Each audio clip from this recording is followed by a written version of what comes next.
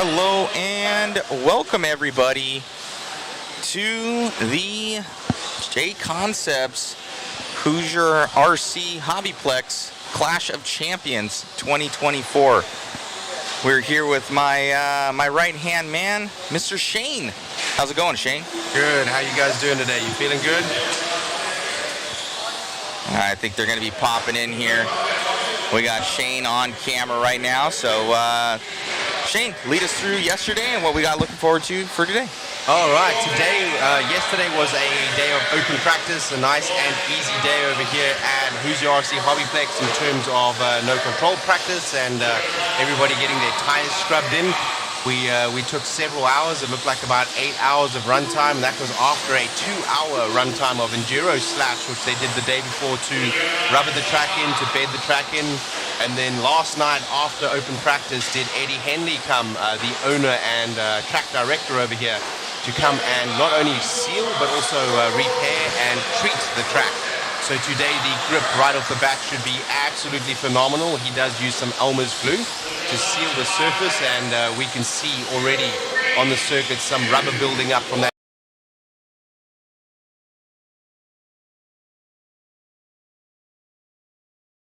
Smoothie 2s and silver compound. So we are already seeing some more runners out here, some short course trucks, and we will be having control practice today. As we move through the day, controlled practice, this is also seeding for today, which we will also be, of course, seeding for heats, which will be posted a little bit later today. So do bear with us as we go through the program and get everything set up. There is a large number of heats, I believe, over 430 entries. I do speak under correction. We will see how that goes. And looking forward to a lovely day of racing here at Hoosier RC HobbyPlex in New Albany, Indiana, USA, here at the Clash of Champions 2024. Let's take a moment to thank our sponsors: Team Associated, Protec, SXT, DRC, TDK, Exalt, TLR, Phantom Racing, Hobbywing, Motif, One Up Racing, DVR, R1 Works, Vision Racing, Factory Tracks Racing, K&K, Mod Live Media, Boom Graphics, and Proline. We are live from the RC HobbyPlex here for the 2024 Clash of Champions. Hope you guys are having a good day, and thank you very much for joining us. I'm going to get the chat up over here so we can keep you guys engaged and entertained and answer any questions that you might have. Thank you all for tuning in.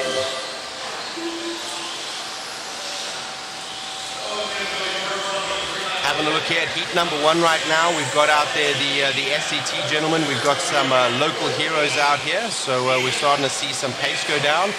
I'm going to say that the first couple of heats, we're probably not going to see the fastest lap times as the track starts to bed in and rubber starts to come down after that track treatment we had yesterday from the race director Eddie Henley. So with that being said, we will be able to see some faster lap times, more indicative of what we'll see for the rest of the event, I'd say in about half an hour's time. Also with us today will be our cameraman. We've got Chris up there on the camera, so you'll notice today the fisheye lens is not static. It will be moving around and hopefully is a better feed than yesterday. Yesterday we didn't have everybody up in their positions just yet. We just had the camera up and we were just broadcasting in order to be able to bring you some of the live action. But today we will be having all of our camera crew here today. Photographer on site as well as a photo printing service. So that's a new service that Mod is running right now. It's pretty cool. You can actually buy some 4x6, some actual tangible, some real photographs that you can take home with you. There will be some photographs of the pros as well that we're hoping to get signed, and possibly we will be able to waffle out. Right now, let's have a look as we go with Justin Whitaker, one of the local heroes. We managed to get some profile pictures of everybody up yesterday. So Justin Whitaker right now is leading this particular heat in terms of a lap pace. He's on a 13.524 pace right now, and the closest car behind is on a 12 lap pace. Many cars on a 12 lap pace. I think we're going to see substantially faster times from the buggies a little bit later on today. Right now, these gentlemen are doing around about a 24-second lap time. We did see in four-wheel drive yesterday, we saw one driver, Dakota Fenn, come down into the 19.9s yesterday. And when we look at the two-wheel drives, it was Spencer Rivkin and Davey Barter from Coyote Hobbies with the fastest lap times yesterday, looking great in their B7s, getting dialed in. So that new B7 is a weapon of choice. TLR and Dakota Fenn may have some looking at their rear bumper this year as they defend that Clash of Champions title. I'm not sure if my chat is going just yet. Let's have a look over here. If anyone is in the chat, if you'd like to drop a couple of messages just so we can see if that is running live, that'd be great. Testing chat, testing chat.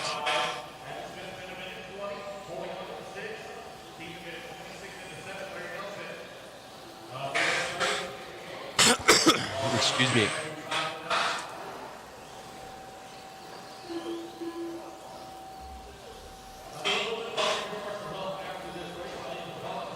Thank you very much, Mr. Budget Boys Racing. I appreciate that. Yes, we can hear you, Darren B. Sounds good on my end. Thank you, Cody.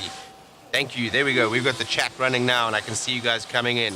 Hello to Matt. Hello to Kim Bulsund. Hello to Cody Scranton. Hello to Budget Boys Racing. Darren B. Knocking Futz. Okay, Nick Nuthouse. Josh Lester. Thank you very much for tuning in, guys.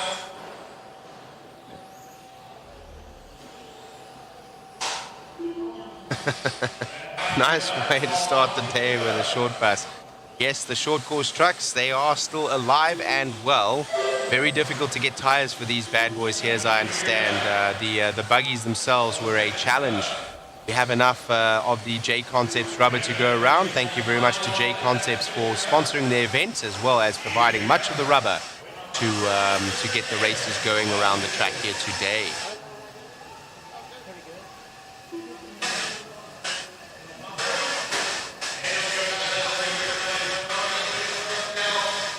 Thank you, Mr. Darren. Absolutely. We are very happy to be here right now. Let's have a look at the 1, 2, 3 there.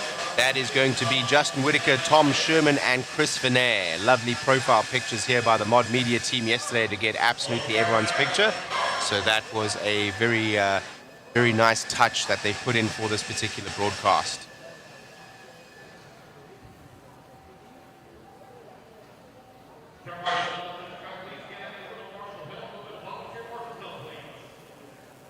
Here with me today we have Jason Shuey. He's going to be down as our photographer. We have Mr. Matt Olson. He's running right now. He's running all the media. He is here. He's behind the scenes, and he's making sure that the camera feed that you see right there on your top left-hand side, as well as the feed from Chris, is all looking nice and good.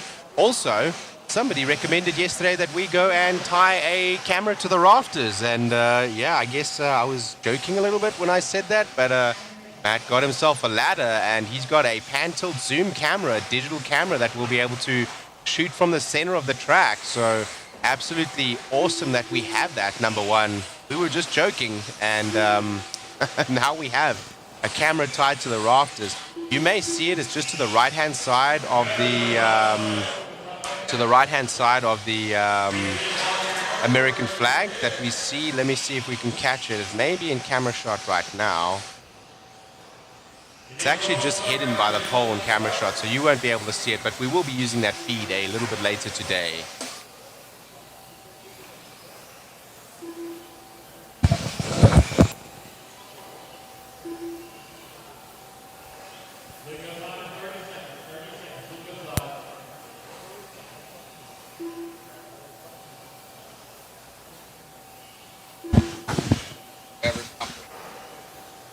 All right.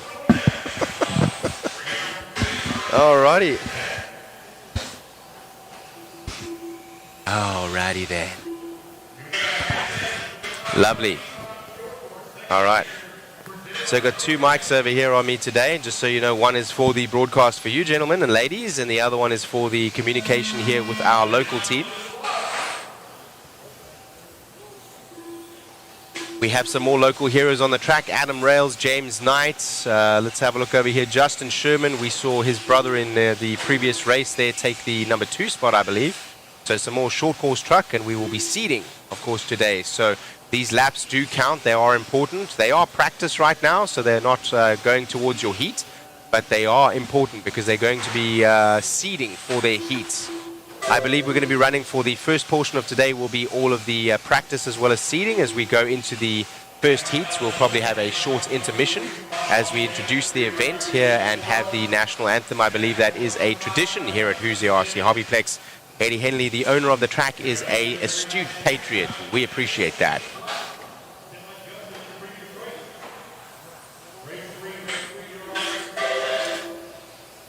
We've got up in the announcing booth over there, Mr. Lance McDonald. He's calling for race number 3 to get ready on the driver's stand right now and come on up. We're going to keep this program running nice and swiftly in the professional manner that Lance always runs his programs. It's lovely to have Lance here. Our locals have Lance on the microphone, less commentary, but more race management and program direction. And then myself here with you today, Shane Mouton from A Main Hobbies. Happy to be with you and commentate today. Thank you very much for tuning in and joining us. 141, 1 of 44. You are back again, man. Did you not get any sleep? Oh, my word. He's over in South Africa. He was joining us with a feed yesterday. Thank you very much for chiming in. It helped us to keep the feed interesting. I see Rory Holler is back. Thank you very much. Welcome. Jerry, nice to see you over here knocking futs, as well as Cody Scranton. Absolutely. Going to be watching the chat over here today and keep engaged with you guys. It is a very cold day here today at Hoosier RC HobbyPlex. We got in the car this morning. It was 21 degrees. The windshield was frozen. And something that we won't see much of here inside. They're keeping the facility is air conditioned as well as somewhat humidity controlled. I will say maybe a little bit more humidity in the air than some places I'm used to, but with that being said, that makes for exceptional track conditions to keep the track in very, very, very good nick. They will be watering here and there between heats, but they will be blowing in between every single heat, and the track has been resealed last night with Elmer glue by Eddie Henley, the track director and manager.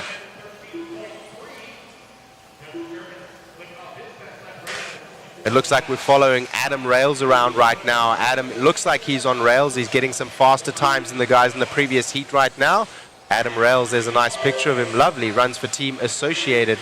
I'm loving these graphics that we have up here from Mod Live Media. Exceptional work yesterday to capture everyone's profile picture. That is awesome. Right now, the lap times we're seeing is around about 24 seconds. We should be seeing for Stadium Truck probably around about 23, 22 seconds. As we drop down to two-wheel drive Buggy, we were seeing 22s, and with the pros dipping into the 20 flats. I think the fastest time we saw yesterday was 20.2 from Spencer Rivkin and a 20.3 from Davey Barter, and there was one 19.9 lap.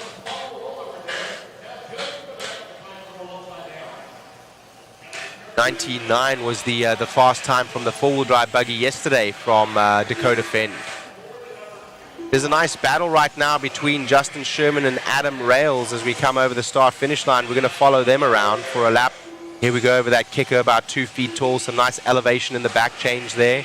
We go down into the S's. That is going to be an area where a couple of passes can be made. Some elevation change. Here is pretty flat. And that drop right there doesn't look like much on camera, but it's about 3 feet drop. A little bit flat here. Lots of passing and overtaking maneuvers will be made in that corner, as well as this straightaway here. And into corner number 1 as we go into this little kicker. The little kicker looks very small on camera. It's about 2 feet tall, though, just to give you an idea. As Adam Sherman right now on a 12.503 lap pace. Right now, that's strange to see the 12.503 lap pace as a faster seed right now than the 13 lap pace down below him. I bet for the seeding we are taking the fastest lap, not the overall lap pace like we do with F-Mark qualifying normally.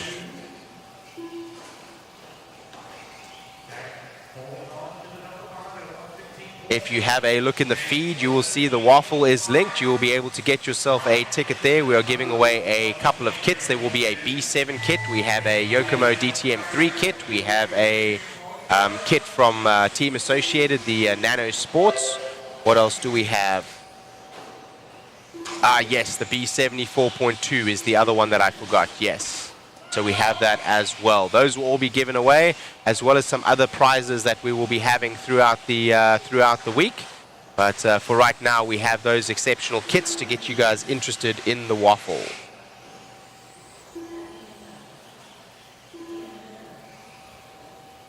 Nice battle right now between Sherman and Rails. They just finished off right there on a very similar lap pace in the end. There comes Rails off the stand now in the Team Associated shirt. That's Peyton James stepping off. I think that's Zach James right there. Not happy with his run there was that gentleman shaking his head. Justin Sherman takes that one from Adam Rails with Isaac Lee. I believe we're going to be seeing these lap paces. If you see there in number 5 space was actually faster than number 4. But I believe for seeding we are taking the fastest lap, much like we do in Formula 1 qualifying. Not an overall lap pace like we will see in the other heats, but it will be the fastest lap that will seed you. Drivers are wise here to look for some open space on track, not only to run in terms of getting an overall pace, but just to open up some space for themselves so as not to battle anyone and get a fast lap.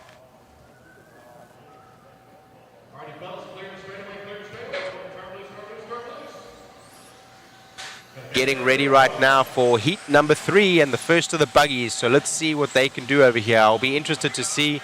I thought for the first couple of heats over here, we may not see the fastest times as the track beds in and more rubber goes down. So I'll be interested to see what the buggies can do in the comparison to the 24-second lap pace that we were seeing from the short course trucks just a minute ago. Good morning, RC Kevin from Canada. Thank you very much for joining us. Yes, 1:44, I did. I brought some yogurts today. I brought some oatmeal so I can make some oatmeal, and I brought some waters as well to make sure that I have something that, if you look in the feed right now, in the back right-hand side, you can see the 2 vending machines, but they only take quarters, so I was not able to find any quarters yesterday. The pits are packed here today, about 430 entries, so looking forward to seeing a lot of good racing and many heats. Getting everybody checked in right now. Jason Kessinger was one of the gentlemen that was on our feed yesterday. He's up on the driver's stand in the 3 spot right now as we get him checked in. We're still waiting for Jason Grimes and Tony Schutter to get checked in. Those are also local drivers. Brad Evans also, as well as Chris Desek. Let's have a look over here. Jason Kessinger, Al Colin, and Frank. I'm going to call that gentleman Frank. That looks like a Pesti Giacomo. That's a very difficult last name to pronounce. Oh man, somebody getting a bit of a rough start over there as they go over the line. Lucky for him, his lap time starts there before he rolls over. Let's follow the cars around for a lap over here. Whoa, these guys are getting some nice traction and getting off the triple there. This is mod buggy. Yes, okay, I was about to say, if that is a stock buggy, we need to see what motor that guy's running. But this is mod buggy right now. So we should start seeing times around about the 20, 21 seconds, maybe 22-second lap time. You will start seeing also quite a lot of traction rolling, maybe some wheelies from the cars.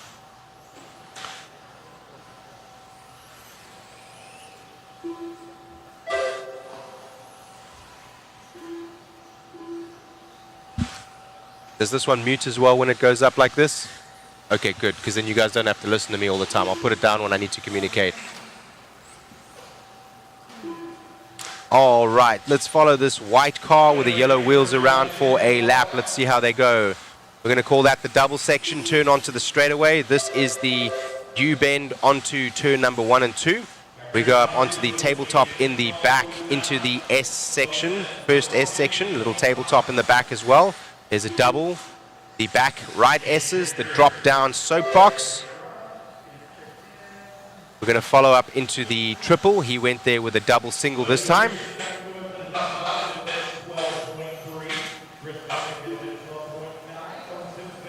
All right, so we'll transverse again. So double single into the shoe, around the double and onto the start finish straight. That little section of the track over there, if you look at it, actually looks like a boot if you look at it from the top, so we'll be calling that the shoe.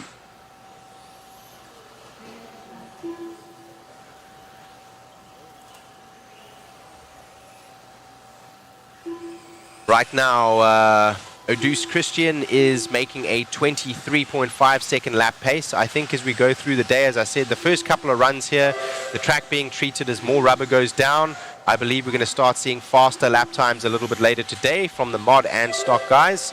So right now 23.5 is the pace that we are seeing. Chris Dosek now to the front. That's our number 6 car doing a 22.5, starting to bring some of the pace out.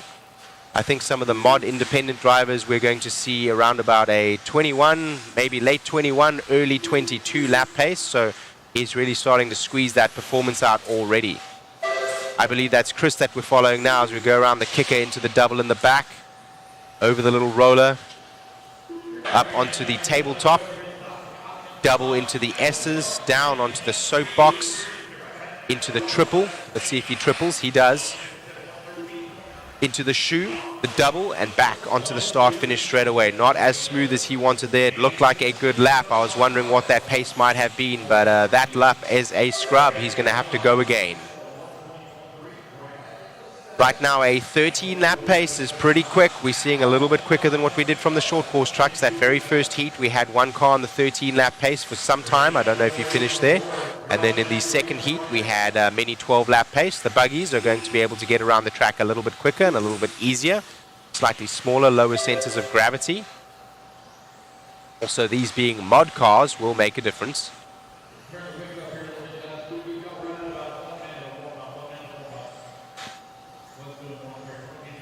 Indeed, yes. Thank you very much, Mr. Racer. Yes. Chris Dosek, FMAR World Champion in 12th scale. Yes, absolutely. Very well-known racer.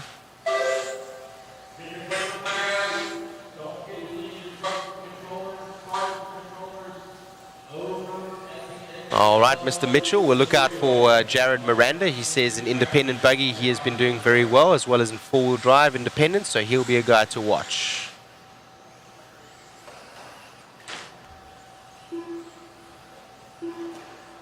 Yes, the track is looking pretty shiny today, 1 of 44. The reason for that is the Elmer's glue that was put down. So yesterday in track treatment, as we were finishing off with camera setup and so on over here in terms of getting good media coverage for you today, I watched Eddie treat the track. So what he did was first he went around the track looking for any divots so that he could repair those. There were not very many. Next they came out and they gave the track a medium amount of water and allowed that to soak in, before then taking their time to come out with what looked like a pesticide sprayer, but inside of that was a mix of Elmer's glue and water, which then gets sprayed onto the track surface, and that will then seal the track, as well as he redesigns and retills the track, will mix into the track along with the rubber that is stripped off from the Elmer's glue onto the track itself. A lot of the rubber yesterday was we could see it flowing, like speckles flowing across the track when they did the watering of the track. So that's certainly a large amount of rubber is going to be coming down. Now, since they watered it, a little bit of the rubber gets picked up and moved around, maybe on or offline, and then the Elmer's glue is put down again. So, as I said, for the first couple of heats here, we may not see the fastest times, but we will do as we go on through the day and the rubber goes down online again. Chris Dosek taking that one with a 12.5 lap pace, and if we see there, Odus Christian with a 13 lap pace behind him, but a slower lap time, which is going to count for the seeding. We move on now to heat number 4 of 40. 4 of 40. Chris Dosek taking that one from Odus and Owen Simmons in the 3. 5 minutes per practice session, 5 minutes per practice session, so nice quick in and out. Seeding here is per lap time, not on FMAR style.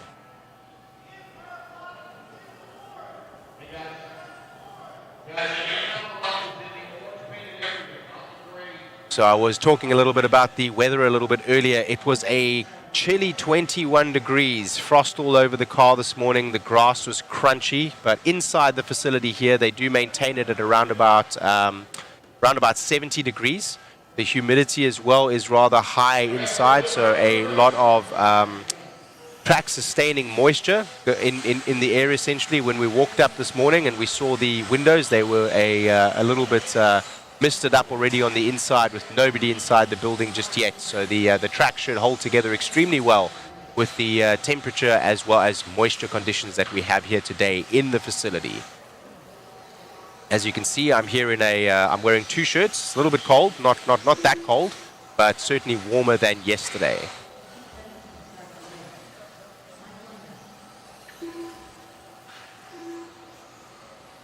Ah, Wesley Napier, that's a name that I know.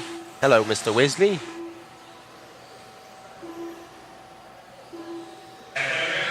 Oh, we've got the camera up in the top left-hand side there. Hello to all of you guys.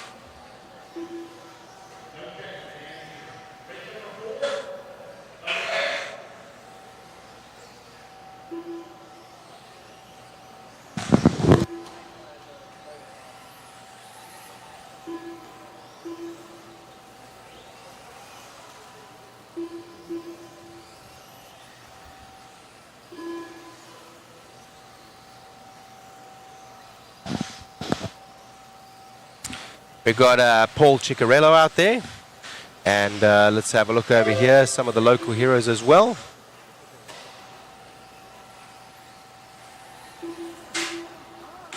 So let's follow Paul Ciccarello there, round X-ray driver for a lap. Let's see what kind of pace he does.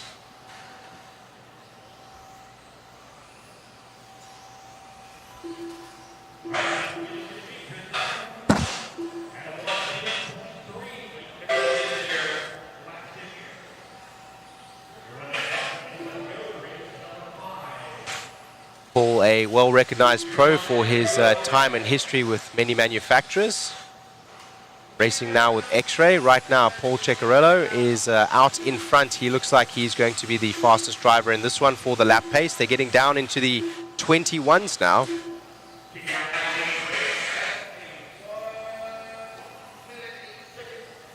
As I said, after about 5 or 6 heats, we're in the 5th one right now. We're going to start seeing the true pace of this track come out, not only from the drivers, but also from the track itself.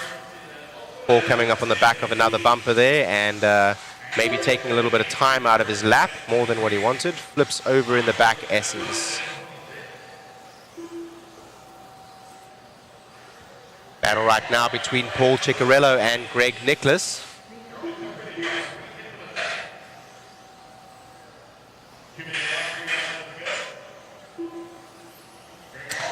This one is going to shuffle around, so we'll let it iron out just a little bit as we follow around. I believe that is Greg Nicholas that we're following right now in the tabletop section as we go up into the double, into the S's. Got some traffic to work through, and he's doing well to keep it clean. Makes his way through on the triple, nice and clean on that driver there. I believe that was Drew Spurgeon that he made the pass on there as he goes into corner number 1. Nice and clean lines.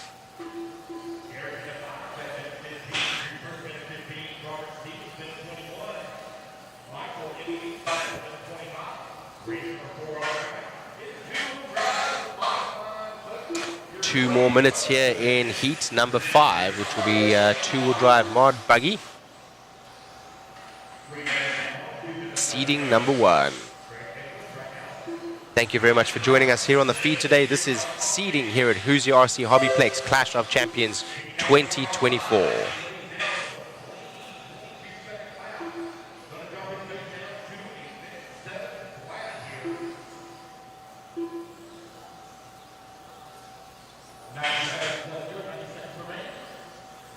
One minute 30 left in this one. 1 minute 30 left in this one. We are back with Paul Ciccarello, I believe, as we're going around now up onto the left-hand side of the track. I wish there was a way we could show the elevation a little bit better from the elevated driver's stand position of our camera. It's difficult to see the kind of elevation that we have.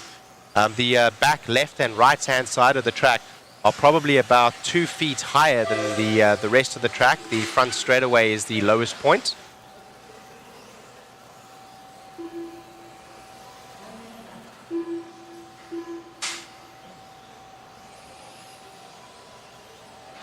It looks like through open practice yesterday, much of the tire prep was already done, and it looks like right now the track is grooving up quite nicely in terms of grip.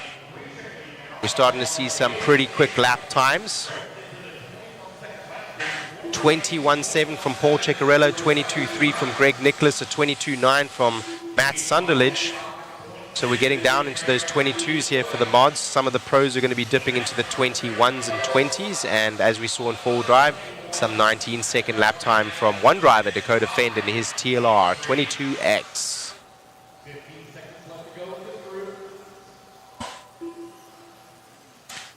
All right, as we round this one out, it looks like Ciccarello is going to take that one from Nicholas from Matt Sunderledge. So I will be taking a quick little break over here. Mr. Matt is going to be joining you from Mod Media for the next heat or two. I will be right back.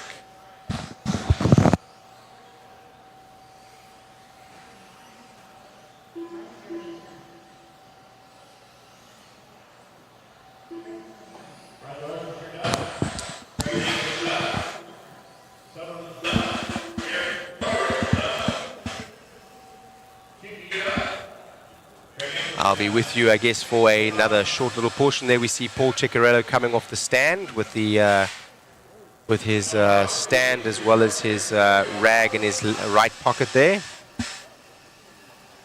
Lovely to see the camera move today. Thank you very much for Chris for operating the camera up there today, Mr. Chris, our cameraman.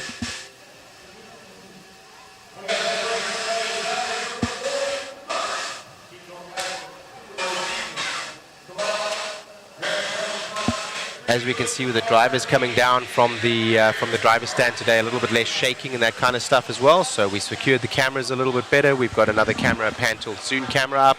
We've got a photographer here today. We also have an action cam up over here in the booth. So we'll be using that.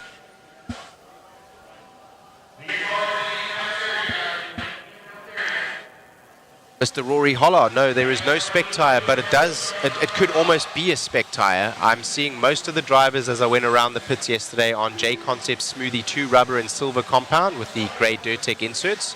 It seems to be that you want to run those tires, you want to sand them in, then you want to source them, and you want to get at least 3 runs on them to break the carcass down a little bit. People are also gluing their front tires in order to get more rigidity. Some people are running stiffeners, but not very many, surprisingly, on their front rims. Most are using glue. Some are not using any until the tire breaks in.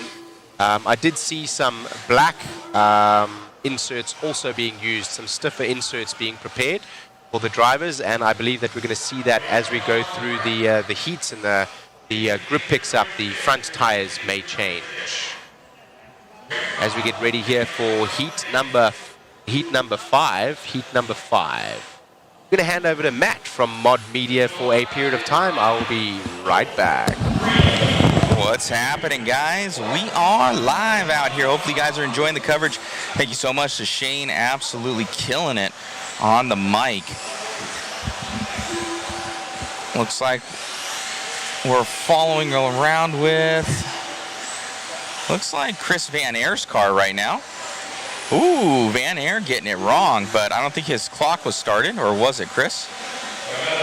So his clock was started, so that's going to hurt Chris Van Air, so we're going to get this one going. What's going on, guys? Hello, hello, hello.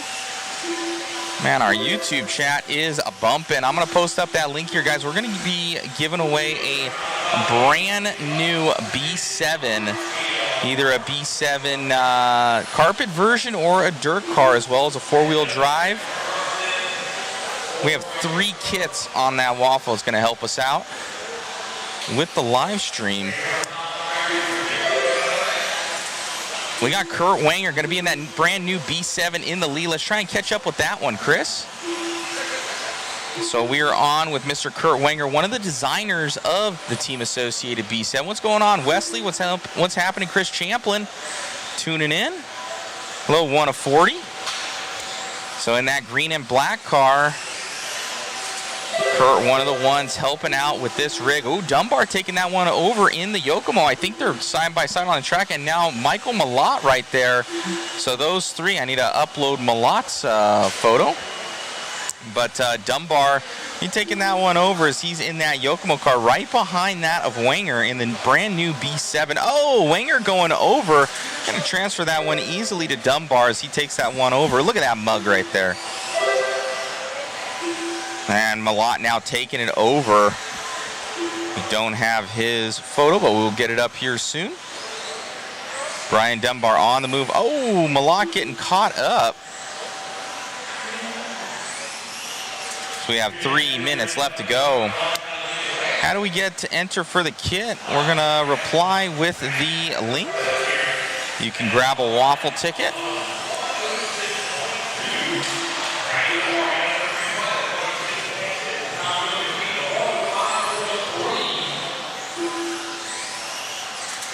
Going to be working with Team Associated. Grab one of those things for you guys on this first run. Ton of kits up there, so pretty sweet. Thank you to Hoosier, RC, HobbyPlex for all their support. A shout out to our sponsors right now. We got obviously JConcepts, our title sponsor for the Clash of Champions. Some of our premium level sponsors, Team Associated, ProTech RC, SXT. Then we also have DRC, TDK, Exalt, TLR, Phantom Racing. We got Proline, Boom Graphics, K&K, Factory Tracks Racing, Vision Racing, R1, DVR, 1UP Racing. A bunch of these guys jumping in. Thank you so much to all of our sponsors for their support as we're still following along with Dunbar.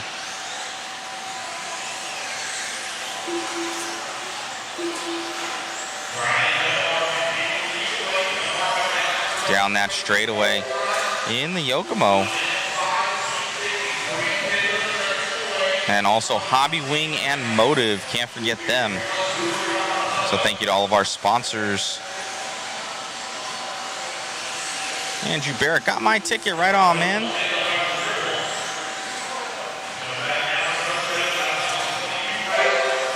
Yes, it is your 3 consecutive laps is going to be setting it for you, your best 3 consec.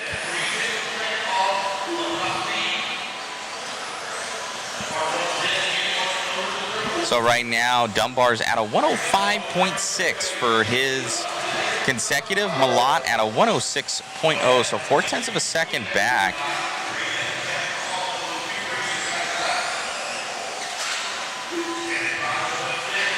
.30 seconds left to go. TQ Chef, good morning, Matt. Great coverage as usual. Settling in for a great weekend of racing coverage. Thank you, sir. Dunbar coming on by a line, 20 seconds left.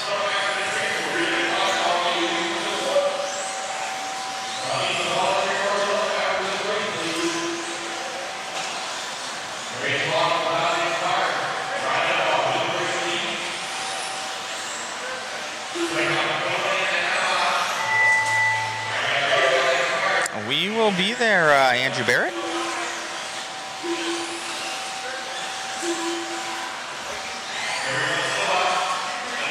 I'm going to jump off for a second, guys. I'm going to try and grab some more photos from these guys. So I'll see you guys very, very soon. Thank you for tuning in. I'll be right back.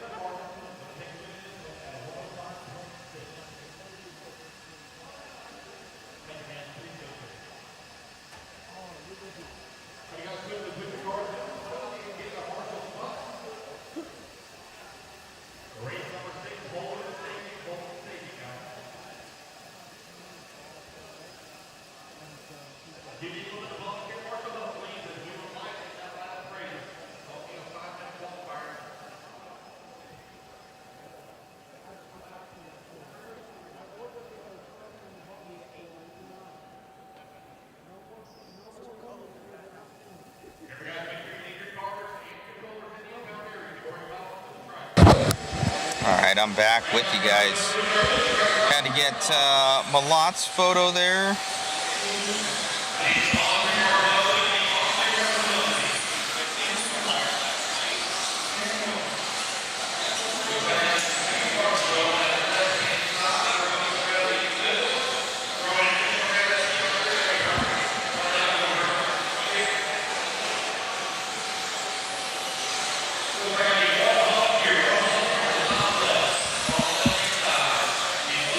Bevins Racing got my 10 tickets. Don't tell my wife. I'm not going to say nothing, man. Joe Zaire Jr. Got mine right on. Thank you, Joe. Yeah, it helps out. I actually got a speeding ticket coming down here for the slash race because we lost an hour, so that's going to be a hefty one. So watch out, kids. I was going about 20 miles per hour over. It is what it is. It wasn't reckless. I just was like trying to pass people. I was like, I got to make time. I got RC races to cover. We made it in time. We got the slash race going. Speeding ticket involved, but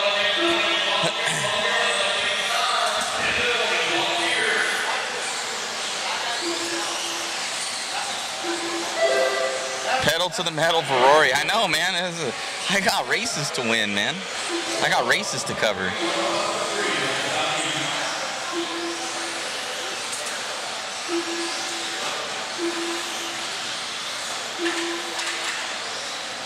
All right, let's see who's going quick here.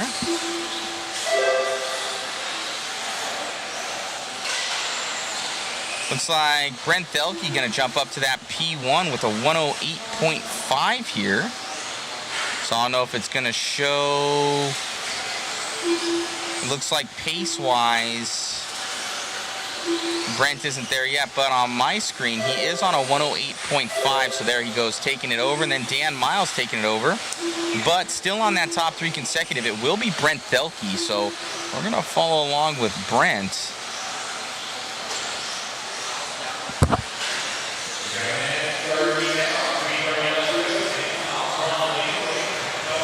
So Thelke in the lead of this one.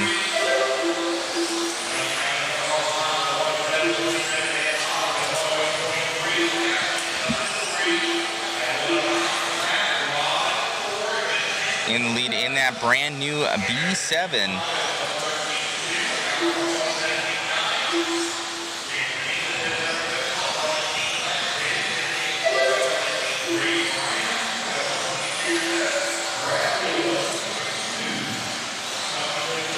Doing work right now.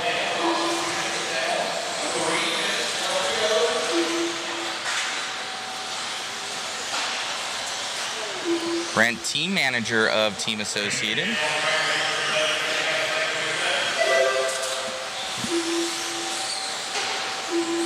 Coming over on that left-hand side by the DRC jump, up over the ProTech Phantom, little tabletop off camber section. With 2:30 left to go, 2:30 to go.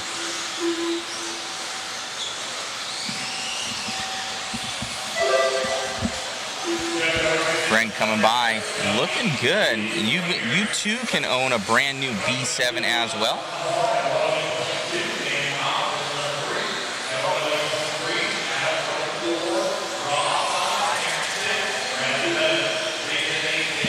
TQ Chef, write it off as a business expense. I'm gonna have to, man. I'm gonna write it off on my taxes.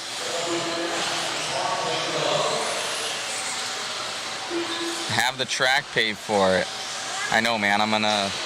I'll be like, hey, I'll split this with you. I was rushing to get there for you guys.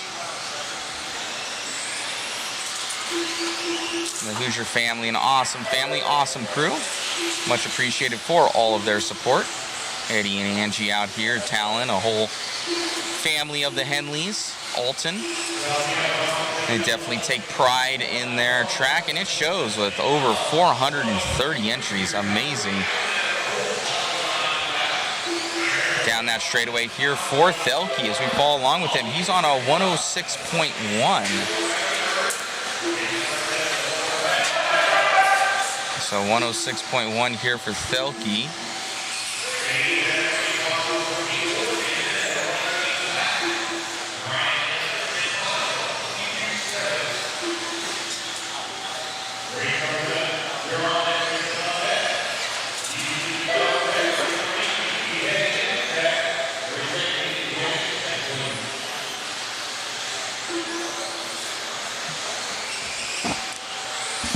All right, we got our champion announcer back here. Oh, thank you very much.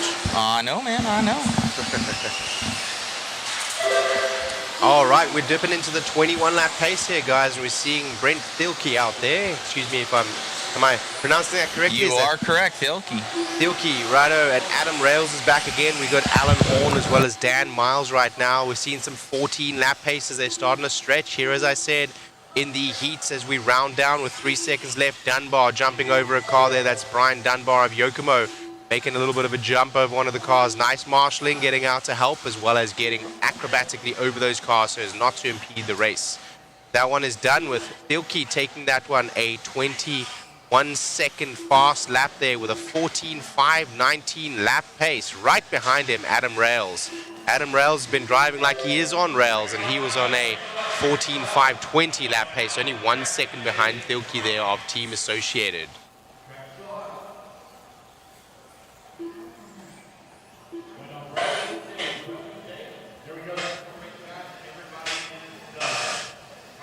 That one there was Thielke from Rails from Horn. Let's have a look at their best lap times. 22, excuse me, I was misspeaking on the lap times there. 22.3.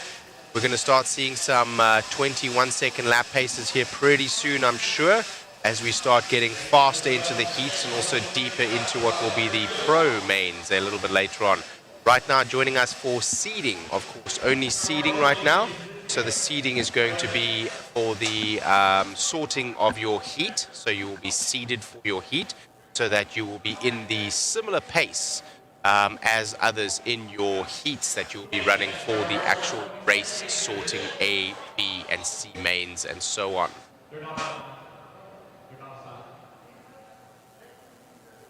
Let's have a look here through our chat. Yes, Brent's car was looking pretty dialed there, and he is a very smooth driver as well. So certainly looking very, very, very stable. Yes, TQ Chiefs, thank you very much. Mash that like button if you're enjoying the feed, guys. You know, you can throw a couple of likes. You can make some comments. We'd love to hear from you guys. Thank you very much for joining us. As we go here now in what will be heat number 7, I believe. Heat number 7. That is correct. Heat number 7, which is 21.5 independent buggy. So note the times are going to drop off here. We're probably going to see anything between a 24 to 27 second lap pace. So it's not that these gentlemen are slower, it's that this is a different class. Here at Hoosier, we run 3 classes specifically. It is going to be 21.5, which is going to be your entry-level buggy classes, as well as 17.5, which is called independent. Independent, it is very important, number one, that they are running 17.5 engines, 17.5 motors, I should say, not rather than engines. And also that these are drivers that are unsponsored in any way. Any driver that is sponsored will be running in the expert class. So that will be 17.5 expert. And then we will also see mod, of course. So those 3 motor delimitations being 21.5, 17.5, and then any turn you wish. To the track right now, we see Brad Evans, Jason Kessinger, Steve Emmons, Matthew Blake, Neil Becker, Seth Clark, Barry Sobel, Greg Pelfrey, and Molly Day. Molly Day, one of, I believe, 3 females in this particular lineup. So she's up on the driver's stand right now. You'll see several female races here. So racing is not just a male sport. Anyone can do it. It just takes time and dedication in terms of setup, practice, as well as tire prep. And you too can join us here at Clash of Champions, Hoosier RC HobbyPlex, New Albany, Indiana. Over 430 entries. That will give us today 40 heats. 40 heats. I spy with my little eye Adam Rowley. Yes, I believe he was on the track just a minute ago. TQ Chef, excuse me, not Chief. Thank you very much. TQ Chef, thank you. Still quite early in the morning for us over here in terms of getting ready and getting set up and all that kind of good stuff. We've been here for several hours already before the broadcast, getting the photo booth set up, getting our photographer Jason ready, as well as getting Chris the cameraman ready today.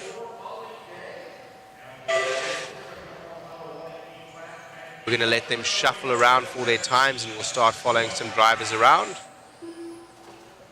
early out of the gates. Looks like it's Matthew Blake, but there's going to be quite a lot of shuffling, so let's see what happens as we go right now through the first couple of laps here. 2 minutes down in this 5-minute seeding practice.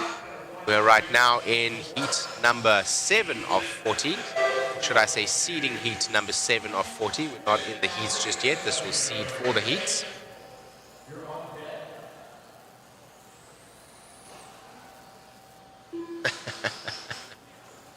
One of 44 says he let his wife drive his hot bodies 4-wheel drive.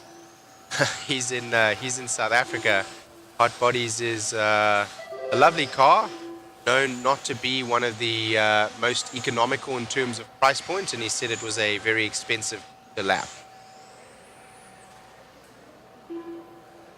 We've got RC Sign Up. Bobby, RC Signups is in the house. Thank you very much for what you guys do, RC Signups. I believe Lance McDonald had his event go live yesterday on your website, which sold out in 4 minutes. Not only did it sell out in 4 minutes, but the level of demand on the website was extremely high, and kudos to you guys for keeping it up, running, as well as not crashing. That amount of people that was on the server was absolutely phenomenal. Sold out in 4 minutes.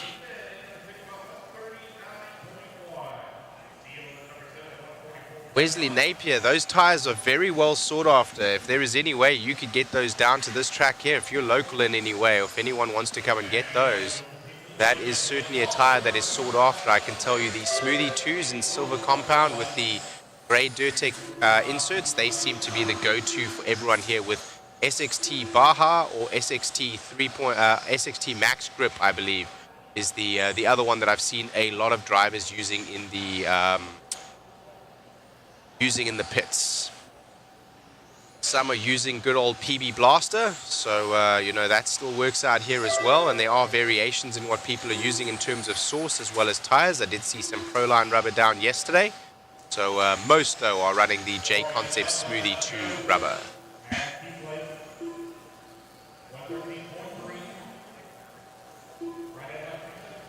Wesley says he's keeping those until he comes back to race. I don't blame you. These can be very hard tires to get.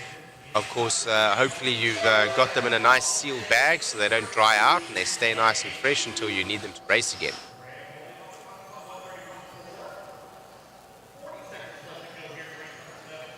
Our clock on the screen right now seems to be a little bit off. There's 40 seconds left in this particular one right now with Matthew Blake out front. He's on a 12:5:13 lap pace. Barry Sobel in the 2.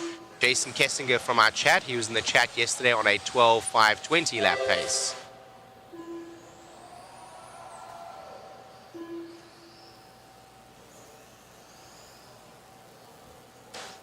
12:5:20 lap pace is putting you around about a 24-second lap pace. Like I said, anything between a 24 and a 27-second lap pace here for the 21.5s is going to be round about where they will be.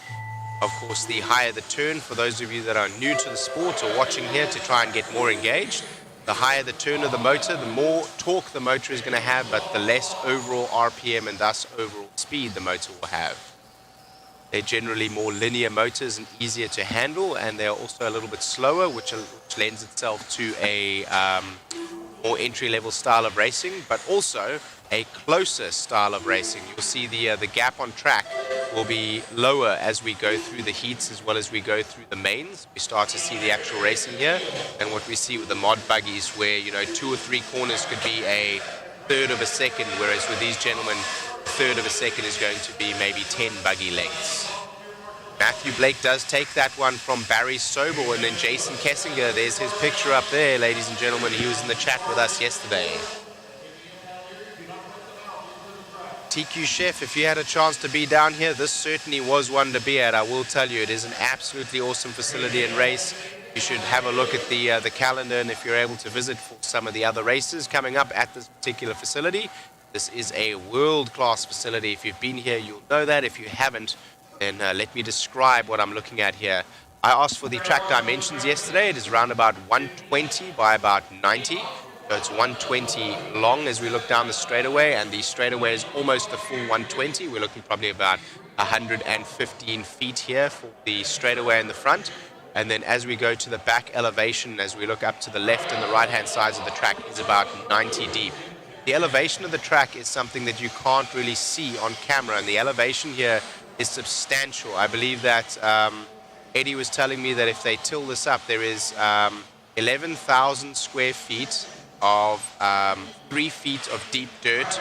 He had told me how many triple loads of axle, triple axle loads of dirt they had brought in, but that slips my mind right now. But it was a ridiculous number. He says the clay that they're getting is from an ancient riverbed here in Ohio, and that they found all sorts of things like arrowheads and petrified wood in the clay as they've been building this track, and they need a lot of dirt in order to compact down to make a very nice running surface, as well as make this kind of elevation. As I've said a number of times on the mic here, the elevation is extreme at this track.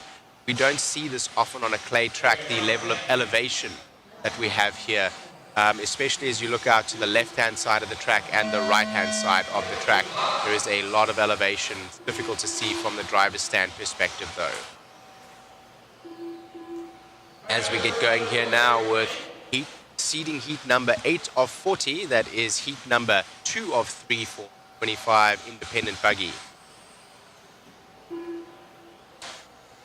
25 independent buggy is going to be in that triple section, is definitely going to be double singling as we're going through there, and that's obviously going to be a smoother line for them. We'll see with some of the 17.5s that are dialed in and maybe have slipper eliminators and getting good traction that they may be able to triple, and the mods are going to be able to triple over there.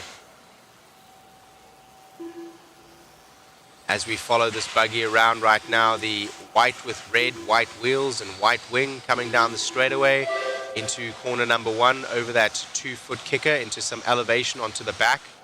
We go into the tabletop section here in the back, the S's, and then down the soapbox. That's about a 3-foot drop there. This is the triple where they are going to be double single, making a move through there into a double. Owen was trying to get a good lap down, almost had a good lap down, and unfortunately got winged on another buggy there. Unlucky.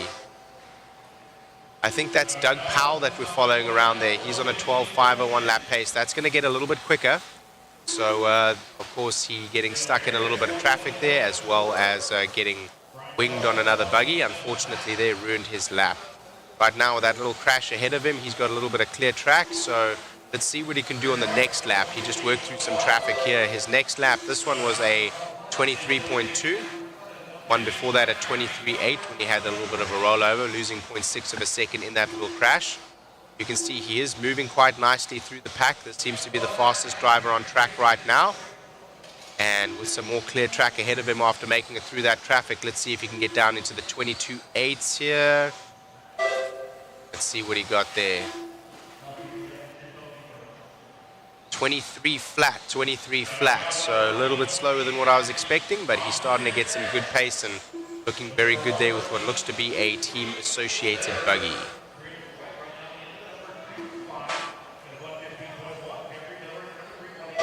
Let's take a moment to thank our sponsors, Team Associated, Protec RC, SXT, DRC, TDK, Exalt, TLR, Phantom Racing, Hobbywing, Motif, One Up Racing, DBR, R1 Works, Vision Racing, Factory Tracks Racing, K&K, Mod Live Media, Boom Graphics, and Proline RC.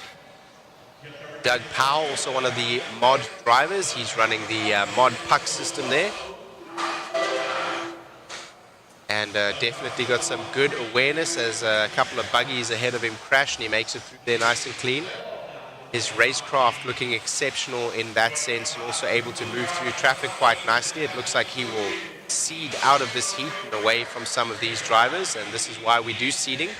Seeding will allow the drivers to go ahead and seed with the similar pace drivers, so that when you go into your heat, it is not a crapshoot essentially of who you will be racing with, but rather you're racing with drivers of similar speed and caliber of skill, so that you can all have a good chance through your heats to sort mains.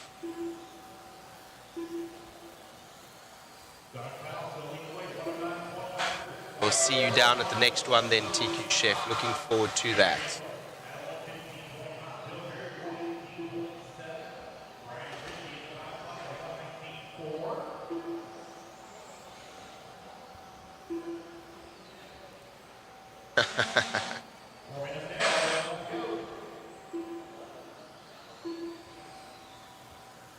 I see they're calling out Doug Powell as the Fat Ninja. I have met a couple of drivers in my day going by that name, so I have a little bit of a chuckle. Fat with a PH, of course, Fat Ninja. Let's continue to follow Doug around here. He's going to be working on some traffic here. He already got some good lap pace in, but if you see there, that is exactly the kind of driving that you want to be learning. This is the kind of very close to other drivers driving and racecraft that you need to have in order to come out on top.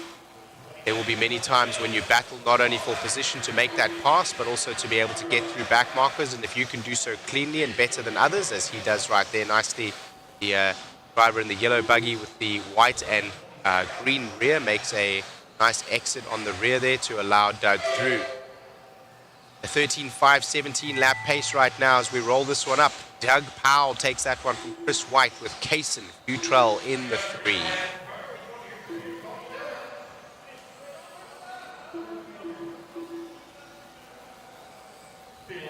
Hello RC Fools, you're new to racing and just tuned in, so I will keep in mind that there are some new to racing people here, and I will try to explain some of the terms that we are using. When I am talking about the lap pace, you will notice that we're talking about IFMAR qualifying lap pace, and what that means, it is an overall lap pace. The overall lap pace is how qualifying is done at IFMAR events, and this means that you need to be fast not only for one lap, but for the entire period that you're on the track, thus measuring your consistency and overall speed rather than like Formula One where the first lap is going to count. I believe here as we seed, we're going to be using the fastest lap times. I believe we'll be using fastest lap times. I do speak under correction, and I'll double check that in just a couple of minutes here. The track director as he comes up into the booth.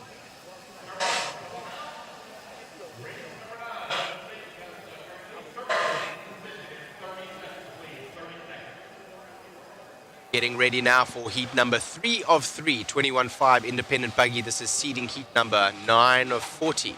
So there will be 45-minute rounds through which we will be taking the driver's pace, and then they will be sorted from that pace into their heats.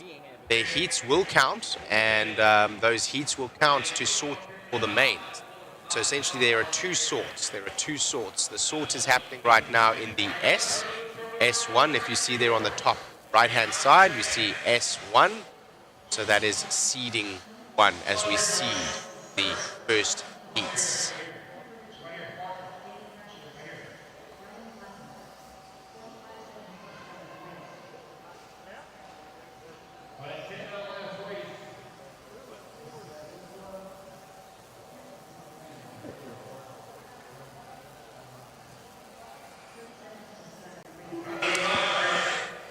Another heat here of 21.5 buggy. Another heat here of 21.5 buggy.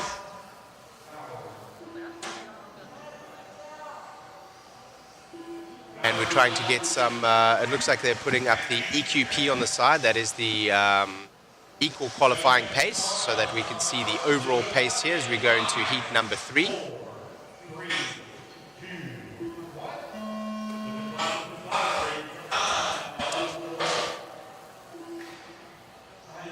Thank you very much to Mr. Matthew from Mod Media here for getting some of that graphic up there that makes a little bit more sense when you can see some of the EQP on the right-hand side. The EQP showing the overall lap pace and speed of the drivers. Fat Ninja right now in that number 1 spot. Fat Ninja is Doug Powell. We just seen him in heat number 2 of 3, 21.5. So he's currently your EQP, your fastest driver of the heat so far.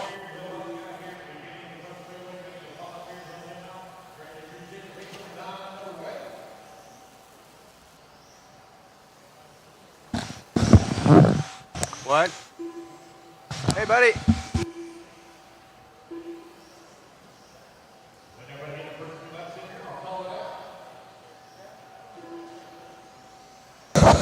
We're back on it, guys. Hopefully that little graphic on the right-hand side there helped you guys see what's kind of going on with who's possibly setting a new pace for that top 3 consecutive. because on the left-hand side, sometimes it shows the overall pace. I think that's what the main timing and scoring is doing. Special thanks to RCGT and RC Garage for all their help with the live overlays and timing and scoring.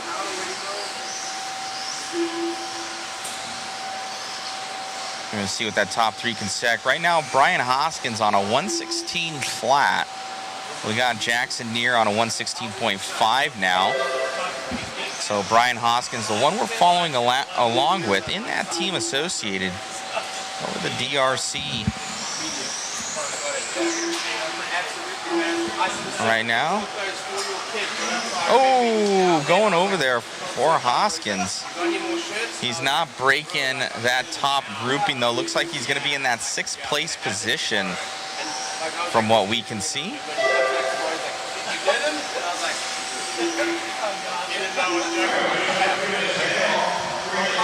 I don't know what that cusp is, but a 1:15.6 right now for Hoskins, as he's got 2.5 to try and do something to break that top 5.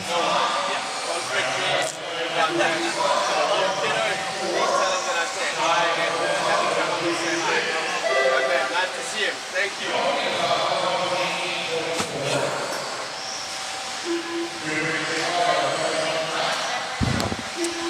Excuse me as we had a quick little visit up into the driver's booth there.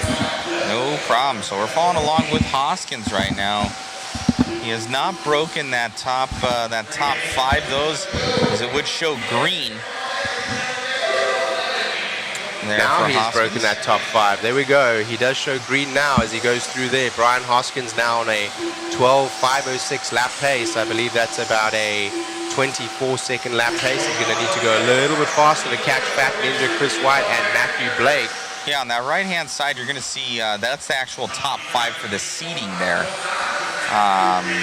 So he hasn't broken that yet. There he goes. There he's now into the 5. You see that green. So he's up 13 positions there. So Hoskins going to break into it with that 115.4 right now for his consecutive 3. Special thanks again to RCGT and RC Garage for all their help with the live overlays. For those of you that are watching that are new or haven't heard of RCGT, it is a absolutely phenomenal website that takes a lot of data from a lot of websites, including all of the capture that you get from the programs that you use here, like Live RC, for example. And it compiles it down and tells you how many laps you've done, how many tracks you've been at, how many drivers you've passed. If you haven't been on that website, go and check it out, rcgarage.com. rcgarage.info, actually. Oh, excuse me. rcgarage.info and rcgtiming.com. Thanks for the timing system. So yeah, rcgarage.info, guys. Go and claim your guys' profiles on there. If you've ever raced an RC car, you're most likely in there. Yeah. I was surprised to see they even had us from the club races. Myself, I have a profile on there too. It's very, very, very cool stuff to see. Oh, looks like Jackson Neer getting up there in that top 5. Now as that bumps out Hoskins, so he's going to go to that 6th place position overall for seating. We've got local hero Tony Ford in the driver's stand as well. Tony Ford is one of the gentlemen that I believe he normally, Tony and John Ford, they do a lot of the announcing here as well. Today on the mic is Lance McDonald. And here up in the booth is Shane Mouton from A-Main Hobbies and Matthew Olson from Mod Live Media. As we wrap up their heat number 9 of 40, that was heat number 3 of 3 of 21.5 independent buggy, and we move on now to a quarter way through. That will be heat number 10 of 40 there. Doug Powell, which was in heat number 2, taking that EQP. He's the fastest seed right now from Chris White, Matthew Blake, Kasten Futrell, and Brian Hoskins. This race was Brian Hoskins from Jackson Neer and Brian McGlassen.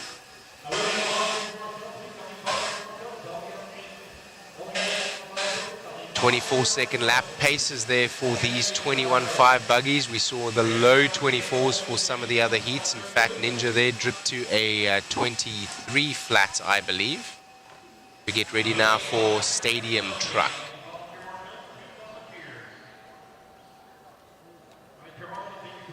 Let's take a moment to thank our sponsors: Team Associated, ProTech RC, SXT, DRC, TDK, Exalt, TLR, Phantom Racing, Hobbywing, Motif, One Up Racing, DBR, R1 Works, Vision Racing, Factory Tracks Racing, K&K, Mod Live Media, Boom Graphics, and Proline RC as we get ready for heat number 1 of 3, 13.5 Stadium Truck, brought to you by Exalt.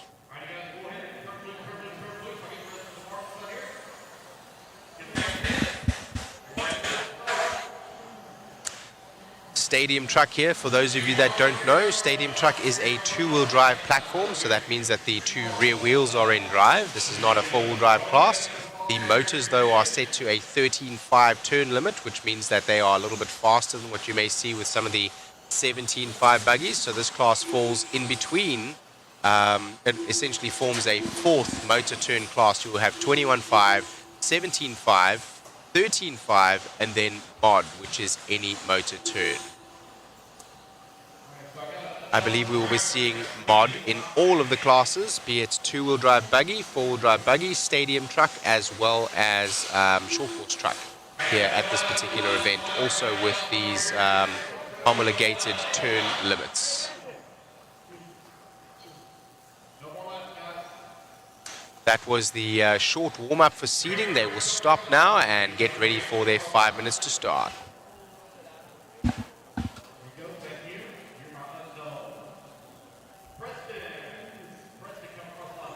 They are just making sure that the transponders are checked in for this particular race. Unfortunately, sometimes before we go to a race, the transponder numbers don't line up. Sometimes they can be transposed, the numbers. Sometimes the drivers haven't registered them. Sometimes they've changed a new transponder into the car. The transponder is a unique identifier number that is run on a bit of electronics that when it goes over the line, which is on the bottom left-hand side of the screen right now, there is a what we call a live loop.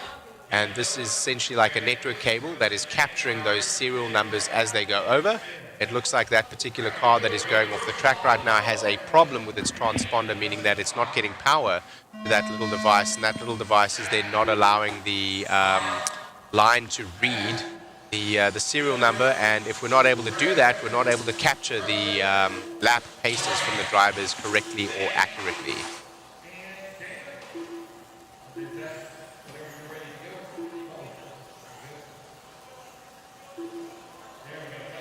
Alrighty, as we get going with this one now, it looks like that driver is still on the side of the track. That yellow buggy was pulled. That yellow stadium truck was pulled, I believe. So I don't believe we have 12 drivers here. We have only 11 up on the stand right now. Unfortunately, an electronic error or failure will remove him from seating. Unfortunately, this does happen from time to time with electronics. They are very reliable, but from time to time, they do not have a unlimited life. From time to time, there are issues that can happen with some of these electronics, and that can cause failure, of course. And in this particular case, the driver was not able to fix it in time for the seeding. Another in the top right-hand side over there in the soapbox, it looks like either a pinion has come loose, so a mechanical failure, or he's got something wrong with his motor or ESC. I'm going to say it's probably a pinion failure. Probably the pinion has come loose because he still has the ability to turn his steering wheel, but was not able to get the car driving. Zach right now, as we come out to these stadium trucks, is running on a 13.4 lap pace, and he is the leader right now from Sammy Moran in Damon Smith, then sneaks into that 3 right there, bumping down Braden Bruce. This is heat number 1 of 3 in stadium truck, and that is brought to you by Exalt.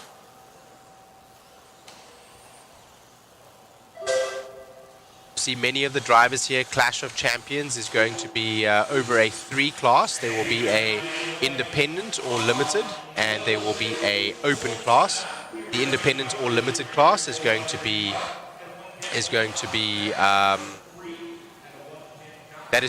any of the non-sponsored drivers. And how Clash works is that you need to do well in 3 disciplines. Normally, the drivers are going to select 2-wheel drive buggy and 4-wheel drive buggy as their first 2 disciplines, and the third will be stadium truck. So here we see on the track right now Sammy Moran, one of the mod drivers. He's running a mod puck system, I believe, in that car, taking a little bit of a nose there. Is quite a nice run. He has a very interesting nickname. Not sure if we can say that nickname on air, but we'll talk about that maybe later. Sammy Moran is part of the mod team, so staying with us at our facility here, provided by Eddie Henley, who's staying at one of their Airbnbs. So thank you very much to Eddie and his parents, Eddie, also his dad's name's also Eddie, and Diana for having us.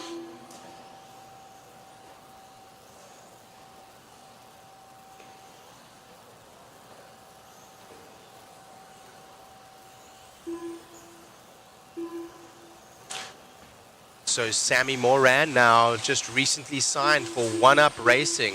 He is making some new noise, and if you follow on RC Media or on social media like Facebook, you will have seen the posts going around, doing very well for himself. And the young gun coming out here swinging with a 21.4 lap pace here in Stadium Truck. That is going to be fast. I believe he's one of the only guys that I'm seeing in Stadium Truck that is doing that kind of pace right now. Let's have a look at Braden Bruce right behind. Just a slightly slower lap pace right now. Let's have a look at what Greg Nicholas and Braden Bruce are doing when that timing screen changes over.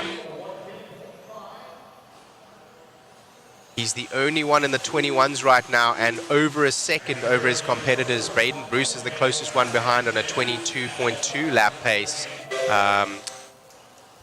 As you can see over there, Greg Nicholas with a 12 lap pace overall and 13 down below from the others, but seeding here I believe is being done by the fastest lap, not by the IFMAR qualifying like we will be doing in the heat. So slightly confusing, yet at the same time different standards are being used to seed as well as what will be used in the heats.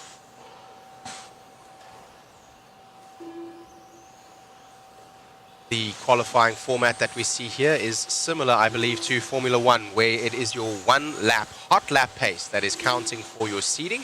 And then we are using IFMAR rules, which is going to be for the heat seeding, I believe, as we go through onto the seeding for, well, essentially sorting for the mains.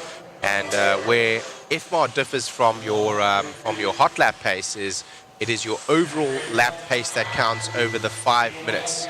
So you'll hear us referring to somebody doing for example, Sammy Moran right now is doing a 13 lap pace in a time of 5 minutes and 0.557. If he goes a little bit faster, he may be able to do a 14 lap pace in about a 5:21.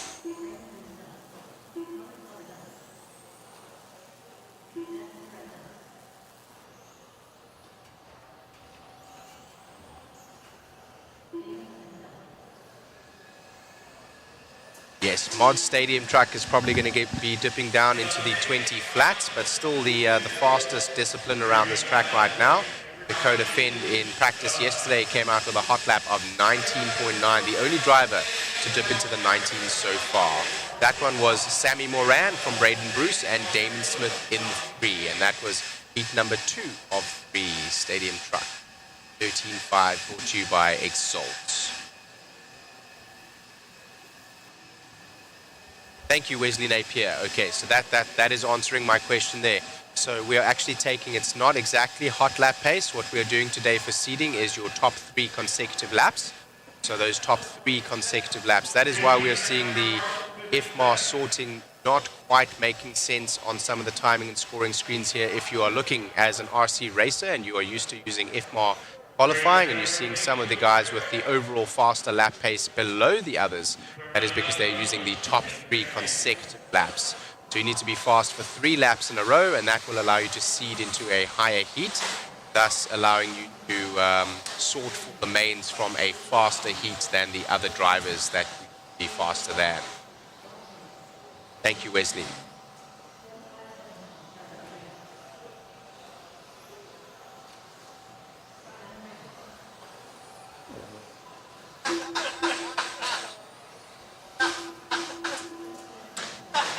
Right now we see to the track Callan Henley. That's one of the sons of owner here, Eddie Henley, and he has been driving very well and making a name for himself up here at Hoosier RC HobbyPlex as well as many other tracks. He is driving for TLR.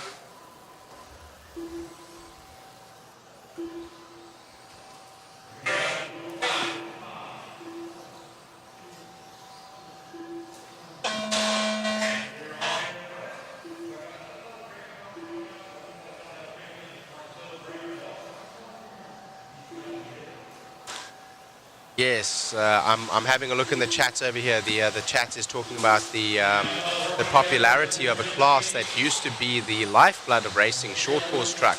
And short course truck is still near and dear to my heart. And as many know, many of the bash cars that initially came out, monster trucks and short course trucks, were what we all raced. But in the early days, as we were chatting in the chat yesterday, we saw cars like the Kyosho Optima. We saw cars like the Tamiya Frog. We saw several cars like that come out, and the Buggies just started dominating. And a derivative of Buggy is essentially a stadium truck, or a very similar drivetrain to that of a Buggy. So with that being said, more popular these days in popularity is two-wheel drive Buggy is probably the most popular. Probably next is four-wheel drive Buggy. Stadium truck is third, and then short course truck maybe fourth. Then each one of those has their own disciplines, which has the motor turn limits and other rules that they impose for stock or for mod or open classes, which allow you to do different things with the electronics and thus go faster or limit your speed accordingly. Talon Henley right now coming out swinging. That's the son of Eddie Henley driving for TLR. He's got that 21.6 lap pace. I think he got tangled up there. Doug LaRiviere now defending champion. So this is going to be a heat to watch for sure. And these two are probably going to be seeding into the heat together. Doug takes a little bit of a roll over there. Team associated driver. He is the defending stock.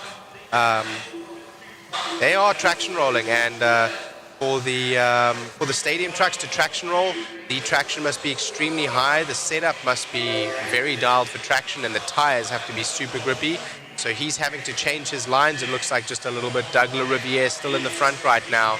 The 13.506 lap pace, and also with the 13.506 lap pace is Talon Henley. So he is not far behind. I think they're separated on track. So for those of you that are watching, they are not battling for position necessarily as they pass vehicles, but they're battling on the time on the clock. And right now, Doug LaRiviere is still holding on to that. Heat number 2 of 3 here in 13.5 Stadium Buggy, brought to you by Exalt at Hoosier RC HobbyPlex in New Albany, Indiana, USA. I think that's Talon Henley right now in the green and white coming up behind. I misspeak. I was getting excited there. I'm going to get very excited as we go towards the race.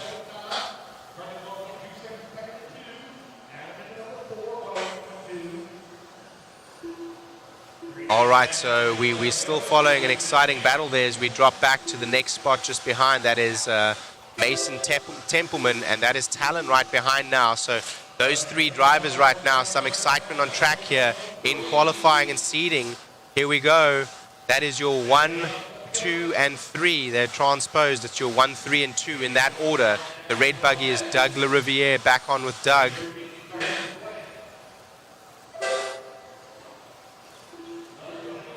Doug is not below Sammy's time yet, so looking fast, and we're seeing our defending champion struggling to catch what will be that EQP. Look on the right-hand side, we're showing those times for the previous heats as well. So you need to seed faster, not only than the drivers that you are racing against in your heat. Oh, as Doug collects the back of another vehicle there, just wings that stadium truck, unfortunately. So right now, if you're looking at the timing and scoring on the left-hand side is for the heat, and on the right-hand side is the overall pace. Sammy Moran is still the fastest right now. This heat, though, has the 2, 3, and 4 spots right now. So with that being said, Doug LaRiviere is the one that we're following around. He is currently hunting for Sammy Moran's EQP pace. 21.3 fastest lap. So he is certainly getting some good times out. We need that consecutive 3 laps. Talon is right behind him on the track. So this is the 1 and 2 here in this particular heat. 2 and 3 overall. Talon closing up on the back now of Doug LaRiviere, applying some pressure. Let's see what he can do.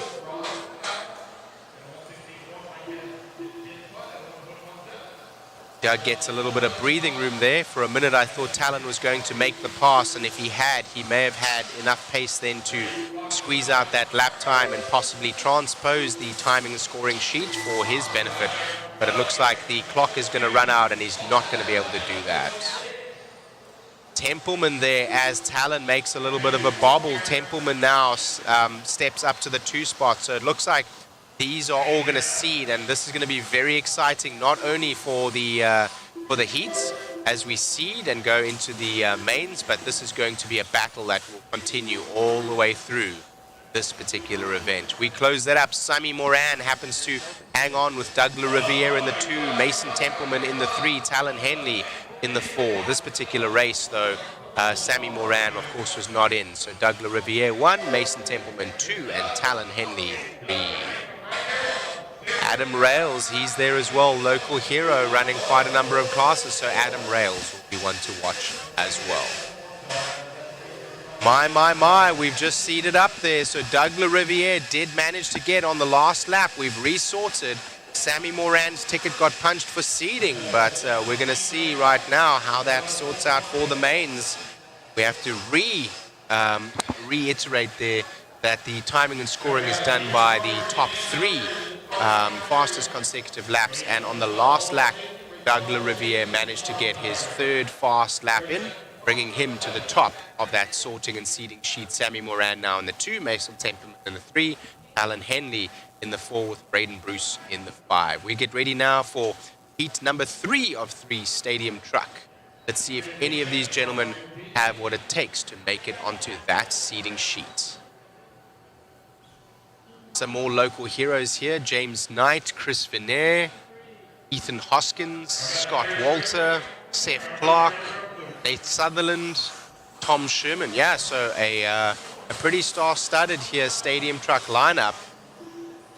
These gentlemen are all used to racing themselves as Talon Henley, so they will be similar level of skill as well in terms of, well, I don't know if you could say you similar level of skill just by racing with them, but they're used to seeing the level of competition that Talon brings. And with that, I expect to see some fast lap paces also. Still looking for a check from 2 drivers, Justin Green and Seth Clark. So these will be warm-up laps. And as you can see on the left-hand side, the timing and scoring sheet is not running yet. Thus, these are just warm-up. We're still waiting for a check from 2 drivers.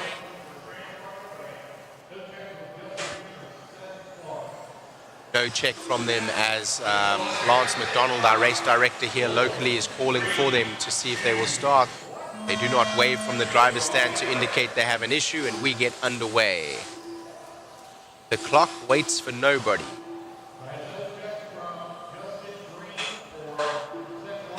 Yes, thank you, Wesley, for calling that out, as you probably have a little bit more access to timing and scoring than I do. Doug there managed to pip Sammy for the top 3. And he did a top 3 lap pace of 104.408, and right behind, only 0.101 of a second, was a top 3 of 104.907 from Sammy. Doug Riviere pulling out the big guns on the last lap and managing to get that EP. Let's see what these gentlemen can do about that pace.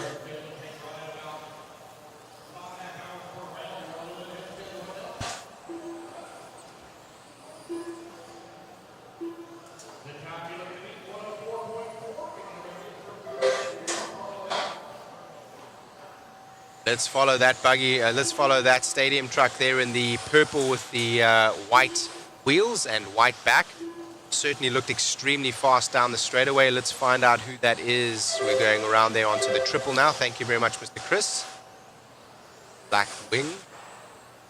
Look at the speed of these 13.5 Stadium Trucks as they zoom across what is probably about 115 foot straightaway.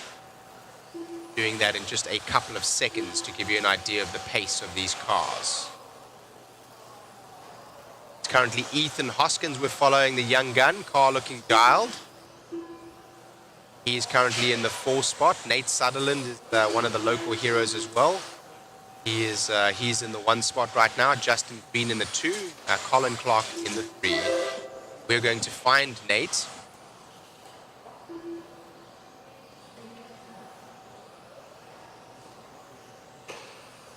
We're going to see, I do believe that is Nate in the red with the white wheels. We'll see in just a second here as he comes across the line.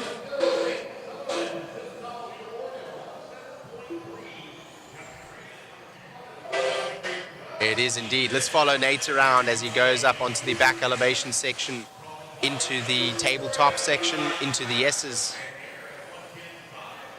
He's almost having to surf that throttle there as you see him coming down the downside just in order to keep the car on all four wheels. Lots of traction here today. Extremely fast down the straightaway as well, these 13.5 two-wheel drive trucks. Nate Sutherland, I believe, is in a team associated.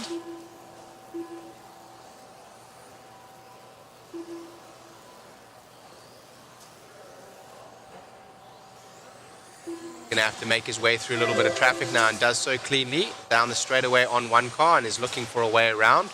Unfortunately, there does lose out a little bit as he tries to go to the inside, and the corrugated pipe gets the better of him there. Moving out of the way, the orange and blue buggy kindly of the leader. When it comes to qualifying and seeding, it is race etiquette to allow the faster driver to come up behind you through, just simply because fighting with that driver will impede both your lap pace as well as theirs, and that is not the idea of seeding or qualifying.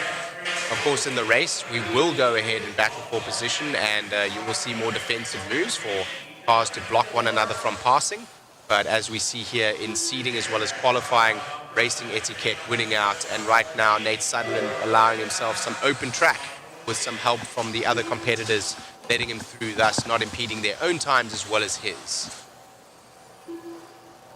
Nate Sutherland is in the 5 right now, so it looks like he's going to sort into that heat number 3.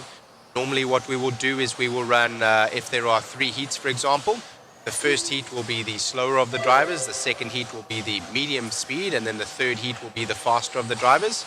So this allows the faster drivers to come later, and also allows those to that are driving slower to qualify in higher places initially, and then essentially the drivers will have to catch them and sort and beat their times.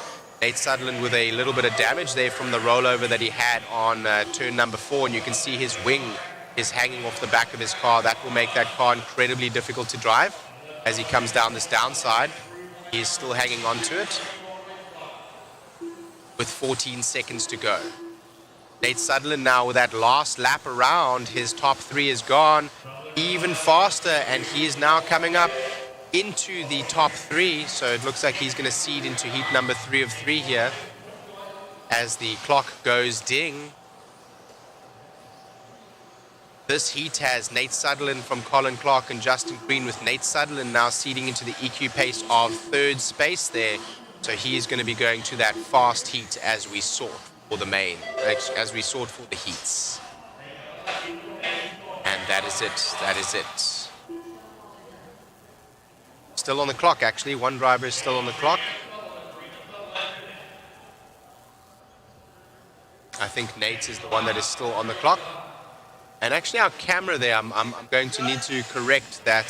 That car looks red on camera. It is actually orange, as I looked out into real time here to see what is happening. Here comes the pros, ladies and gentlemen. Some seeding now from the big boys. We've got up on the stand, I see Cole Tollard, I see Brock Champlin, I see Dakota Fend, I see Spencer Rivkin, I see Ryan Cavallari. There's going to be some big names in this one. Tom Rindeknecht, Riley Becker, Davey Barter is in this one. Davey Barter is going to be one to watch. He is really, really, really exciting to watch in his B7 buggy. He had some really fast laps yesterday. Gavin Vashina is also up there. So is Mason Herrick and Tater Sontag, our two-wheel drive world champion, as we move into SXT Mod Trucks Stadium Main. Seeding heat.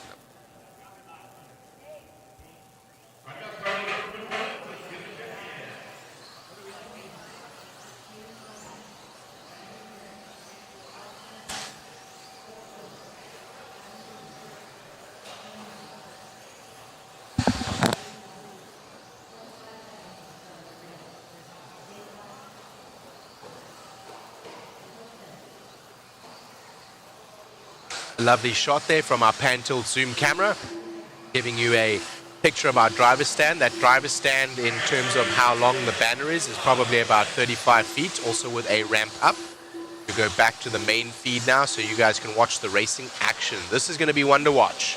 1 of 1 heat here for Stadium Truck. This will be very important in terms of the Clash of Champions. The stock classes are going to allow a 13.5 turn limit. We just saw those gentlemen run their Stadium Truck just a minute ago.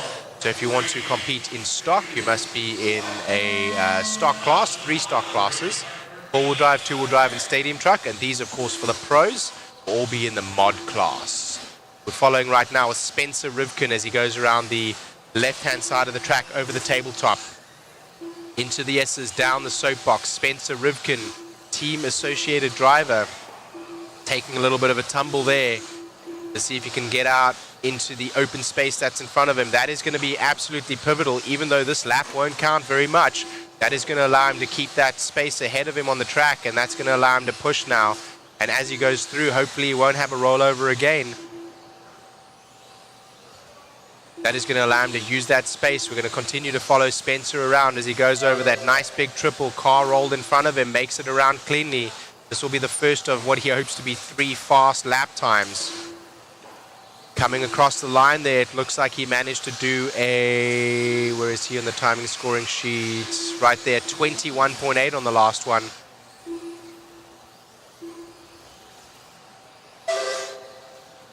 It looks like we're trying to catch up with Gavin Vacina right now. Gavin Vacina is in the 1 spot right now in terms of pace. So Spencer Rivkin there does come to the front. As I said, that's going to be one to watch. And here comes Davey Barter now and Cole Tollard. It's getting shaken up. Aiden Horn now just signed with A-Main Hobbies as well as a new driver. He's out there as well. It's shuffling around. We don't know who to watch right now as the clock is starting to sort these drivers out. Brock Champlin now for Schumacher coming to the front.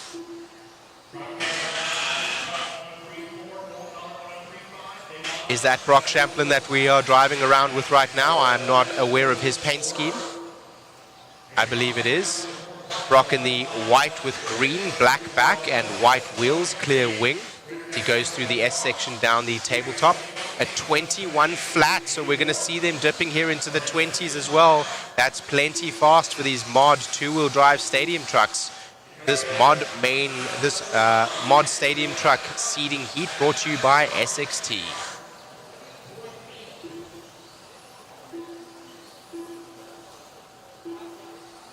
For everyone that's watching out there and looking and aspiring to become a pro RC racer, the kind of moves and the kind of respect that these gentlemen show each other when they have a little bit of a bobble or a faster driver comes up behind, and how little time they're able to lose allowing another driver through as well as making the move on that other driver.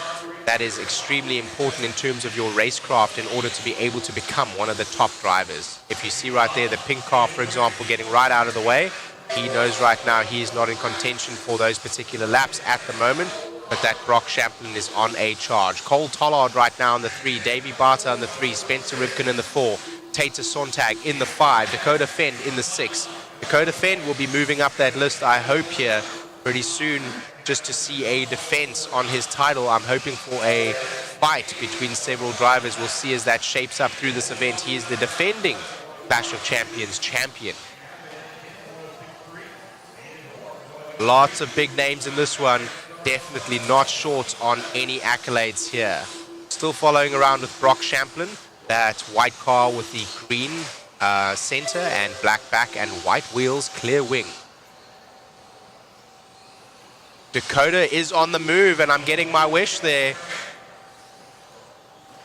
He's only 1/10 of a second back on consecutive 3, so we are going to get to see this fight here. It looks like, is that Dakota that we're following around now? I don't think it is. Here comes Davey and Cole Tollard, but Dakota with that last lap fights back. They are flip-flopping positions right now. And here comes Davey Barter as well as Aiden Horn mixing it up. Davey Barter, young son of Mr. Dave Barter over at Coyote Hobbies. Davey Barter now to the lead. We're going to follow Davey. That's Davey there in the green paint scheme with the checkered back and the yellow wheels. Massive triple. It looks like he's struggling just a little bit there to get over that triple. Some of the other drivers making it a little bit faster around there. He's having to whip just a little bit right now. Rivkin right now pushes to the lead. seeding is just supposed to be seeding. It's just supposed to be top 3 consecutive lap. It's supposed to be, you know, just getting you ready for the mains. But here we are. The pros are making it exciting. Following Spencer Rivkin around now in his Team Associated ride. He's going fastest right now. Rivkin in that Associated with the JConcepts rubber. Rivkin's on that top tabletop now, coming over the triple. He's able to get over that triple quite well, so he's got the traction as well as the pinion and motor. Gets a little bit of a bobble as he comes onto the start-finish straight away. They are still on the clock, so they're going to keep racing here until their time expires. There is 5 minutes not only on the clock, but on the driver's clock when you go over the line, so they are still on the clock themselves here. Spencer is done.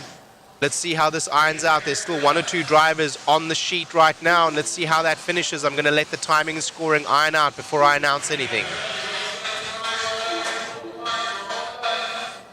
That's Dakota Fend in the picture over there. That is Cavalieri coming down. That's Rivkin right there.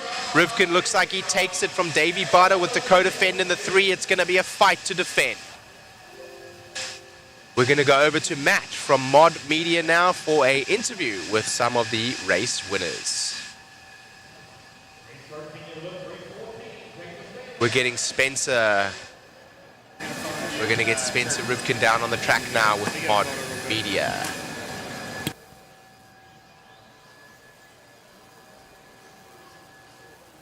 What a race that was.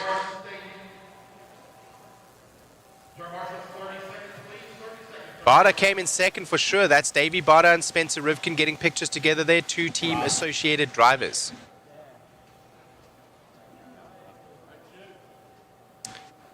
Yes, both on JCon rubber, and also I believe Davey Barter is running some of the mod puck awesome run out there, Spencer. Car looked amazing, and you and Barter having a great battle. What would you say is hardest part on the track right now?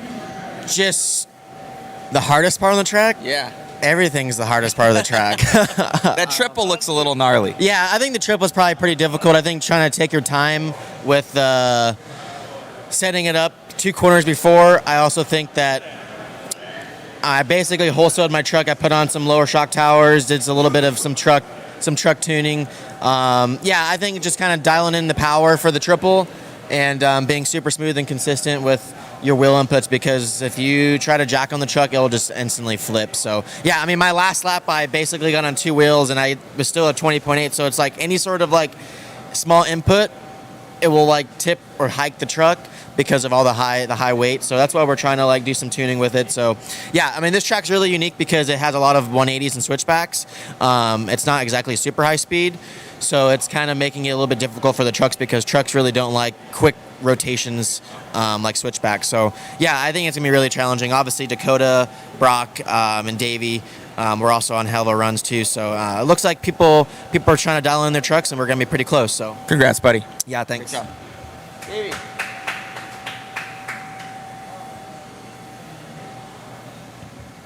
Good run out there, man. Truck looked amazing. Kind of, you were battling at the top there and really sending it there at the end. Yeah, the truck was good, a little edgy, but just tried to make the triple. That's the main way to get the lap time there. So hopefully, maybe just add a little more power and hopefully do better in qualifying. Awesome job out there, my friend. Thank you. Good job. Back to you.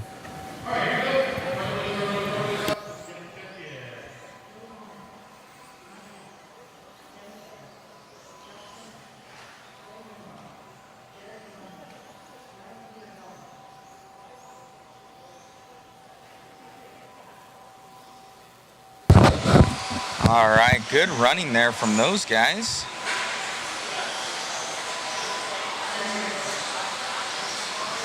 Amazing, amazing runs.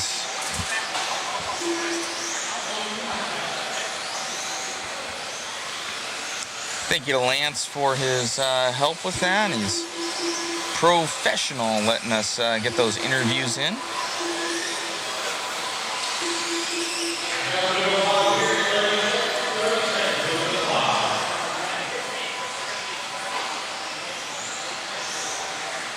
Luke is going to be going live here very, very soon. I'll post up that waffle link for you guys as well. We have a brand new B7, whichever one that you guys want, and a slew of other goodies. We got a B7 4.2 carpet version on there, as well as a Yokomo YZ2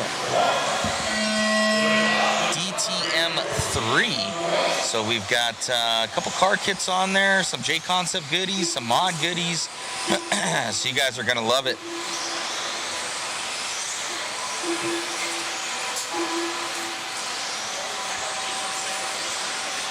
Thank you guys for the support, and jump on there, grab a waffle ticket, helps the live stream, feeds a bunch of our guys, and that's how we keep investing in all new equipment, people, everything like that, and we have amazing sponsors that help us out with that as well. So thank you guys, and go and check that link out. Helps us out a lot.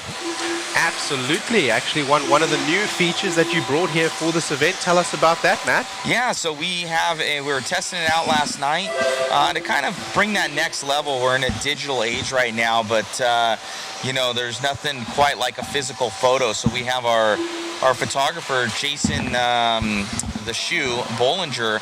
He takes some crazy nice photos, and it's kind of one of those things where, man, I would like to own that. I would like to have it and put it in a frame or put it up on the dresser or anything like that from your event. So we've invested in a couple photo printers that at least one is here right now, and we have photos that we're able to print for guys, and so they're able to keep mementos and everything like that. So it's just one of those things that we're trying to do extra here for the hobby. Yeah, that's really nice that you guys are doing that. The quality of the photos was really nice, and you gave it a nice little sleeve as well. It's like a little stand, like a little frame, so definitely a great memento to take away with the race sponsors on as well. Makes it look very official, and a lovely little bit of media that you can take home with you. Most definitely. Thank you so much, Shane, from A-Main Hobbies, for all your help today, my man, and keep up the great work. Thank you. Thank you. As we go here into seeding heat number 14 of 40, this is going to be heat number 1 of 4 for Team Associated 17.5 Independent Buggy.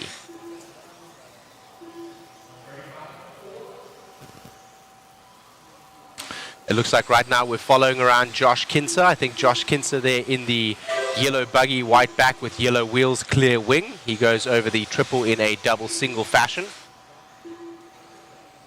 We break away now to Jared Miranda. Jared Miranda was one of the names being called out by RC Chef, I believe, in order to say one to watch in the independent.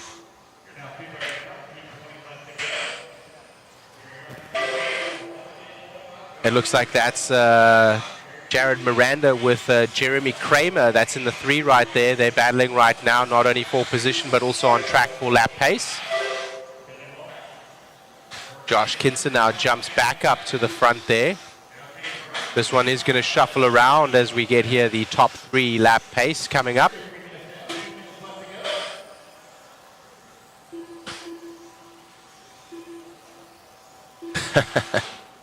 Yes, 1 of 44. Guys, press like on the feed if you're enjoying it. It helps to get other people to watch it. It also helps it to come up on, if you're watching on Facebook, it helps other people that like RC content to see the feed as well. If you're watching on any other platform like YouTube, the algorithm will push those videos to those viewers.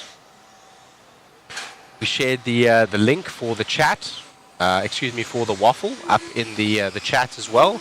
So if you're looking to enter for any of these kits that we'll be giving away, Yokomo DTM3, a B74.2, a Team Associated Nano Sport Kit, and several other great prizes.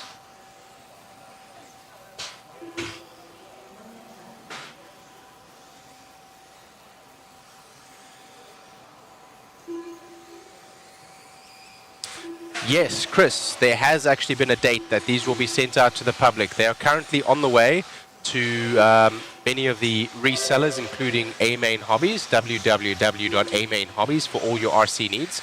And also, as the distributor here that works with the hobby shops, I can tell you the local hobby shops have been putting in their pre-orders. So if you're looking to order a B7, and you have access to your local hobby shop, give them a shout and make sure that they get you a buggy. And if you don't have access to a local hobby shop, please do join us at A Main Hobbies online and get yourself one of those buggies. They are up for pre-order now, and I believe the shipping date is marked as imminent. I cannot give you an exact date or ETA just yet. We are waiting to receive those currently from Team Associated directly, but the ETA dates that were showing on them were already lapsed a couple of days ago, so I would assume that they're already on the way to us. I cannot confirm or deny that just yet, but as that information unfolds and as I get the information, I will let you guys know.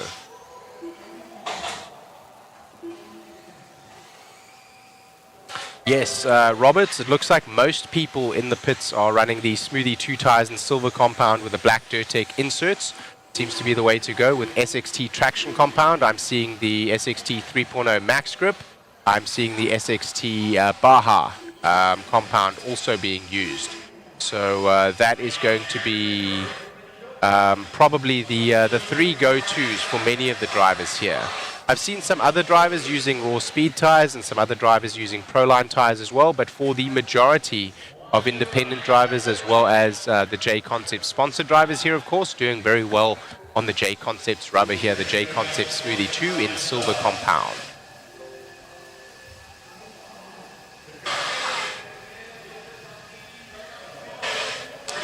In that last heat there, Josh Kinzer from Jared Miranda and Ryan Therafelder.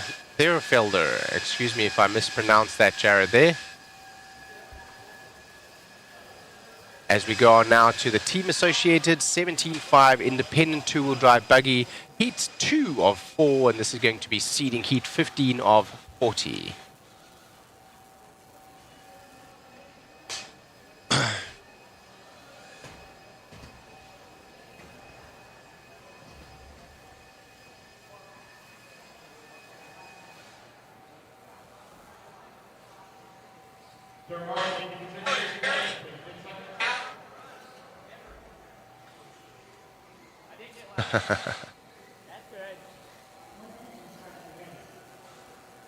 We've got Matt from Mod Media here working overtime to make sure that he's got profile pictures of all of the drivers, not just the pros. So all of that media there not provided to them.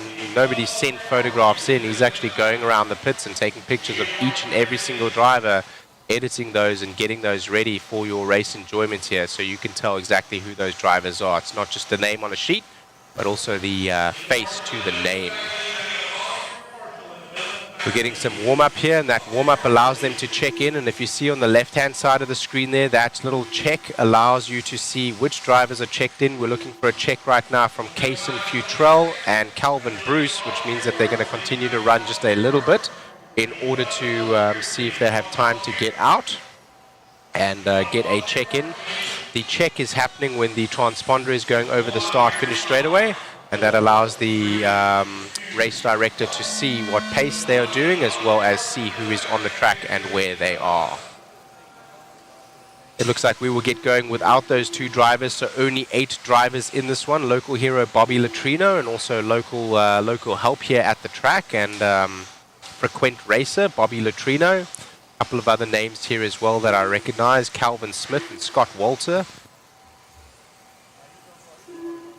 As we get started here with 5 minutes on the clock. 17.5 Independent Two-Wheel Drive Buggy brought to you by Team Associated. Let's take a moment to thank our sponsors, Team Associated, ProTech RC, SXT, DRC, TDK, Exalt, TLR, Phantom Racing, Hobbywing, Motif, One Up Racing, DBR, R1 Works, Vision Racing, Factory Tracks Racing, K&K, Mod Live Media, Boom Graphics, and Proline.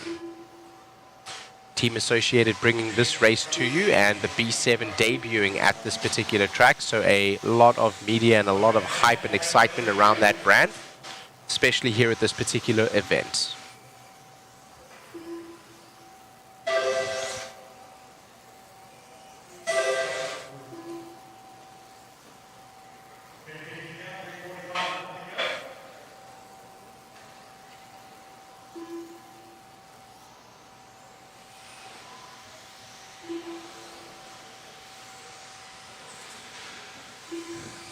Yes, MRG Racing It does look pretty sweet. It does look pretty sweet.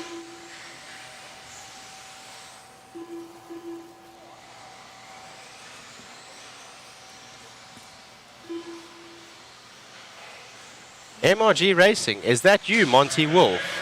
Mr. Monty Wolf, this is Shane Mitton from A-Main Hobbies. I speak to you. I help you out. If that is you, make a little mention in the chat.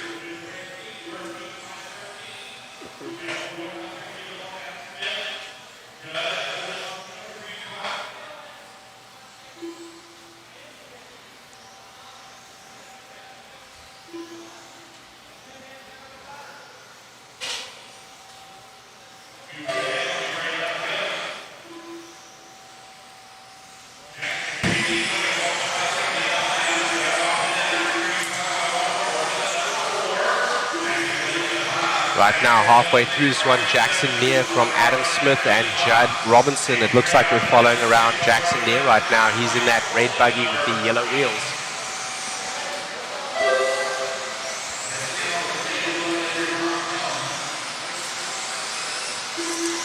Thank you for tuning in, Mr. Monty Wolf. Monty Wolf's up in Canada. He's one of the owners of a racetrack called MRG Racing, and he's one of our distributors over in Canada, MRG Racing. They're over at Parkside Drive in Ontario in Canada. Check them out. Thank you for tuning in, Mr. Monty Wolf. It's very nice to see you.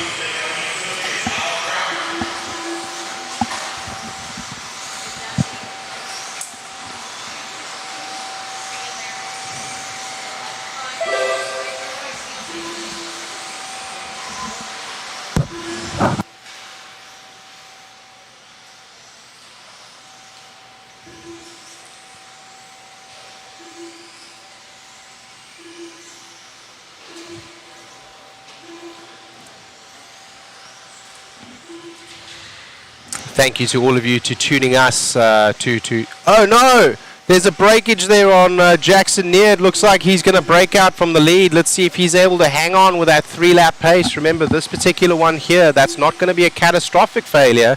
He's still got in his 3 fastest laps, so he's still able to take that time and possibly seed into what will be a good main.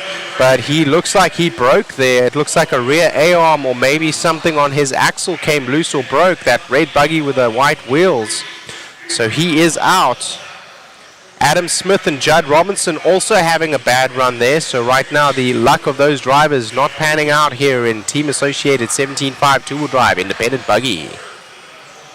Josh Kinson, Jared Miranda, and Ryan Therfielder are still holding on to those EQPs. Jackson Neer's time, those 3 laps that he did before he broke, is still good enough right now for the 4th spot as Jeremy Kramer hangs on there to the 5. So 1, 2, 3, 4, 5 drivers look like they may have broken or crashed. 2 I know have broken and are out of this heat as the clock expires. They're still on the clock right now. You get 5 minutes to race, and as you go across the line, your time will begin. So that is why sometimes after the clock expires, some of these drivers are still taking laps.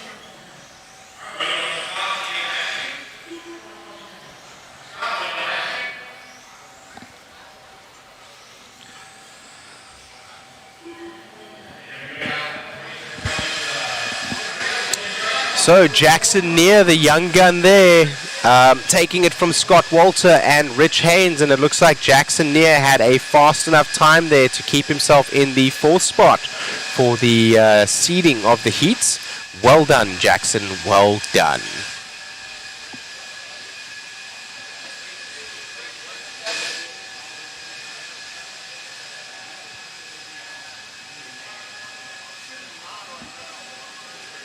We move on to seeding heat 16 of 40, which will be heat number 3 of 4 for Team Associated 17.5 independent two-wheel drive buggy.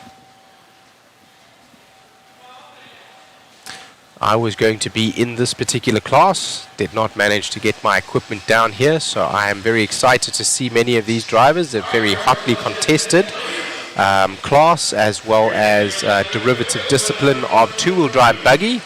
denoted by the 17.5 buggy turn limit, the motor turn limit.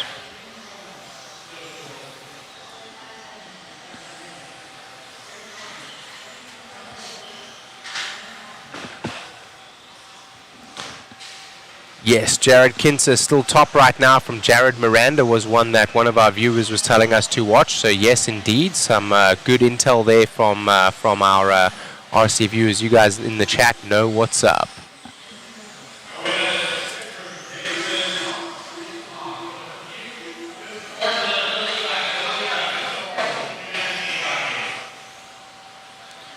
Sorry, Mr. Zach. Yes. So what's happening there is the microphones that we have. We have tried to tune them for the background noise, so you're not just hearing a bunch of background noise and electric motors zooming around, and so that you guys can more clearly hear us when we speak. But sometimes the threshold is too high, and it starts to cut in and out. I will try to speak more loudly so that you guys can hear a lot better. Yes, Andrew, these 17.5 buggies are no jokes these days. The way that technology has come a very, very, very long way, the 17.5 buggies are substantially fast. In fact, these days, the 21.5 derivative of these motors is even substantially faster than some of the 17.5s we initially saw at the inception of the 17.5 class. Of course, the internal resistance of the motors has been reduced over the last number of years by several ohms. I know that we made an adjustment in 2018 from about 23.5 ohms down to 21 ohms, and I believe that now is down to 19.5. So these turn limits are enforced on the motor, and they refer to the mechanical windings of the motor themselves around the stator. But then also that wire may be made in a certain resistance. And the lower the resistance, the higher the RPM and performance of the motor, but also the higher of current draw that comes out of the battery.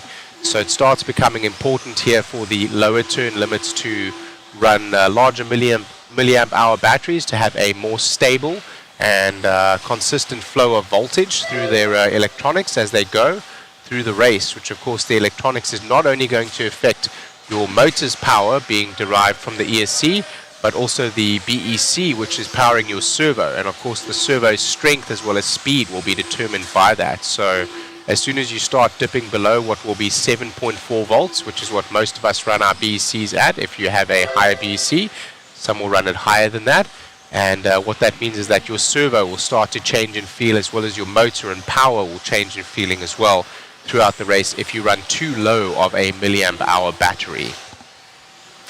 Many of the stock guys subscribe to the idea that lighter is better. They will go for a performance in terms of power over weight, and many other stock drivers, as I do myself, will go for the largest milliamp hour battery possible. For example, the ProTech pack that I run, the 6400 pack, is only 22 grams heavier than that of the 4800 pack, and for me the 22 grams is something that I wish to add in the center of my vehicle anyway, and thus I will take the benefit of the higher voltage over the loss of the weight that I will be carrying around for the entire run. Only 22 grams allows me to come off at a much higher voltage and thus get more power to my battery, which allows my motor, ESC, and also my servo to perform at a higher rate.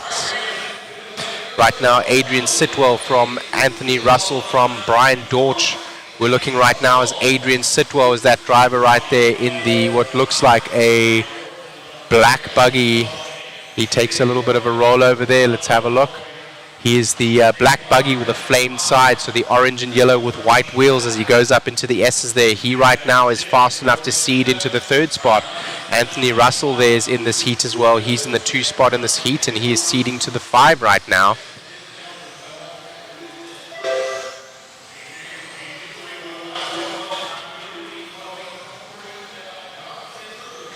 Yes, absolutely, Shelley. Thank you for joining us. And it's amazing that we have the technology today, as well as the ability here with Mod Live Media to be able to bring you this broadcast and get it out to the masses, even if you're not here at the race or able to attend. Lovely clean move from Sitwell there up the inside of another driver. As I said, racing etiquette coming in here. if some of the moves that the drivers are making on one another makes it very easy, that is because the driver behind has likely conceded that position. It is part of your racecraft not only as the faster driver to make it through traffic without losing time and thus affecting your qualifying pace, but also for the driver that is slower than you to get out of the way, but also not lose a lot of time, right? You can go to the outside of a corner and lose 3, 4, 5 seconds, but if you make a move, for example, here in the S's, like they may do in just a second, as we'll see some traffic here for Adrian Sitwell that he's got to work through that same car again. Let's see if the gentleman's going to step out of the way. I think he'll do it in corner 3 and 4 as we go up onto the back straight. If he didn't have a tumble over, he did, so that time just makes a clean pass due to a crash. Adrian Sitwell, though, probably not likely to relinquish that position, knows that right now he has a pretty fast lap pace and will try to stretch his legs rather than concede the position to the driver behind, as he holds on with a 21.7 fast lap and does seed up into the 3 spot. Brian Dortch, also from this particular heat, now has snuck up with a 12.503 lap pace into the 4th seed. He is 2nd in this heat. The clock has expired, but the drivers are still on the clock. They will be done shortly, and when they are, we will go on to heat number 4 of 4. 17.5 independent 2-wheel drive buggy, brought to you by Team Associated.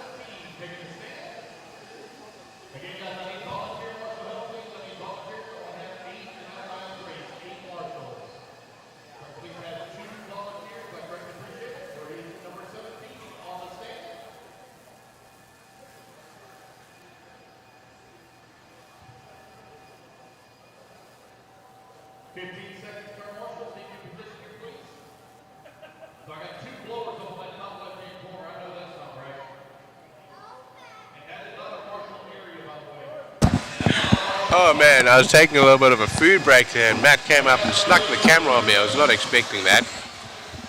As you can see, I did bring some food and some drinks today, so I'll be running up and down the stand a lot less to look for food, but yeah, probably some comfort breaks here and there nonetheless. Sneaky. As we go into seeding heat 17 of 40, and we are more than halfway through the seeding, we will probably have a short little intermission as we sort the heats and also have a short break for the national anthem in between seeding heat number 40 of 40 and actual heat 1 of 1. 1 of 40, excuse me.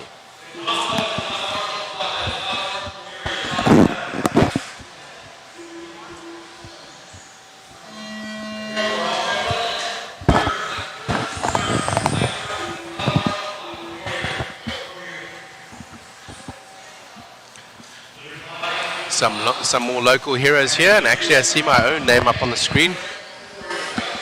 I will not make this race, so I wish I could tell them. They already know. Excellent. I was supposed to be in this particular race myself. As you can see there, Shane Maton, number 5. Unfortunately, I did not bring my equipment, so I will not be racing. I would have been racing a Team Associated B6.4 buggy, powered by Protec batteries and servos from A-Main Hobbies. www.amainhobbies for all your RC needs.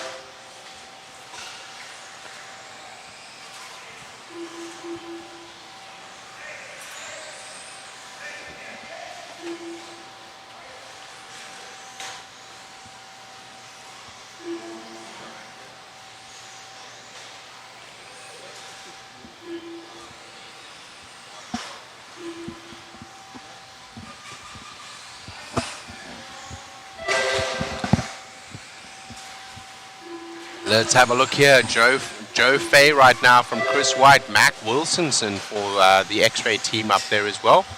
Avon Dortch. Somehow it is showing me in the 5 and running. I am not. I'm up here in the driver's stand with you guys.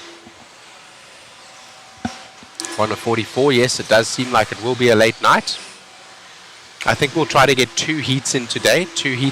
So we will see 3 rounds, essentially 120 races, I believe. We'll be able to squeeze in today. We're currently in heat 17 or 40 for seeding. Then we will go to heat 1, and then we will go to heat 2. I believe there are 3 heats and a main. That is why we are running a 3-day race, Friday, Saturday, and Sunday.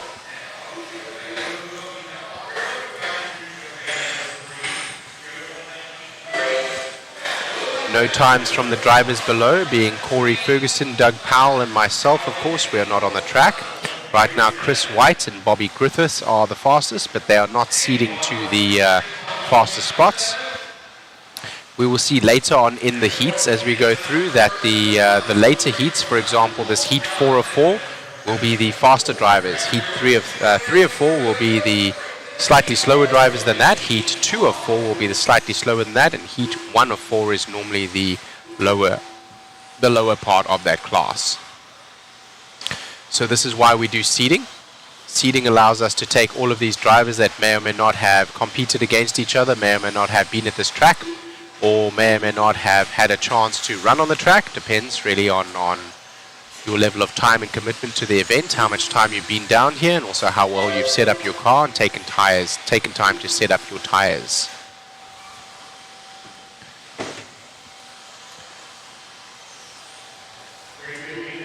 It looks like right now we're following around Chris White. Chris White is going to be that buggy with the yellow wheels, yellow with the blue strike through and clear wing. As we go over the double onto the start finish straight away, he makes a clean move onto a tumbling buggy. Around over the 2-foot kicker into the back tabletop section. A little kicker over there onto the center tabletop, into the double and S's, down the soap box, into the triple, which they will double and single because the 17.5s likely do not have the motor and overall speed to jump that as a triple like the mod guys do. And onto the start finish straight away. That was a great lap, and that was a 23.2, was his fastest lap as well as his last lap, but still not fast enough right now to put him into the faster seeding for the 1, 2, 3, 4, and 5 spot. Gets a little bit of a tag there from another buggy. That does not help him. Very unfortunate. As you go down into the lower seeding mains, you will notice that the drivers will be squeezing every little bit of performance out that they can. Racecraft is something that we all need to develop, and you will see from the pros and the mod drivers, their awareness and situational awareness is wider because the cars are faster. They're looking at a much wider snapshot of the track with their eyes, and the skill it takes to do that is what you require to be able to do that kind of speed with a buggy. You need to have that kind of awareness of what is ahead of you, 2 or 3 corners ahead, whereas with the 21.5 and 17.5s, as that motor turn limit increases and the cars slow down, the window that you need to observe is smaller, and thus you may see slightly less situational awareness from the higher turn limit vehicle drivers. Looks like Chris White will take that from local Antoine Morris, who is also working here at the shop here at Hoosier RC HobbyPlex. Bob Griffith is in 3 and Avon Dorch is in the 4. It looks like Antoine is still on the clock, so they will continue running until they are done. That's Antoine you can see in the shot right now in the black shirt with the braided hair. And he comes across the line and finishes his run. Chris White from Antoine Morris, from Bob Griffith in that last one there.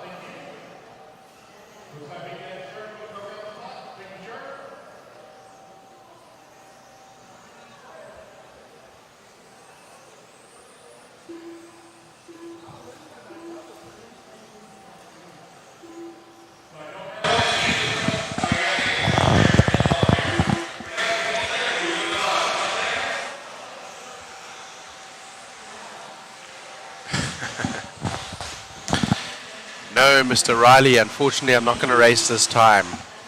I had packed my stuff up, and when I got down to the airport, I had pulled my 2 bags up. Not only were they overweight, but the airline that I was traveling with wanted an exorbitant amount for me to bring these bags. So rather than bringing all of my stuff, I elected to spend more time on the broadcast and focus on the broadcast with you guys. So sadly, I will not be racing this time, Riley.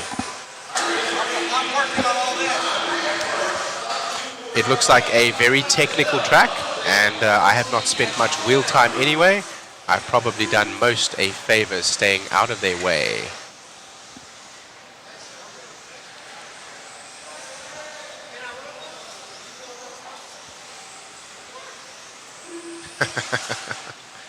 One of 44, yes. I'm so fast, they didn't get any times on the clock for me. So fast indeed. I'm not the worst driver. I will say sometimes the adrenaline gets the better of me. As I was describing yesterday, I have several hobbies which are all adrenaline based. I do drag racing, I do some track days with my motorcycle, and several other things that involve either speed or excitement. And I can tell you, as an RC racer, there is almost nothing that makes my heart pound or my legs tremble the way that the adrenaline does when you're in first place or battling for first place, and the race director says your name and the gap behind is less than a second. And yeah, it's extremely exciting. Extremely exciting.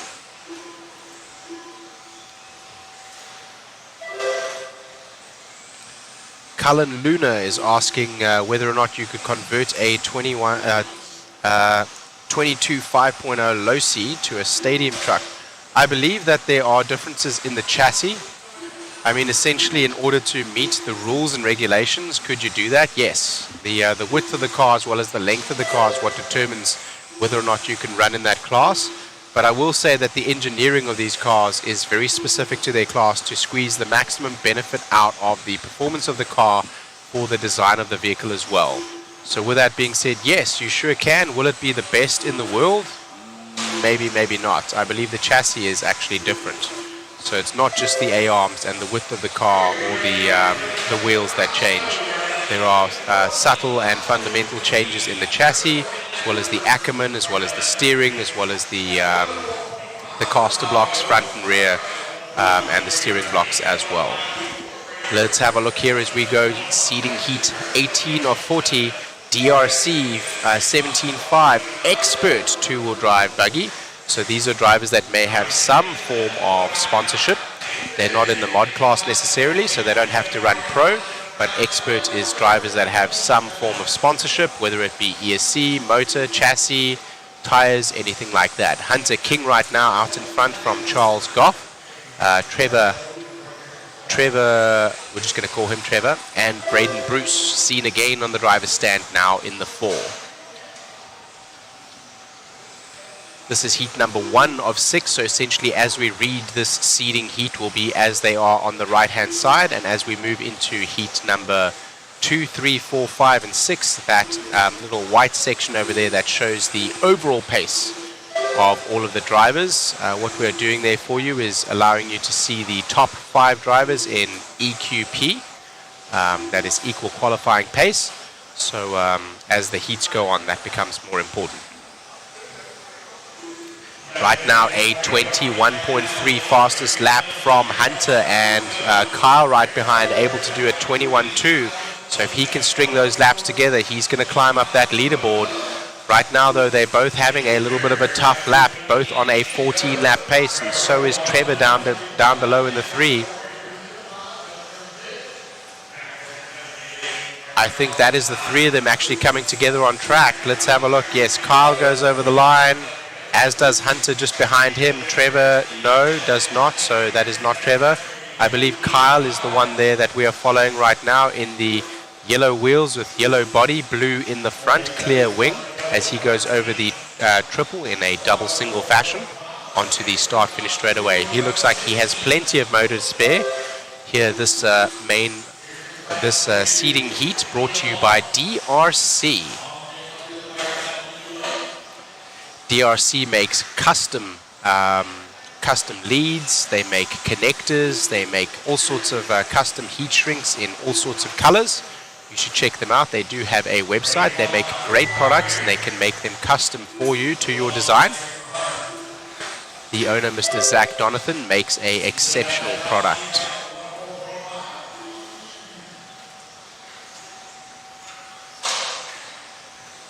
Looks like Mr. Hunter King had a little bit of a tumble there as we continue to follow him through the double single section there as we go into the second S's onto the start finish straight away.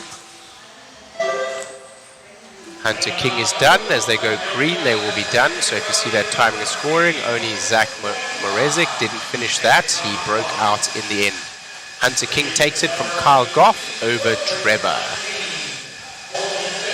Mikhailesco, I think we'll try to pronounce that like that. Mikhailesco, I believe that is correct. We see coming up on the stand again, I just saw Chris Dosek there in the #1 spot in terms of the position on the driver's stand. One of our 12th scale world champions.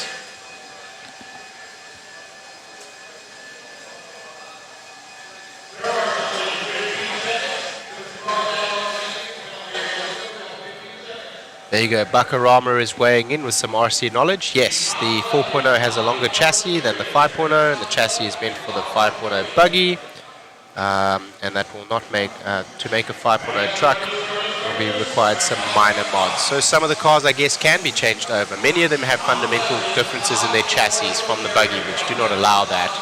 But essentially what we're looking at when you're looking at a stadium truck, it is very similar to a buggy in that it is a two-wheel drive platform. It is slightly wider, the A-arms are wider, and also the ride height is increased because of the wheels that they use, and the bodies are different.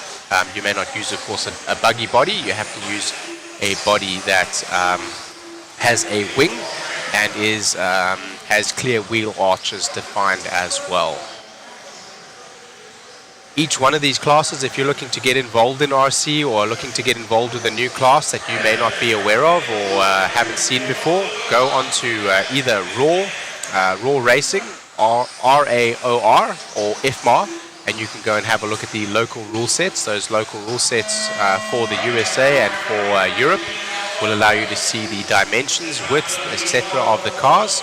If you want to convert a car from one discipline to another, or alternatively you can just do it in the easier way and buy the kit that is designed specifically to be within those rules, which allows you essentially only to focus on the electronics or the class discipline that you wish to be in.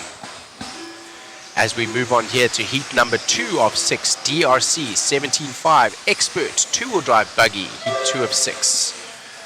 So now we will start watching that little white screen on the right-hand side there as we watch on the left-hand side timing and scoring for this race. And as they start putting laps down, currently still doing their first and second laps.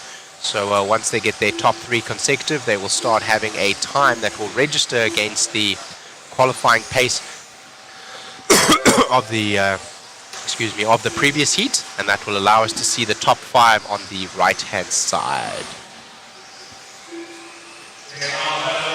Right now it looks like we're following Dan Miles around with the orange buggy, white wheels and clear wing.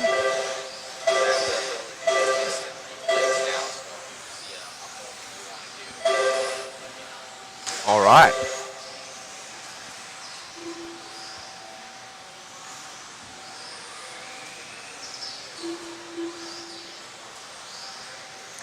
Yes, Julio, these are racing slicks essentially that have not only been put to the correct, in inverted commas, PSI or pressure of the tire.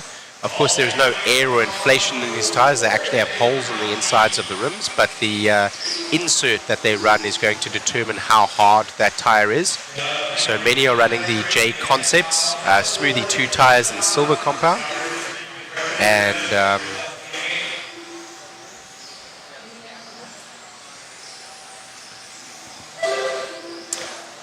And they are running the SXT traction compounds, probably a SXT Baja. So with that being said, that is the chosen traction compound to get grip on this surface, and also you take a fair amount of time to scrub those tires in order to get the amount of grip that they need. The setup that you have here, due to the extremely high traction nature of this track, is actually set up in order to dial traction out of the front end in order to prevent traction rolling. So as we see Jeff Stakovich right now, I believe he drives for X-Ray. I speak under correction. We are following him around now. He is the yellow buggy with the blue back and yellow wheels. He is currently in the fastest pace, going faster than anyone in heat number 1 of 2. Looking tight as he goes up onto the back section there, into the center tabletop, and into the S's. The grip on this track is absolutely insane, as one of the guys here is talking to us, and BJ Williams is referring to a traction compound. The traction compounds are abrasive chemicals, sometimes solvents that are put onto the tires that break down the tire or open up the tire compound.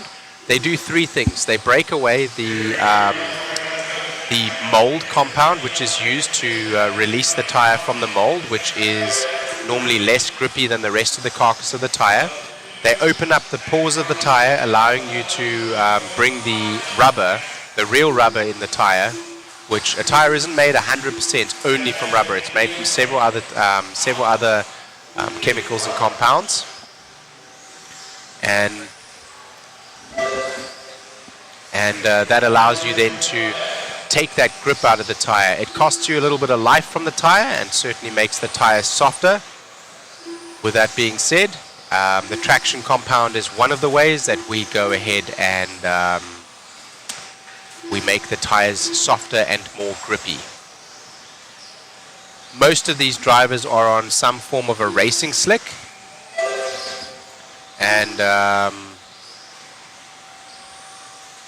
we're using the traction compound as well as those inserts to get the right softness of the tires. By softness, I'm talking about the inflation characteristic of the tire. Of course, not inflated with air on these vehicles at all.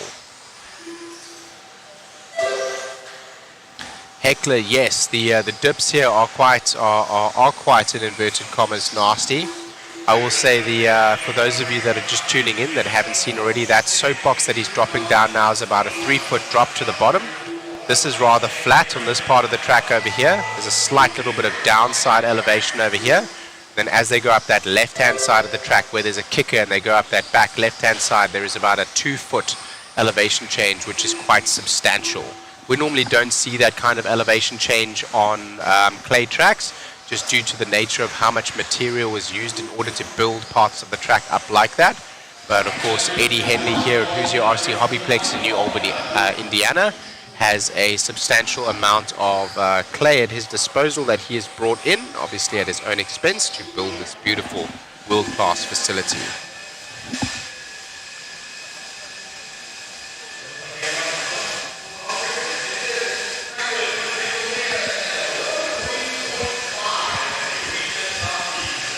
Oh, I see. Heckler is not referring to the dip on the track, but the dip, in inverted commas, or the traction source that we use. Those traction sources are chemicals and solvents, and they're definitely not FDA approved, and we should probably be wearing masks when we use these, but often when you're inside of even a ventilated area like this one, or a ventilated track area, and there's a fair amount of chemicals in the air, as well as rubber being broken down by some solvents that people are using. It It is speculated to be, I'm not sure if it's proven, but it's speculated to be some kind of a carcinogen for sure. So yes, some people do end up with either respiratory problems, depending on how close we get to these chemicals and what we do with the tires and what we use and what kind of ventilation we're in. But I will say that the gift of performance from the tire and the enjoyment that we get from that is our primary goal, and the health concerns are certainly taking a back seat to the performance that we're trying to extract from our rigs. Jeff Stakovich there in his X-ray, very keenly pointed out by Wesley Napier. I appreciate your chiming in, as I'm not able to see the timing and scoring as well as you are there. So thank you for chiming in. He is over a second faster on his top 3 consecutive. As we go through the next couple of heats, we may see some drivers getting closer to that, but right now he's looking like a clear favorite for this particular discipline and this particular class.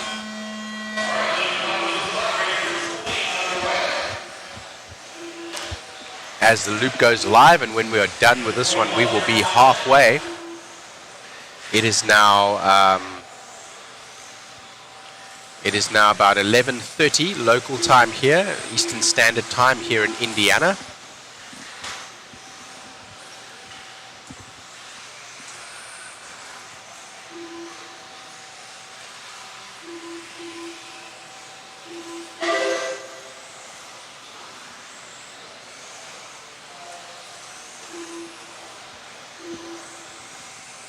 For those of you in California, 3 hours behind us, of course, thank you for joining us nice and early in the morning. And for all the rest of you all over the world, thank you so much for tuning in today.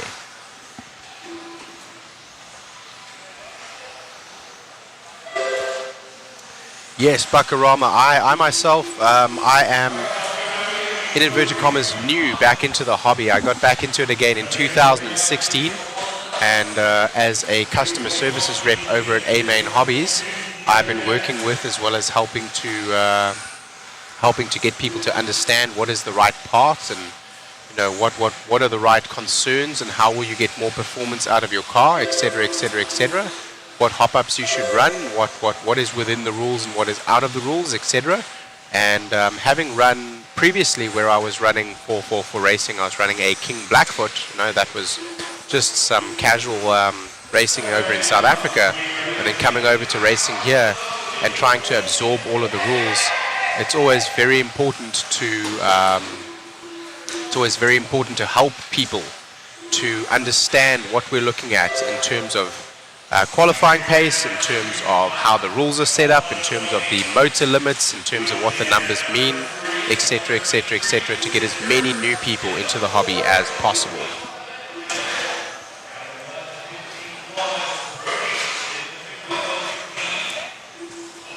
Yes, BJ Williams there in the chat is referring to some foam tires that we have seen in the past. And we used to use something called Paragon. We still do. Many people use on the foam tires use Paragon. Paragon is a solvent. There are what we call tack sources and solvent sources. The tack sources essentially add onto the tire and take a little bit of rubber out of it, but very little. And what they do is they add a tack to the tire and essentially just give the tire's surface grip. And then what we get is the other sources, which take a little bit of life out of the tire and actually bring the rubber to the tire surface, are more solvents. And those are more aggressive chemicals that are going to open the rubber up, as well as eat some of the rubber essentially, in order to provide performance. Let's have a look here as Kai Goff right now from Carter Irish and Brody Fehane. Right now, those three are 1, 2, and 3 in this particular heat. 3 of 3 of DRC 17.5 Expert 2-wheel drive buggy. They're not fast enough right now to get onto the top 5 pace just yet. They may do by the end of this run, but right now we are not seeing that from them. A couple of unforced errors from the drivers, and also some drivers making contact with one another. Less advantageous and lending themselves less to the speed and performance that they will need to be able to qualify in those higher seeding positions.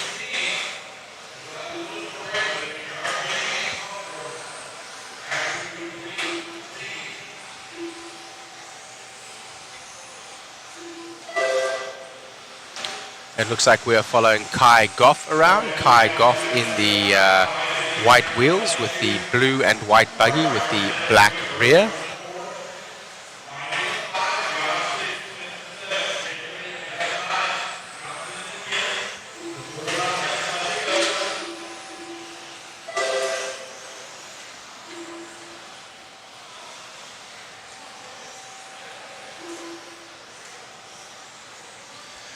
As we wind this one out, this one rather inconsequential here in the last couple of laps. It looks like all of our almost top 7, bar Mike Thihane, is having a bit of a rough lap.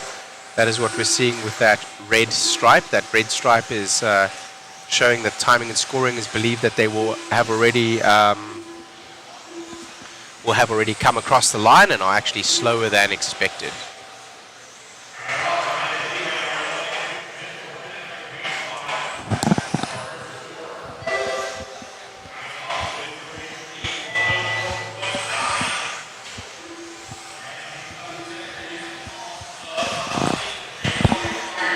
As Kai Goff makes me eat my words, even with that slow lap there, he has managed to punch his top 3 consecutive time up into the top 5 there.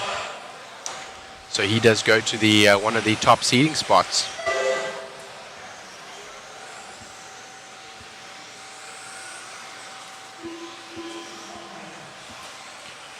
And with the end of that heat, we are halfway through seeding heat number 1.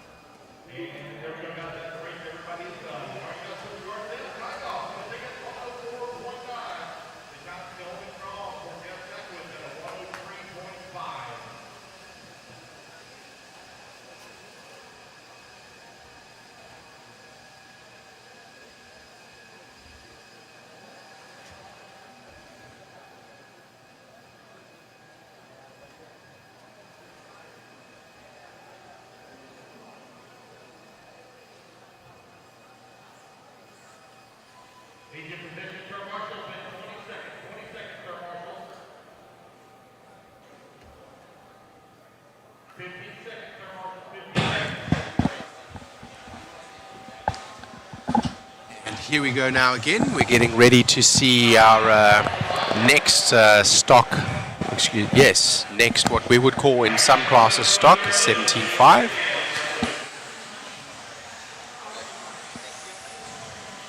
Adam Rails again out there, Ethan Hoskins, another one of our local heroes, and Doug LaRiviere, all the way out from California, is one of the defending, he is the defending Clash champion in terms of the stock class.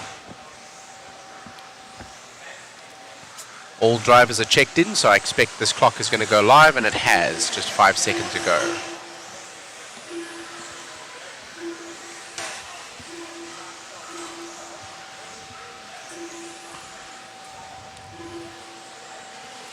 Adam Rails is in a lot of classes. I think this is the 4th or 5th one that we have seen him in already.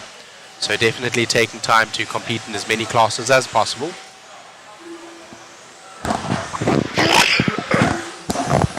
Excuse me, guys.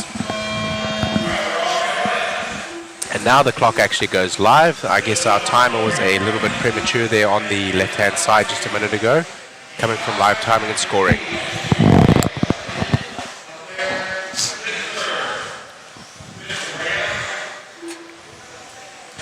Adam Rails has looked like he has been on rails for some time here in many of the classes.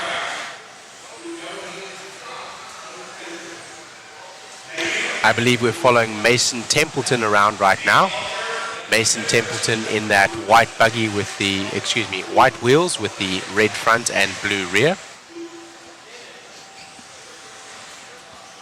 Our cameraman has decided to change focus. We will see where he goes to next.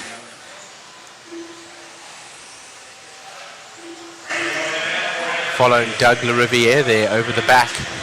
That's our defending champion that he's following right there with the pink front, white back and white wheels. That's Doug LaRiviere taking a little bit of a rollover in the back there. Going down the soapbox now into the triple.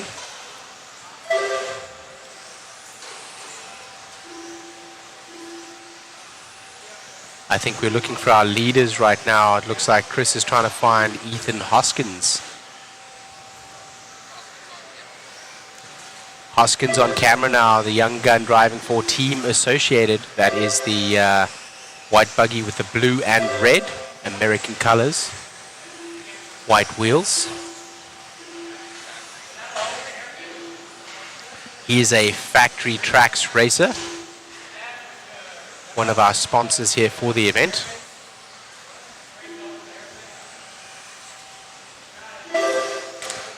Good lap pace from them right now, and let's see as they start putting these laps together. They are 2 minutes down of their 5 minutes, and right now looking good as Mason Templeton comes to the front. Mason Templeton had some good times in the other discipline just a minute ago. We saw him earlier as well. Doug LaRiviere right now down in the 6th. He is struggling just a little bit. Mason Templeton also in those all-American colors. He has made a nice move there through. And he is in the red and blue buggy with the white wheels. A little bit of a bobble as he goes around the left-hand side of the track there. Back up onto the tabletop section into the S's. Drops down onto the soapbox into the triple.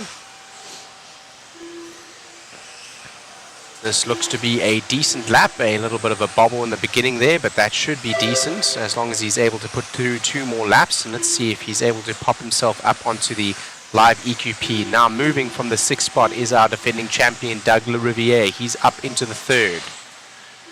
I believe he is a Team Associated driver, is Doug LaRiviere.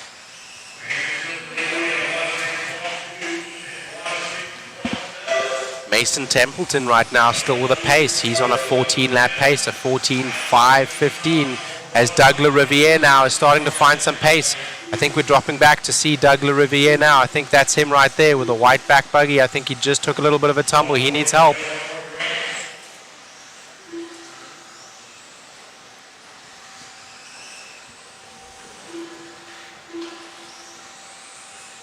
I believe Doug LaRiviere is also sponsored by ProTech RC. Let's have a look at him right now, going up the back tabletop section right now. His car looks like it has plenty of motor to spare, and it looks like he's actually struggling with the traction out there, maybe a little bit too much traction. Looks like he got his tires and set up so right that the traction here is so much it's not rewarding him.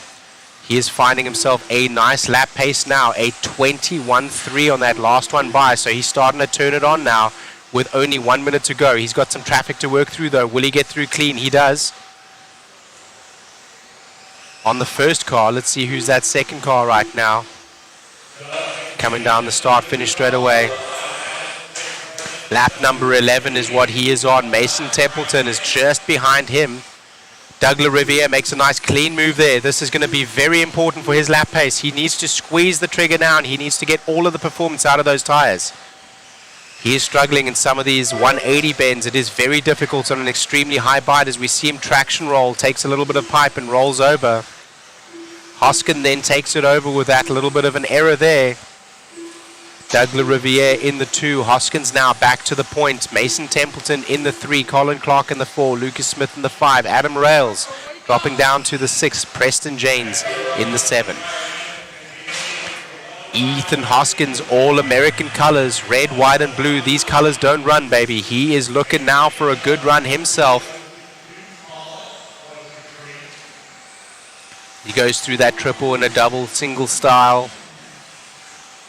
This is heat number 4 of 6. They're going to be rounding out the clock. Let's see. He is done. He is done. It looks like bar Doug LaRiviere, Mason Templeton wasn't able to stop him. So let's see what Doug can do as he goes across the line. Not enough, not enough. And each one of those drivers, not enough to make it into the top 5 EQP. Right now, still Jeff from Hunter, from Kyle, from Damon, with Kai Goff, the young gun, in the 5 on that live EQP.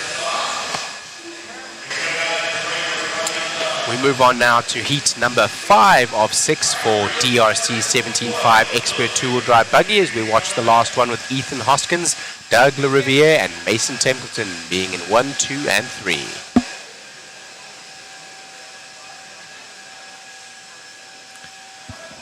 Doug was in fact the top seed until that last turn there, and I think it was the last turn before the yes, he would have had a very, very, very good time there had he not rolled over. I think he may have had enough for the lead there, but in the end, not enough. Does roll over. Here comes Talon Henley, owner, the son of the owner, Eddie Henley. You can see Eddie Henley sitting on the wall there. Maybe we can get a zoom in of Mr. Eddie in just a second. There he is. He's right in the middle of the screen right now. If he could hear us, he would wave. He is wearing the Apocalypse 2022 shirt. He is the man on the left-hand side with the RC HobbyPlex camo cap on. As you can see, tending to every part of the track, even the race. He himself wants to run out and marshal himself as well.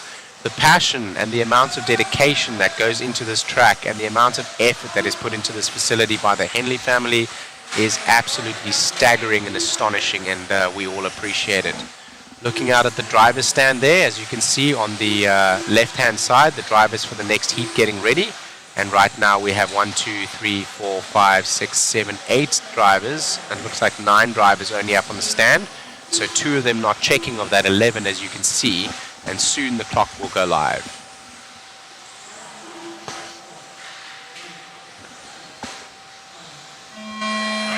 As we go live for seeding heat 22 of 40, DRC 17.5, two-wheel drive, expert buggy, heat number 5, 5 of 6.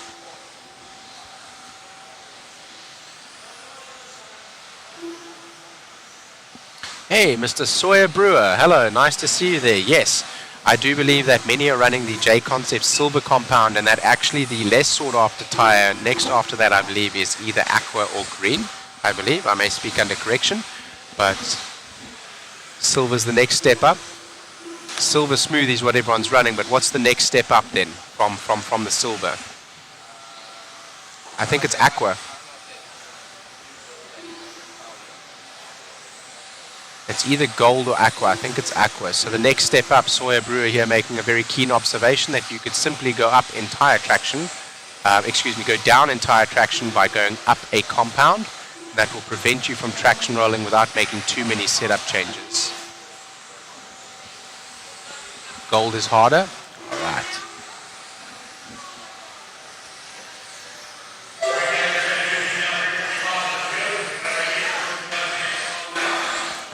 Yes, Heckler, we will be having the class list will come out in just a couple of minutes time in terms of we will not only have the entry list, but we will also have the actual heats list in just a couple of minutes. Each one of the races may be different and according to IFMA and raw rules.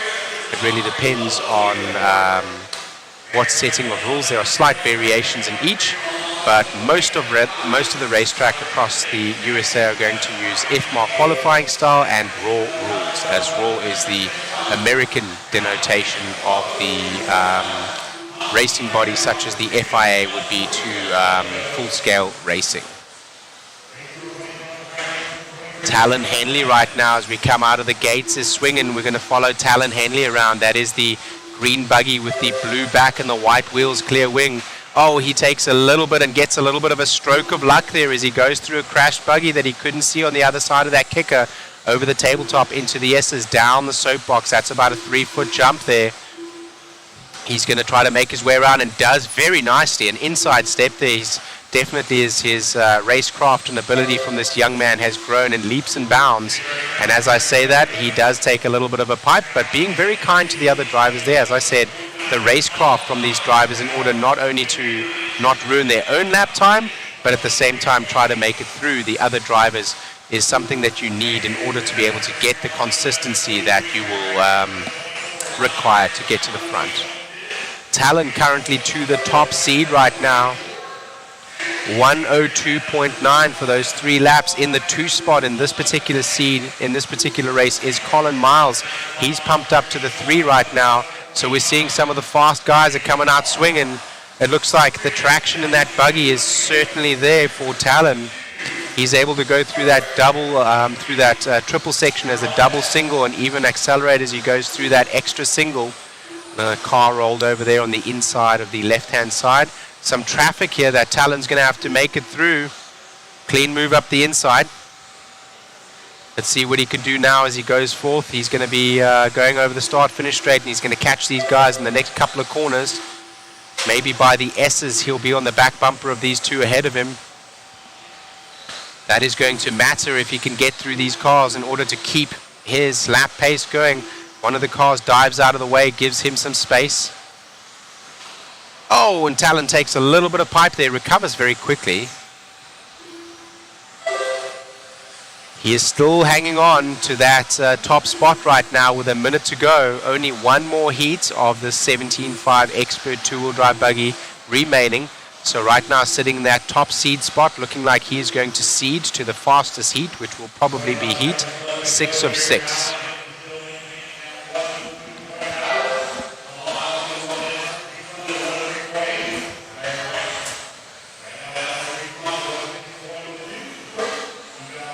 Stop talking. Yes, we do realize that drivers move out of the way. In fact, we have mentioned several times and have been talking about the racecraft that it takes in order not to lose space, lose pace yourself as well as with the other driver fighting, because this is not for position but rather for seeding. And then also as we go through the next couple of heats, that will be to sort you into the main in IFMAR qualifying style. Here we are doing qualifying or seeding is in your top 3 consecutive lap pace, and the qualifying, or should I say heats, will be run in the IFMAR style, which is your overall lap pace over the 5 or more minutes that you are able to do a certain number of laps. So you'll see that come up on the timing and scoring screen on the left hand side. For example, Talon Henley right now, his fastest lap was a 20.8, which is blisteringly fast for the 17.5 class, and he did a 14 lap pace in 5 minutes and 6 seconds. So that is very, very fast indeed. That's sitting up there with a lot of the mod guys. I think he did a 20.8, and a lot of the mod guys are able to get round to about a 20.2, 20.3. We saw Spencer Rivkin with a 20.2 fast time in practice yesterday, and a 20.3 from Davey Barter, the only driver on the clock to go under 19 seconds so far. Under 20 seconds so far was Dakota Fend in his four-wheel drive TLR racing buggy, which was the four-wheel drive mod.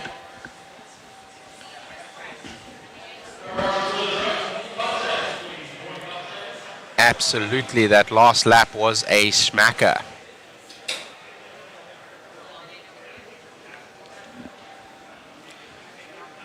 I guess stop talking. You have called yourself the right name, my brother, because you should stop talking. I guess you should also listen to what the words are that are coming out of my mouth, because I can tell you now, I'm not saying he's making a pass for position. He is making a pass on the driver ahead of him. Whether he's making a pass or getting by, I'm going to commentate on what I'm seeing. The block button is real easy for this guy if there's a problem. Yeah, no, I'm going to entertain it for a little bit, but stop talking, maybe permanently stopping talking soon. Yeah, exactly.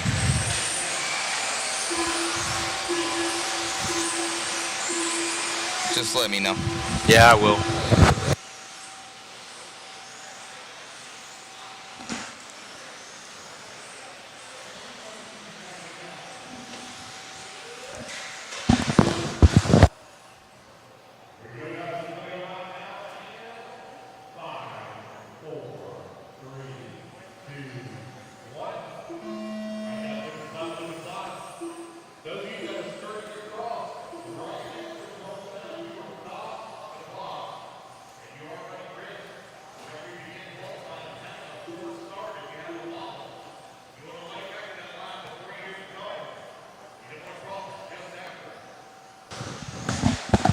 Mr. James, I was actually going to send you the stream in the text, so thank you very much for tuning in and watching. That's Mr. James Patterson. He worked with me at A-Main Hobbies some time ago, and we also see Sawyer Brewer also worked with us there. So nice to see you, two gentlemen from California in the chat there. I appreciate that, Mr. Murillo Family Fishing. Thank you, Mr. Sawyer. It looks like Stop Talking did stop talking. Or maybe he is listening now. I don't know. We will see. But yes, if I see a car pass another one, I'm going to say he is getting past him. Like that car just got past that driver, right? He didn't give that spot up. It happens. Anyway, I'm not going to get myself too involved with people trolling the stream. I'm going to keep commentating in the best manner that I can.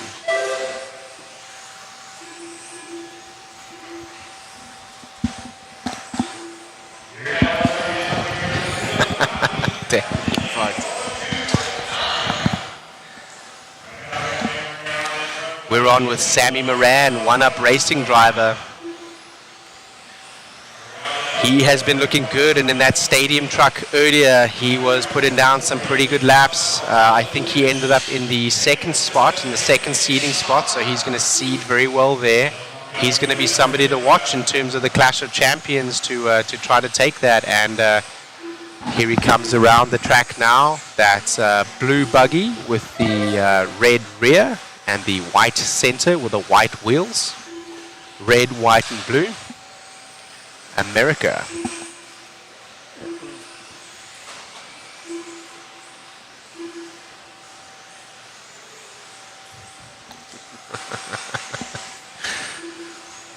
Thank you. The chat is going wild today, guys. You guys are going to keep me awake here, guys. I don't even need any caffeine. I just need to watch you guys, and I need to watch the racing here. I'm very much enjoying what I'm seeing here today. Thank you all for being so active in the chat. I appreciate it. And very much thank you for the comments on the commentating also. I appreciate that deeply. Sammy Moran up to that number 5 position right now. Here he comes, heat 6 of 6, so this is where the big guns are going to show. 104.2 currently here for Moran. That little tumble's not going to help him out, but he's already locked in that top 3. Sammy Moran's got a couple of nicknames, one of them being the Killer. So he goes around that back section into the top tabletop, into the S's, and down the soapbox into the triple. Oh my, what happened there? We'll go to an instant replay of that other crash that Moran had. Coming your way, Shane. Let's check it out. Instant replay of the little bobble he had a minute ago. Oh, he piped it up there. That's what happened there. Are we able to get an instant replay as he came down the soapbox just a minute ago? Sure because can. I don't know what happened there. Let me get that real quick for you. Give me a second. Yes, we're going to get an instant replay of that. We have the ability to do that now as he came around here the last time. The traffic not working together in this particular one. Each one of the replay coming your way here, Shane. Instant replay there of the last one. Let's see what happened there as he goes down. Oh, it looks like he just landed on the outside of the buggy and took a little bit of traction to the wall. I couldn't quite catch that in live time. Sammy Moran now working with some other traffic.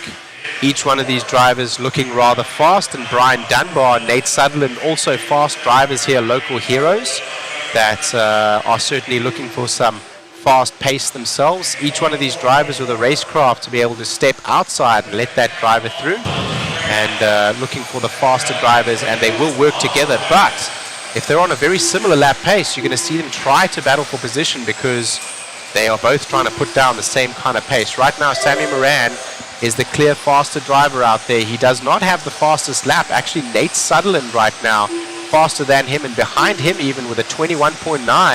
Both of those previous drivers in the 22s, Brian Dunbar is able to put down some really fast lap times, but not able to string it together. So he sits in the 3 right now with Nate Sutherland in the 2, punching right up to the 1 right now. He does go over Sammy Moran, which I think is sitting in the 6th spot of EQP right now, as Nate Sutherland goes to the top.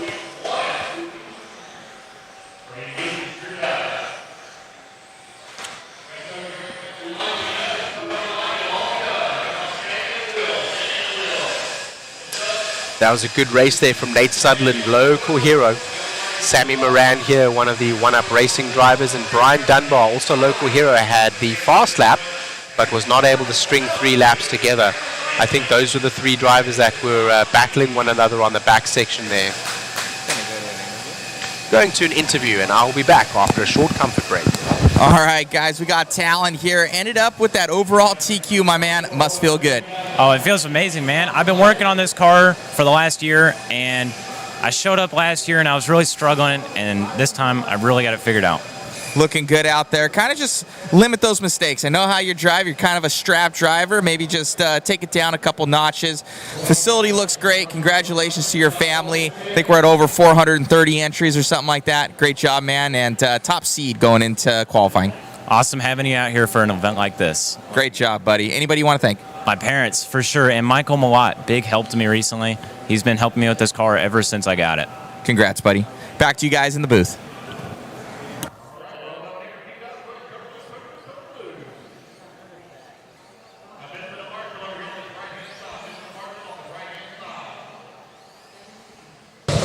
Looks like Shane left me, guys. I'm back with you. Did stop talking? I think so. Thank you all for tuning in across all the feeds. We're at 436 right now, so basically our number of entries. That's pretty rad. Let's get our race lineup here. I think we should have everybody. Look at this. Compliments of RCGT. Pretty sweet. A layout right there. I'm loving it. What is this like? Ba, ba, ba. I'm loving this. I think that's for McDonald's. Got all of our guys up there. Super dialed. Lining up, getting ready. Loop's gonna go live here soon.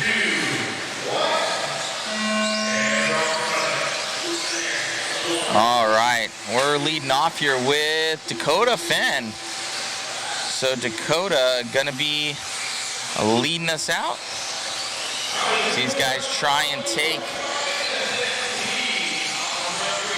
that top seed time. This is only seeding, so it takes your top 3 consecutive laps. I'm sure, as Shane's been telling you guys. Special thanks to Shane again. He has been an Iron Man up here helping out. I've been trying to grab all the photos and the back end work and get everything dialed in and tidied up for the live stream. I got that instant replay going for you guys. I was talking to somebody yesterday and they were like, hey, when are you going live? Hey, when are you going live? And I'm like, I have no clue, man. It's a lot of small details that go into it just to click the start button. All right, so we're off of Dakota Fenn now. Looks like we're on with Dustin Evans in the Reedy powered car, team associated, obviously.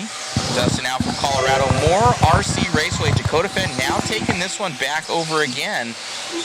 We're still following along with Dustin and back to Dakota. So Dakota in the TLR, I believe he is your current Clash champion. He is. For 2023. Shane's back with us again. He had a pee break or something like that. Yeah, we call it a comfort break. So went number one. All right, we're on with the TLR driver. I think is he with, what radio system is he using now? Fly Sky here for Dakota. He left Spectrum. Bunch of guys jumping on the Fly Sky, so thinking they might be forking out some De Niro's. Get a lot of these pros on. I mean, honestly, the Fly Sky radio has been a chosen radio of many independent racing drivers for some time, just because of their features and also the economy. Yeah, the economy of the price, and it's just a really nice radio. Is the Noble, and due to Ryan Mayfield, one of the Dakota going over right there, getting caught up with some traffic. Yeah, let's follow this race first. We'll talk about that in a minute. 2:30 left to go. 2:30 to go here. Oh, Dakota going over and over and over. So, he's in some traffic now.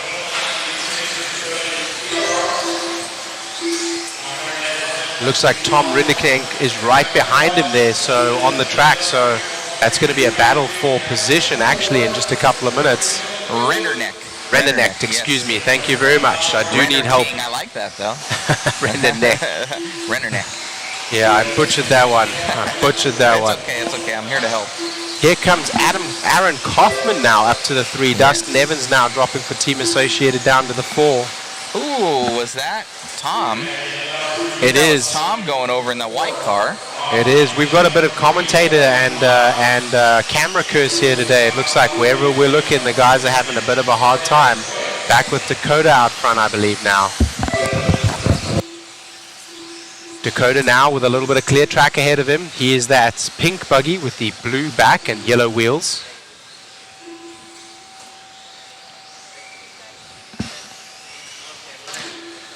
These cars for the mod two-wheel drive buggy able to triple, as you can see, their lower motor turn limit, allowing them more power and thus more draw from the battery and more speed and RPM to get over that corner there. Hearing from Spencer Rivkin earlier saying that you need to set it up about here, hit this corner right and that corner in order to be able to get the right line to triple. Dakota Fend right now able to hold on. Brock Champlin still in the 2. Tom Rindeknent in the 3 and Dustin Evans in the 4. Adam Kaufman has fallen down now to the 5 with Gavin Bushina in the 6. Still on with Dakota Fenn. So he jumps that triple section. Let's see if we can get with Brock Champlin. Can you find Brock for us? Let's follow him around for the last 30 seconds. In that P2 in the Schumacher LD3. Oh, he was flipped over, so... He's in the all-white somewhere, I believe. No, he just went by the line. Tom Rennerneck's in the all-white. Thank Brock you, is with Brock. the green Yes, and excuse black. me, yes. Coming on that right-hand side of the track, Schumacher LD3, and I just heard that he went to Power HD Servos. So, going away from MKS. He was with MKS for a long time. For a very long time, so I'm sure Power HD Servos is forking out some dineros.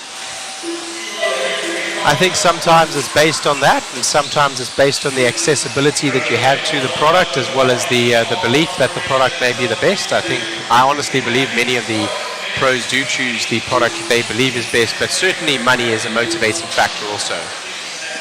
It's, all these servos are so good now, man. I'll just be real with you. A lot of them are all very, very good these days. All right, finishing up here. So Dakota going to take that one with a 1 minute flat, 0.8. Wow. For Dakota. 1 minute flat, that means that he was able to do a faster than 20.1 pace there on his fastest lap, and he was able to put 3 of those fast laps together, as we see Dakota Fend from Tom from Brock Champlin in the 3.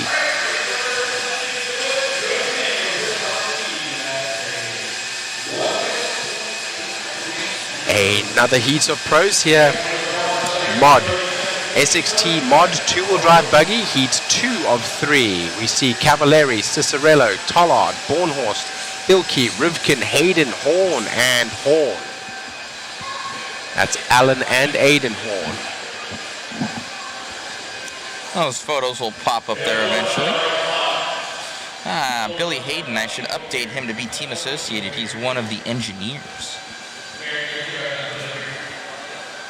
Yes, BJ Williams, we are seeing a lot of traction rolling even here from the pros. So even with the amount of skill and setup prowess that these gentlemen have, still dialing in quite a lot of traction. And this surface here, I cannot begin to describe the amount of stickiness. It's almost like a drag strip as you walk across it. It is so sticky. I would say the traction is more akin to even carpet than what you would see with pin tires. The traction is even higher than that.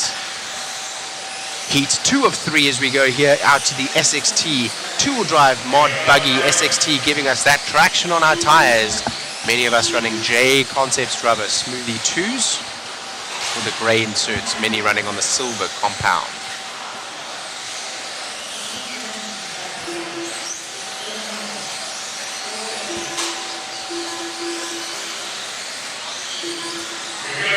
We've got some big names in this one as well. Each one of these mod buggies as we get the clock going live.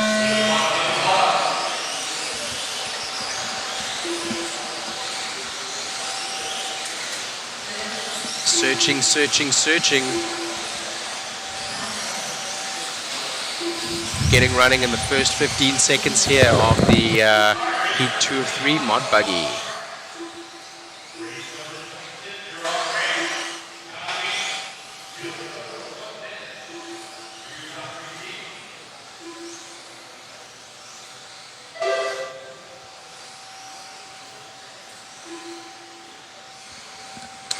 Let's take a moment to thank our sponsors.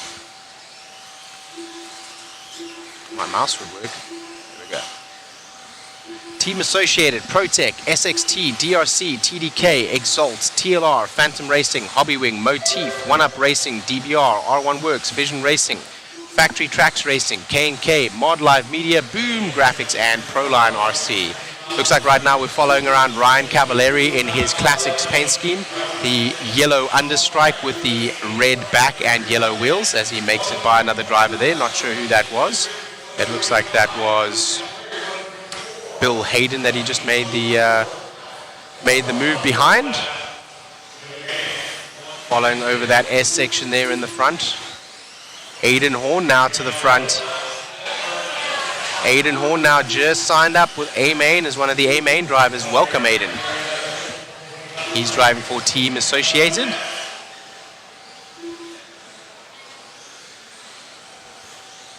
Aiden, taking a little bit of a tumble there. I was going to say, just about to say how clean he was looking through the lap there. And before I could say it, the commentator's curse coming to be. He goes across the line there, gets a nice clean move up the inside of a buggy that is flipped.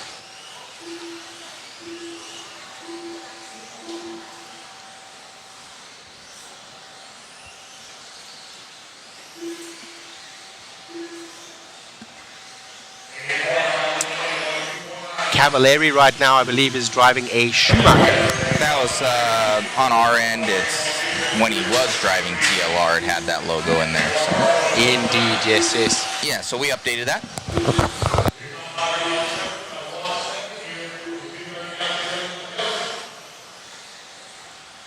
There's a quick question for you on the mod puck systems about the B7. I believe, yes, they will be having some mod puck systems come out, but the outdrives, I think, are a little bit different. So will that work? Will the mod puck systems currently work?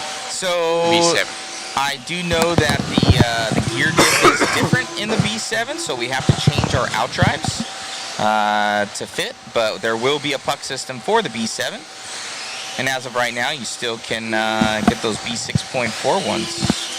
Absolutely, as many drivers, including myself, still running that B6.4 platform. It remains to see if I will change to the new car. Spencer Rivkin now going to the lead. Spencer Rivkin with that ProTech power, ProTech servos. B7 for Team Associated. He's got the new car. We did take some pictures yesterday. If you're up on any social media, oh no, commentator's cursed again, and he's taken a little bit of a roll there. It seems as though the camera and commentator here today are bringing some bad luck in these last two heats. As we start watching those particular pros, they are getting a little bit of a bobble or a little bit of a rollover. Spencer also falling prey to that. Let's see now, let's follow him around as he does seem to finish that lap cleanly.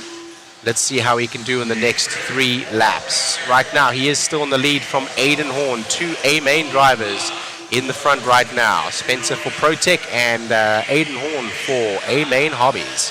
Ryan Cavallari in the 3. Cole Tollard, also a ProTech driver. He driving for TLR in the 4. ProTech power and servos doing well here, as we had a discussion about servos just a minute ago. All those servos are great, but the choice of some pros here, bringing them to the front.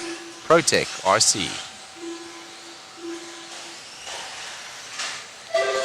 Still following Spencer around as he does a second good lap. A little bit of a bobble there on the pipe, and on his tail right now, it looks like, I think, is that Dakota Fend right behind him? That's Bornhorst. Bornhorst right behind him in the S-Works. S-Works available from Beach RC. Shout out to Mr. Brent. Oh no, and he takes a tumble over, and that actually ends up costing Bornhorst in the end. Unlucky.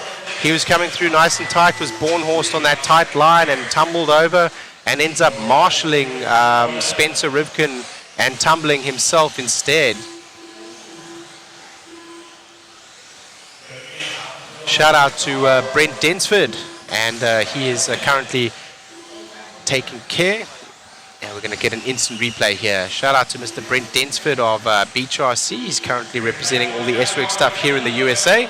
Oh, and as he comes through, Born Horse trying to avoid it, ends up marshalling and on his lid himself. That was very unfortunate there. S-Works available from Beach RC. And currently developing their chassis. Their two-wheel drive has some modifications as well as four-wheel drive. Not able to talk about those or show those as they continue to develop that car.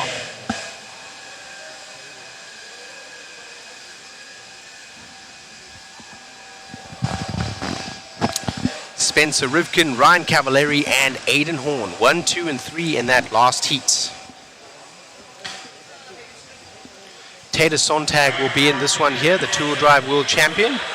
We had in the last race, Spencer Rivkin was fast enough to get himself into that 4th spot there, so they're going to sort as they go into the heats.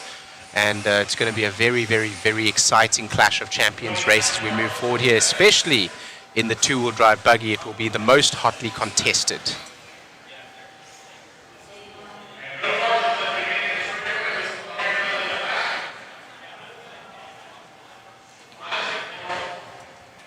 Davey Barter will be in this one as well. Davey Barter has been one to watch. He is looking hot with his B7. I believe that's him off the line first. He gets checked in. Yes, that is him indeed. Davey Barter is in that green buggy with the checkers in the rear and the yellow wheels. Clear wing. He's driving for Team Associated and has some experience now with a B7. He seems to have a good setup on it. We were talking about his driving style yesterday. He is more of a U driver style. You get a U or a V. The V is where you arrive late, brake hard, rotate the car hard, and accelerate hard. He's more of a U driver style, and that's going to lend itself to performance on this track. The U is where you brake a little bit earlier, carry your corner speed, and then accelerate and carry as much corner speed out as possible. And the reason why I say that is going to lend itself to performance on this track is because there is a lot of traction here. So that smoother line is going to allow you a better exit and thus hopefully very good lap time. So I think he will be one to watch. As I say that, he hasn't started on his clock just yet, but he does run off the track. Looks like we're following right now around Tater Sontag, the two-wheel drive world champion. The young gun making a name for himself here, certainly getting noticed. Tater Sontag in the pink buggy, purple rear with white wheels, clear wing. He's on a pretty fast lap pace there. We're seeing 15 lap pace as they're coming out swinging right from the get-go. Dakota, Tom, and Brock Champlin, even Spencer Rivkin, they're going to have to watching their rears here in this particular heat. These times are looking really good right off the bat, coming out swinging with a 22.2 is Lucas Smith, Tony Mintel with a 23.1. Let's see if they can go even faster than that. These times are sorting out right now. Tater right now, the only one showing in a 15-lap pace. So as he gets his third lap on the board, I'm expecting to see him pop up on that right-hand side there. Let's see if I'm right. He pops to the top of this particular heat, but not enough yet to go to the top 5 EQP. Davey Barter, as we said, one to watch, and he is currently in the 2 right now. Toli Mintel coming to the 3 with Mason Herrick in the 4. It's shuffling up, Chase Lemoneau, he's coming through now with Lucas Smith now in the 4. Still holding those top spots though. Tater, as we follow him around with Davey Barter in the 2. Tater getting by there nice and clean on a buggy that was rolled over. He was lucky to get by there, had some contact, a nice big triple.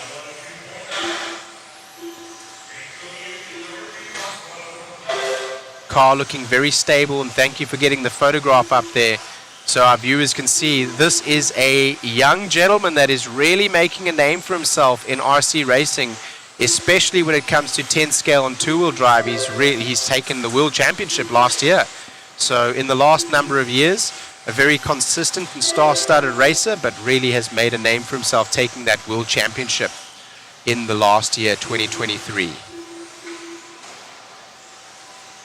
Still following around there as he goes down the soapbox. I was just going to comment on the traffic ahead of him as that driver does in fact roll out of the way. That may have been Davey Barter. I'm not 100% sure on that. Was that green-looking vehicle right ahead of him? Oh! A punt to the nose, and enough etiquette there for that driver that was spun around. The both of them lucky not to break. Maybe an A-arm or a hinge pin or something like that. A lot of comment being made on the air control of the B7. Yes, the redesign of the car is allowing a very low center of gravity. As we drop back here to Davey Barter, also in a B7. Davey now is looking to close that gap on the leaders, Dakota Fend and Tom Rinnekent. He is currently right now in the 3, and Tater, as I expected, these two drivers, 2 to watch, and they're certainly right now, they're in the top 5 EQP.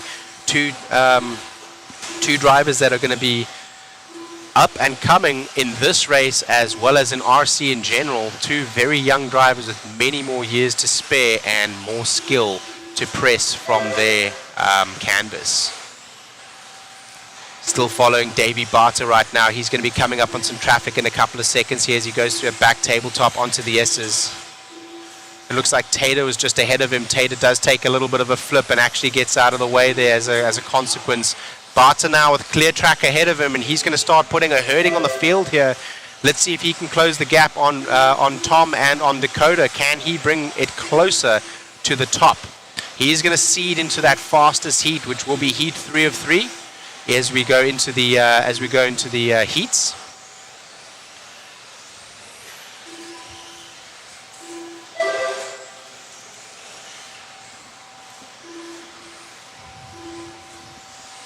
Tater in that low C. Low C's are doing well here, and they do have a lot of support, and Dakota Fend was just about untouchable at the last race that they had here, Clash of Champions. He did extremely well. There was a battle in the end, in the heats, in the main, for position. I believe Spencer was the one that was battling with him last year, but with that being said, as we went through the heats, there was a gap that Dakota had with his TLR, tried, proven, and tested on this track, and he certainly is going to be one to watch again to defend his title here. This run right now would put Davey Barter at the top of the Team Associated crew with that new B7. Wow, Barter going to the top, even ahead of Rimkin. That is a brilliant run from the Coyote Hobbies youngster.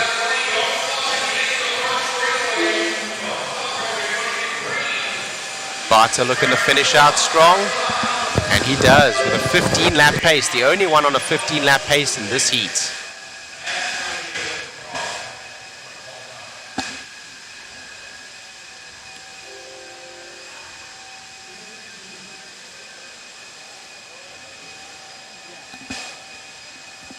Yeah, Dakota was in the first one, yeah.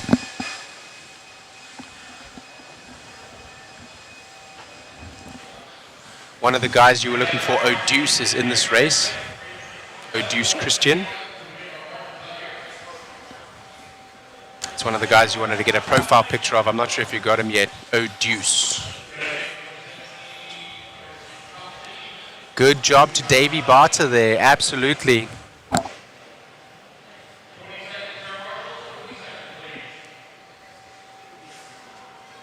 Yes, as we look here through to the chat, that was a rather large smack. I don't know, could you guys catch that in the audio? I don't know if you could, but I think it came through our mics, because that was a very loud front to front. I think they were both very lucky to get some tire contact and not break any A-arms or not be at an angle to one another.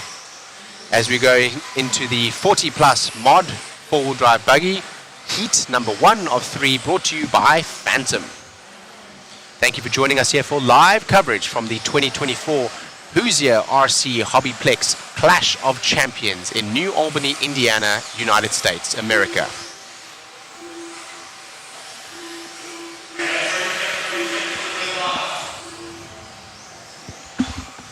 I'm glad you guys could hear that, because it really was a nasty smack. I am surprised to see them both able to drive away from that contact. It just goes to show the amount of technology as well as the amount of durability that have been built into these buggies over years. If you'd have done that sometime in the 90s, we would have seen two absolutely splintered vehicles just simply laying there, just cut open on the field.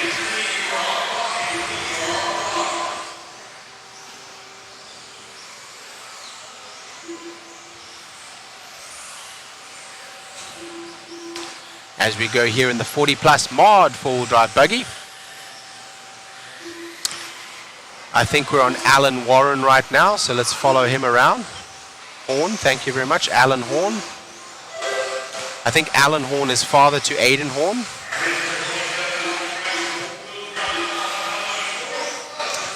He's on the Factory Tracks team.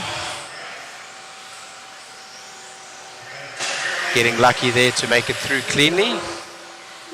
There's two drivers coming together in the air as Alan made contact with that green buggy, white wheels. Alan Horn.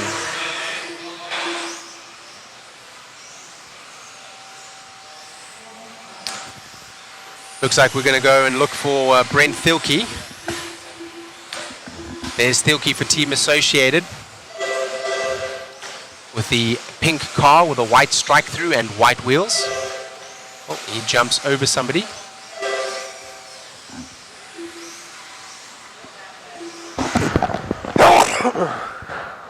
Excuse me, guys.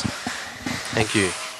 The moisture and dust in the air does give me a little bit of allergies, as Horn and Thielke now are swapping punches left and right. It's Rock'em Sock'em Robots out front. Here comes Brian Dunbar.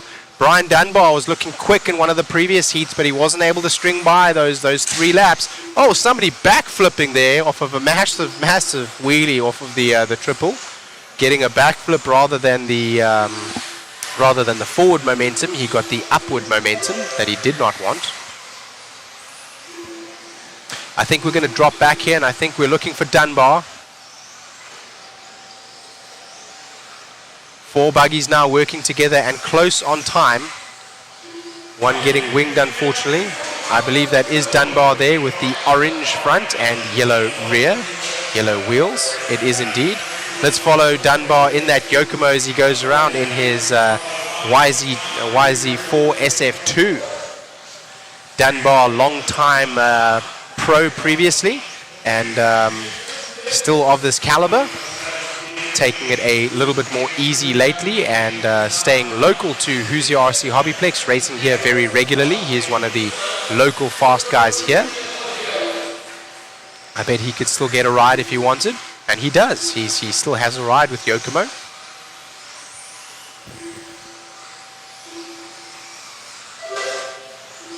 Brent Thielke now to the sharp. Let's see where Brent's at. We're going to keep following around a little bit. Let's see if we can find Brent. I think that is Brent there. We're back with Brent. He is the pink with a white strike through with white wheels. He comes onto the start finish straight away now. Both of them on a 14-lap pace, but Brent Thielke now finding a groove and starting to stretch the lead. He's got 3 seconds overall pace over Dunbar. But remember, we are measuring here the seeds by top 3 consecutive. Our timing and scoring is showing fast lap as well as IFMAR qualifying. Thielke right now with a pace. He does go to the front. This is, of course, heat 1 of 3. So he's going to be the live EQP on the right-hand side, as well as the leader of this race. As we go through the next heats, that right-hand side will become more important than the left-hand side that we are watching right now as the live feed for timing and scoring.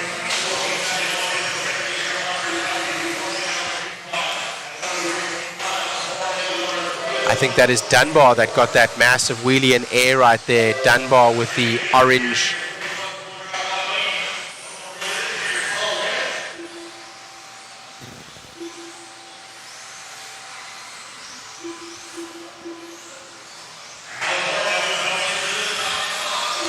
It's very exciting to see 3 heats here of 40 plus four-wheel drive buggy. Just goes to show this is actually a very fun class to run. There are many more two-wheel drive buggies here in the building than what we see for four-wheel drive, but it is still a very fun and hotly contested hotly contested class. It's one that I think everyone should try. It's very, very, very fun indeed. I think we're following around with Alan Horn now. Alan Horn with the yellow, pink, and purple Buggy white wheels as the time expires. As he goes around the tabletop, the ProTech tabletop in the back, into the S's, the Proline S's, into the triple there. Just able to make it that time, nice and cleanly. Less time in the air means more time on the ground and more speed. He is done. So that will be Alan Horn from Brent Filkey from Brian Dunbar. 1, 2, and 3 in this one. And that is a wrap for seeding heat number 27 of 40. Heat number 1 of 3 for Phantom 40 Plus Mod 4-wheel-drive Buggy. Let's take a moment to thank our sponsors. Team Associated, ProTech, SXT, DRC, TDK, Exalt, TLR, Phantom Racing, Hobbywing, Motif, One Up Racing, DBR, R1 Works, Vision Racing, Factory Tracks Racing, K&K, Mod Live Media, Boom Graphics, and Proline.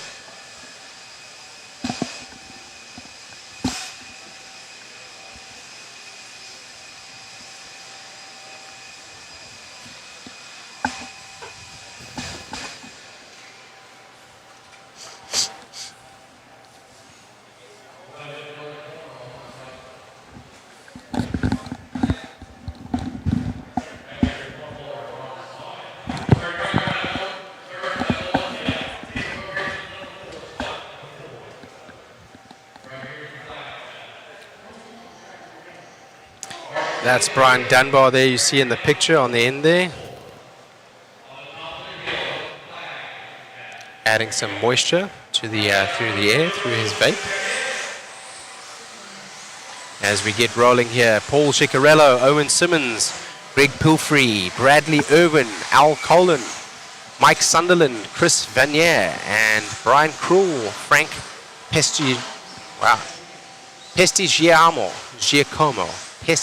Giacomo.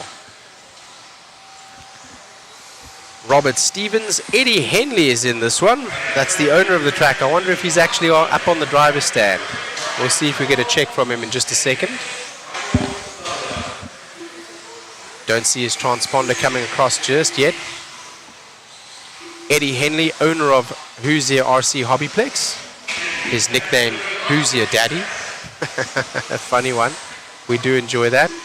I think he was on the winning team for the Slash Enduro that they ran here, the 2-hour Slash Enduro that they ran before the event in order to just break the track in. So kudos to him as well. Thank you. Yes, I will just call him Frank. I think there's only one Frank in the race, so we'll just call him Frank.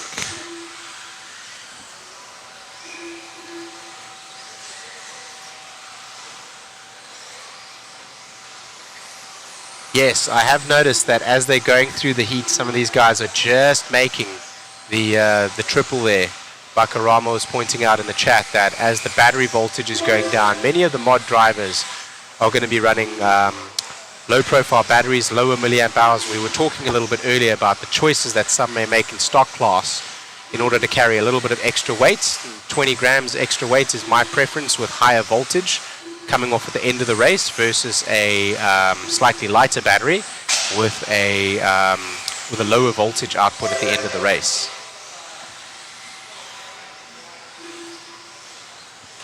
I think that's Chicky that we're following around now in the X-Ray. That is going to be the white front with the yellow rear as he takes a little bit of a tumble. These cars really getting a lot of traction. Chicky looking like he's running super low to the ground, and that car behind him running even lower now that it's on 3 wheels. That was Greg Pelfrey, I think, that lost a rear wheel. I'm going to guess he lost a wheel nut, and that wheel just popped off of the hex. Ciccarello here in his X-Ray. Having to make a save there on the triple, and does well to do so. Paul is a very well-seasoned driver, and many of you will know him from his tenure over at Serpent as well, where he was helping with the design and engineering. We lost Paul there, and we went to another driver that may be Jason Veniza. Correct. I think that's Jason Veniza we've just gone to, which is the teal front, white back with yellow wheels. It's excuse me, we mispronounced that, and I think we're going to catch up with the leaders in just a second. Chris Vernier now coming to the sharp point. That's all getting shuffled up here as they get through 2 minutes down of this 5-minute main over here. Chris Vernier is now in the top 5, so he's going to start sorting up in this 40 plus. 40 plus mod four-wheel drive buggy brought to you by Phantom. Over the JConcepts kicker as they go up into the back tabletop, the ProTech tabletop. Proline S's down the Exalt soapbox and over the Hobby Wing triple. That time was a double single. I think we're still following Chris Vernier around here.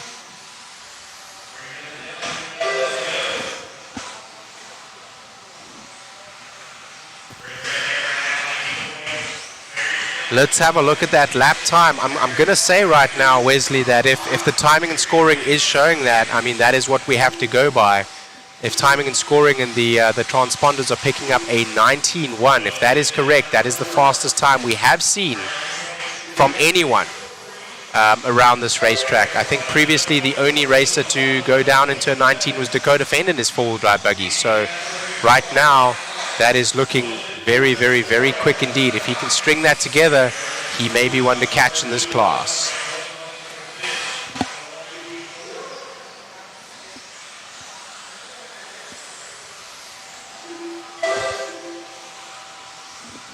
Lap number 9 here, Jason Veniza in the 2 is still the fastest man out as we follow Chris Vernier around. He's still in the lead.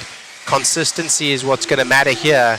Of course, 3 laps is what it takes for you to get a time on the board and essentially seed. The seeding is going to put you into a heat, which is going to put you with similar speed drivers, allowing you to race at a similar pace with other drivers, and thus not doing much of what they just did there, where one of the drivers will get out of the way and they will get by. Ahead is some traffic, and he's got to ride the wall in order just to get by there. Does well in order just to lose a couple of tenths there and get by cleanly. Another driver getting out of the way there for Chris Vernier. Nudges the pipe a little bit on the JConcepts kicker as they go back up into the ProTech tabletop.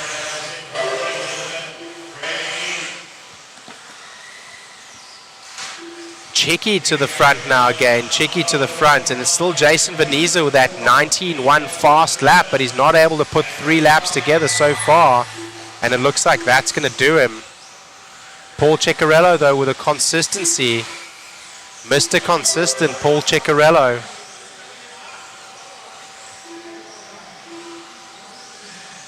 Over the DRC hump into the ProTech tabletop, into the Proline S's, down the Exalt soapbox, over the JConcepts, Hobby Wing triple.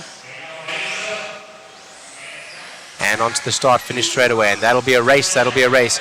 Chicky brings himself up into the 3 and puts himself into that top 5. He's the only one here of those that will do that. Chris Vernier in the 2, Jason Veniza in the 3. Jason Veniza, if he can put that together, he is going to be a threat.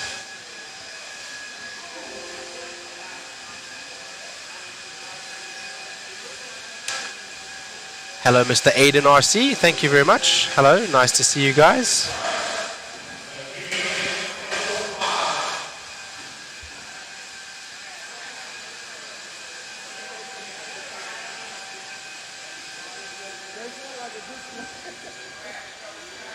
Live coverage brought to you here by JConcepts. Myself, Shane Mouton, happy to join you here from A Main Hobbies for all your RC needs. We go on to heat number 3 of 3, Phantom 40 Plus Mod 4-wheel drive buggy, seeding heat 29 of 40. Local time here now is 12:30, just gone by noon.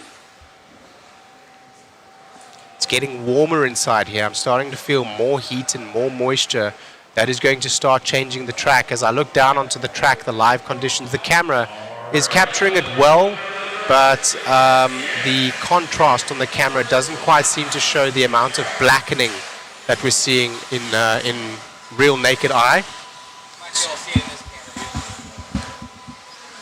So There we go. We just changed the camera view. That one shows it a little bit more like what it's like in real life. And if you see there, that sheen is starting to wear off. The sheen is from the Elmer glue, and the black is from the tires, of course, that are being stripped of their grip essentially and torn up by the Elmer glue.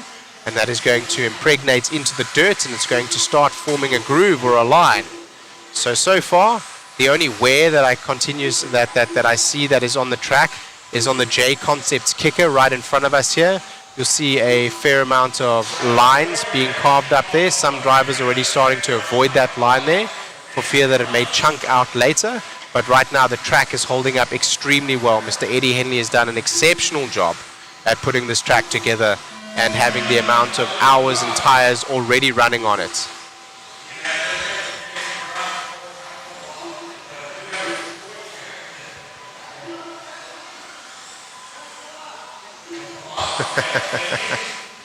Channeling some Scotty Ernst there with a corner call out.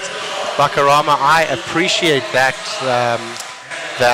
comparison to a living great like Scotty Ernst, and to be here with Lance McDonald as well, another legendary race director. Maybe one day I can be called in such honor as their names. And thank you for the comparison. I appreciate that. Let's have a look at who's on track. I believe that's Adam Rowley that we're following around in the multicolored body, mostly white with white wheels, clear wing.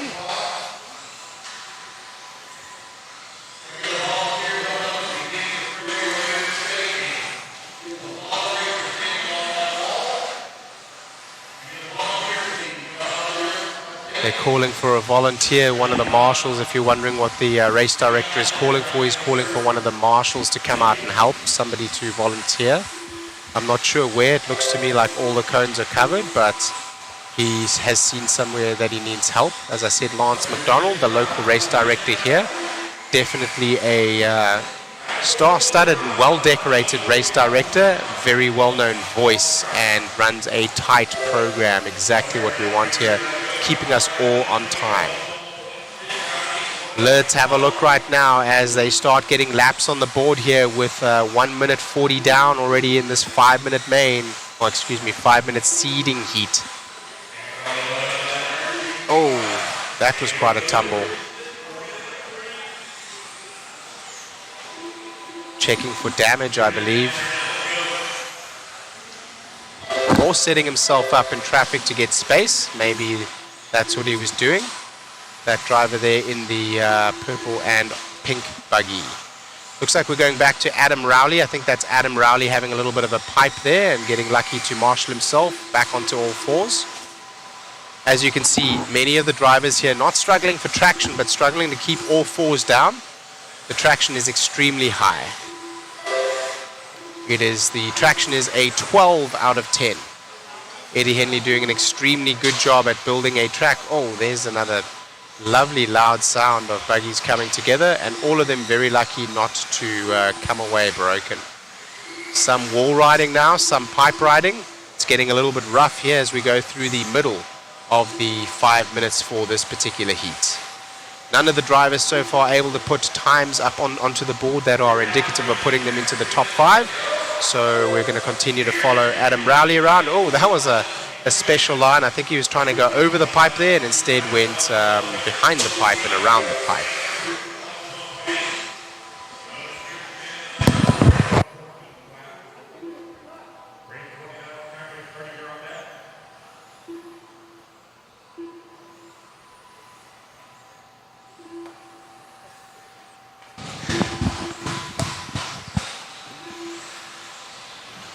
We haven't seen our troll back yet, so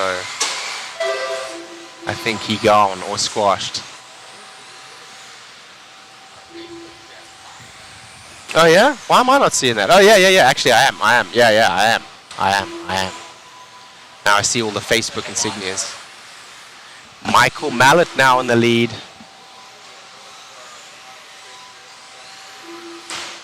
As we're going to go and look for him right now. He's going to be in that orange buggy. Coming onto the straightaway. Michael Mallott, excuse me. Is that orange?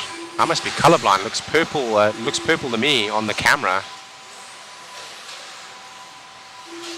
Oh, lucky to dodge there. Yes, it is purple with the orange rear. White wheels, clear wing. Lovely clean line there. Many of the drivers trying to take that kicker there and trying to tuck tight in, and instead are costing themselves a little bit of time touching the pipe. And I expect as we go through the racetrack, that may be one of the only places in which we see wear on the track. And I believe it may blow out to the point where it may be advantageous to avoid that particular spot right there. You can see the chassis wear forming already on that particular JConcepts kicker.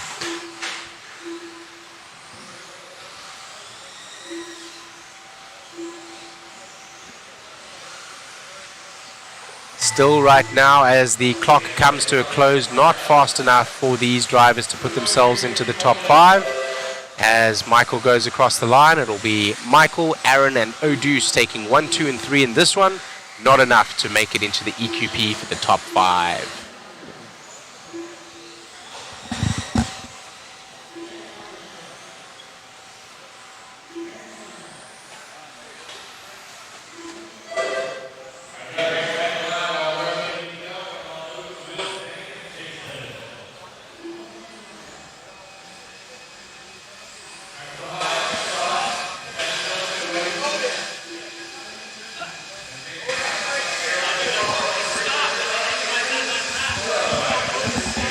Another change of guard as we go now to heat number 30 of 40, which puts us, after this race, 3/4 of the way through the program. It is now almost 1 o'clock.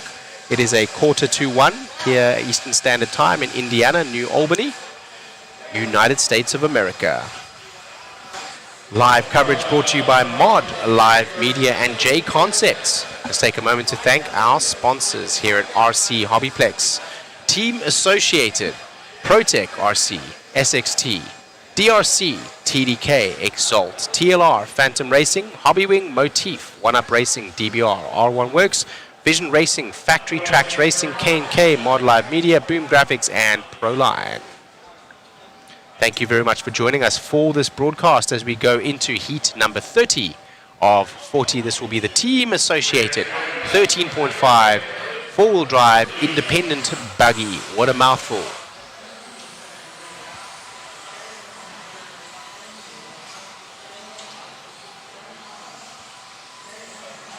As they go over the DRC kicker there.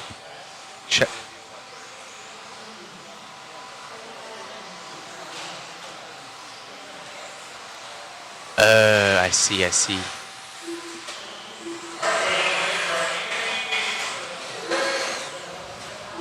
One of our camera guys calling here for some help. He's going to be in race number 32, will be Chris. So the gentleman that is actually operating the camera, you'll see him out on the wheel in just a couple of minutes' time. The clock is about to go live. We're looking for a check from Adam Seratore. Hasn't checked in yet. Looks like quite a number of drivers not making the start of their races here, whether they've chosen to do some setup changes or were not able to make it physically, I'm not sure. But we're going live on this one now.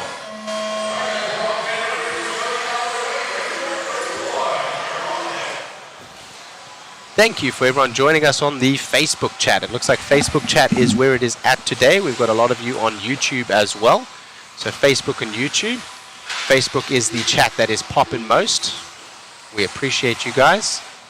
I'm going to make a comment in the Facebook chat for those of you that are wondering who you are listening to. Let me find it here for you guys. I'll make a comment so you guys are able to see who, you click on my profile, you can see who I am.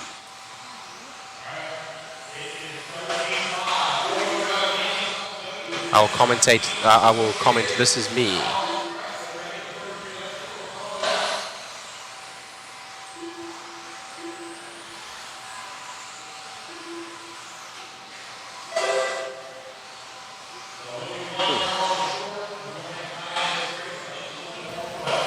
Let me find the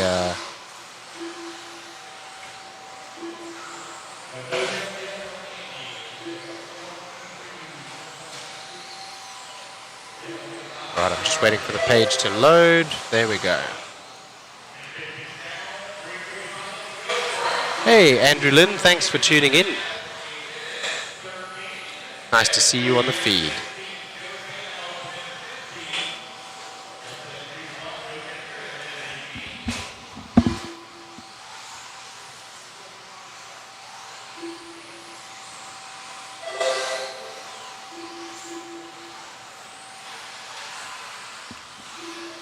We're following now with Brian Hoskins. Brian Hoskins there is Team Associated 13.5 independent four-wheel drive buggy. I believe he is in the white front flamed buggy with the yellow and red rear. Or is that correct? That looks to be Larry Nelson actually. That may be Hoskins ahead as Joe Fay now goes to the point.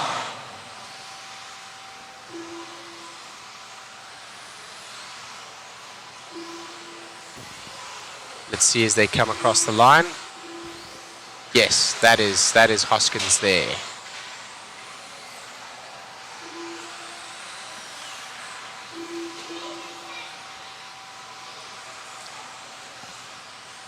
Right now a 13 lap pace for our leaders, 1, 2 and 3 being Joe Fay, Jared Miranda, who was called out in the chat earlier as one to watch, and Brian Hoskins now dropping down to the 3, each on a 13 lap pace. This heat brought to you by Team Associated.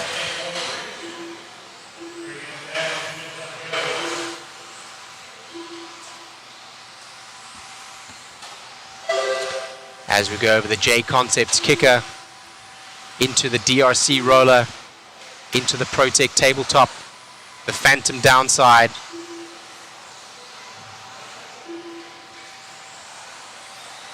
Oh man, I'm not sure what's happened with the pink buggy. I think they got to pull it. Something's wrong. That was our leader.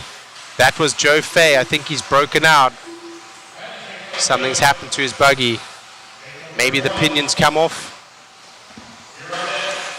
Unfortunate for Joe Fay, but he does have a good time on the board and he is in the lead right now. Of course, this is heat number 1 of 4. So watching that left timing screen. Let's see if we can follow Jared Miranda. Yes, I think you are correct. I think you were following Jared Miranda. Jared Miranda, I believe, is in that flamed buggy with the white wheels. This is him right here, I believe. Yes, it is. So Jared Miranda now with a chance with his closest rival, Joe Fay, is out of the race, but he's going to have to string together 3 fast laps, and he's got some cars ahead of him right now, some traffic he's got to work through. Oh, and he takes a front end and a little bit of a pipe too. The white car now behind him, let's see who that is, makes a clean move up on him. The white car is that of Kalen Humes. Kalen Humes down in the 7, so the pace waning in the end here for Jared Miranda. And unfortunately, he's not able to capitalize on Joe Fay's weakness here, being out of the race. But Josh Kinser does. Josh Kinser now to the point.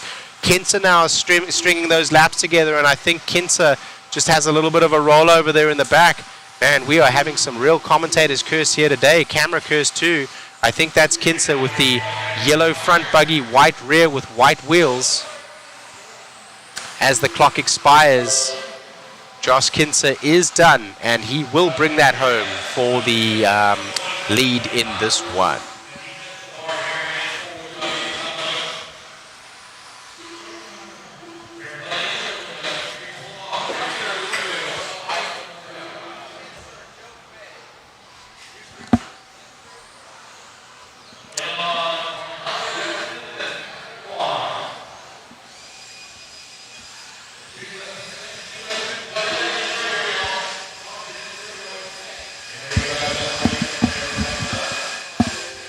As they blow the track off, each and every single race is getting blown off here, so a fair amount of track preparation in terms of the quality of track and the amount of dust that is being blown off. As we have a change of cameraman now, Matthew's going to go up there as Chris comes down.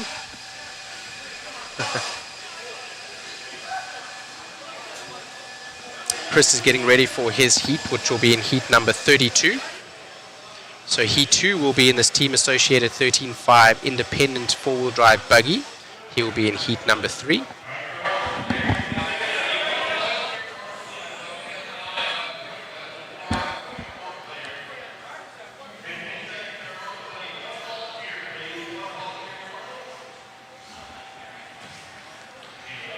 Thank you, Danny. I appreciate that. For some reason, I'm noticing here in the Facebook chat, I'm actually looking on the Facebook chat, but some of the comments from the Facebook chat are not coming through. Like somebody has commented there, great commentary, Shane, thanks, from Danny Pitt. But I'm not seeing that on... And one of my mates commented as well, Andrew Lynn commented, what's up, homie, and I didn't see that one either. Lucky, I'm also checking the Facebook chat, but I'm not on the YouTube chat or the others, so if you guys are sending messages and I'm not replying, it's just simply because I'm not seeing it. I will tell you I am checking the Facebook feed, so please do log on to the Facebook feed and make comments there if you would like to interact with us here in commentary. Heat number 2 of 4, team associated, 13.5 4 drive, independent 4 drive buggy, and this is going to be heat number 31 of 40 in seeding today. Seeding today, your top 3 consecutive laps is what counts in order to take you through to your seed for your heat, where we will use FMAR qualifying style, which the difference there is top 3 consecutive laps, any 3 consecutive laps, and any point of your run, regardless of how slow the rest of your run is, will put you into a good heat, and with FMAR, the entire clock, your entire 5 minutes will count towards your overall consistent lap pace, and that will mean that you will then sort into the mains.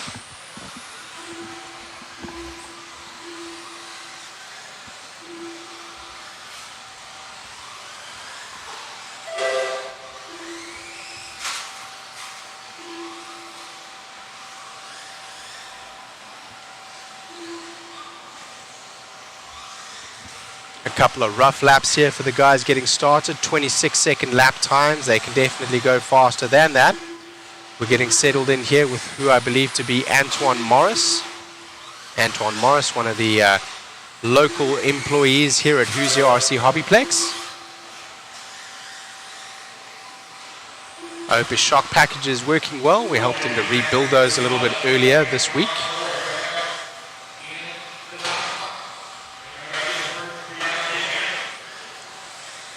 Still Antoine Morris right now showing out front, but it's going to start shuffling up as Adam Raber and Andrew Lee come through the line, and they are now going to the point.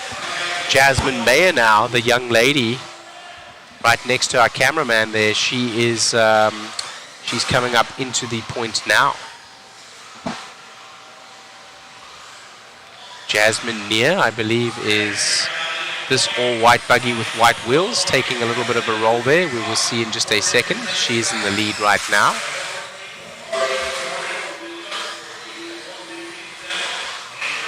That is Jasmine Neer. Yes, Jasmine Neer is the pink buggy, yes, with the yellow wheels, yes.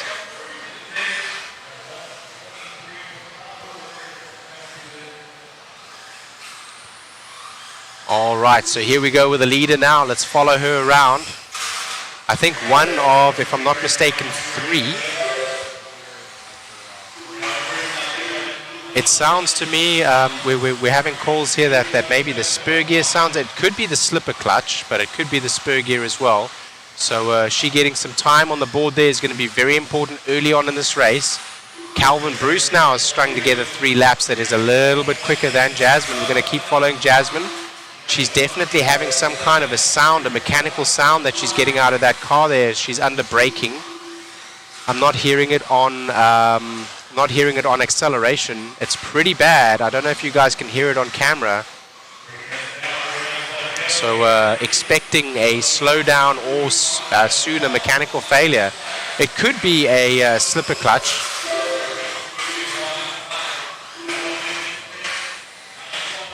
Matt's calling here. Matt's calling in the in my ear here. He's hearing it probably better than I am with 2 headsets on. Sounds to me like, it sounds to him like a spur gear. Yeah, I would avoid braking if that was my car by the sounds of that. You have to brake at the end of that straightaway though. She's trying to be very kind on the brakes. Right now, unfortunately though, it seems like that mechanical failure is dropping her. She's in 3rd right now. Calvin Bruce and Antoine Morris are pushing up to these front spots. Calvin Bruce right now fast enough to be in the 2nd spot. overall, and Andrew Lee now popping up to that third spot as well. He's overtaken Antoine Morris. On with a new leader now. That is Calvin Bruce with the orange and white buggy with yellow wheels and clear wing. That looks to be a team associated.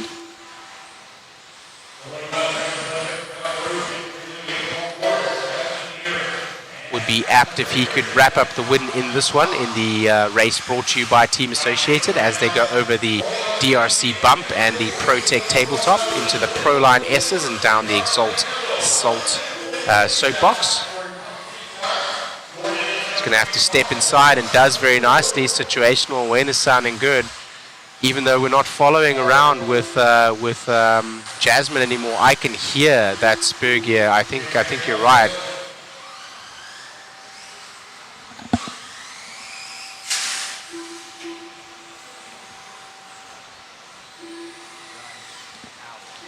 And that's it. Yep, we've called it. She does have a mechanical failure in the end. That is unfortunate. It sounds like maybe a spur gear. They're going to have a look at that. I'm wondering if it was.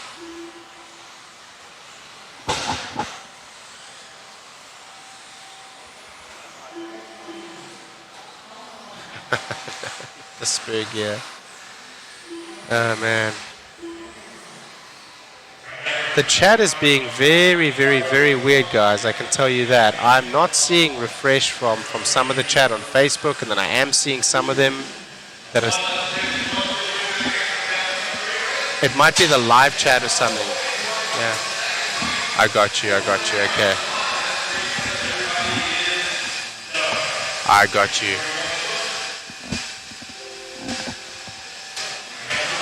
Alrighty, as they change over and brush the track, I will be back in 2 minutes' time.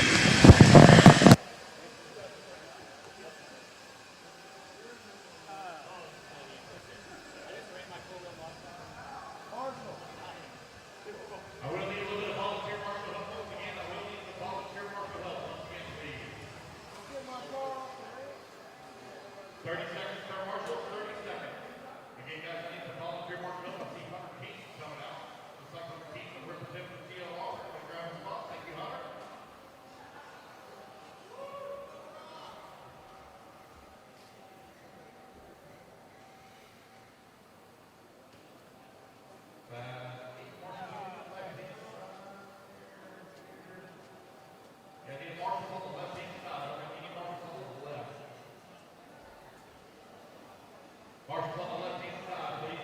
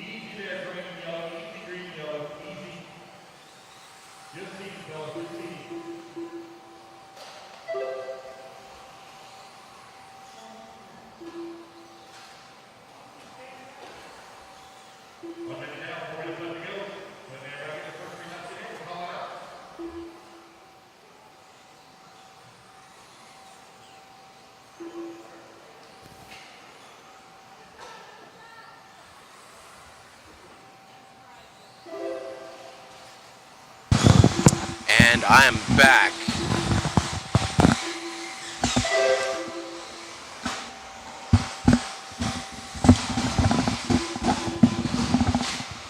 Just getting the headsets back on again. I have two to wear. One to communicate with the local track here, and the other one to communicate with you guys.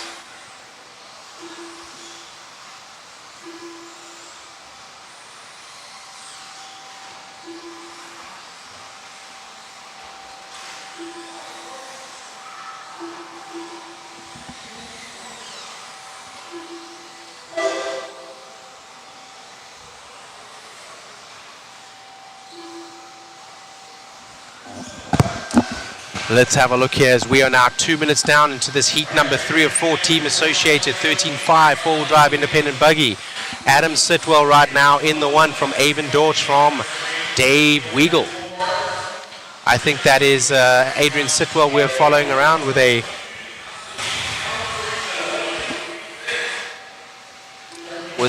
paint scheme in red in the front and yellow in the back, white wheels.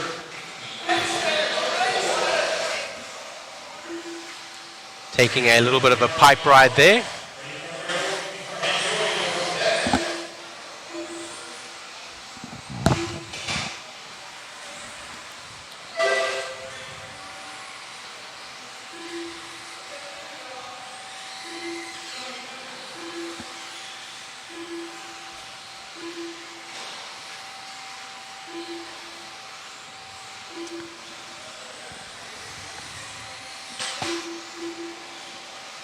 As we keep going around right now with Adrian Sitwell, putting together some nice laps and going even faster there. That last one around was a 23.2, his fastest around a 22.6. So working now through traffic, and the car in front of him flips out of the way just a little bit.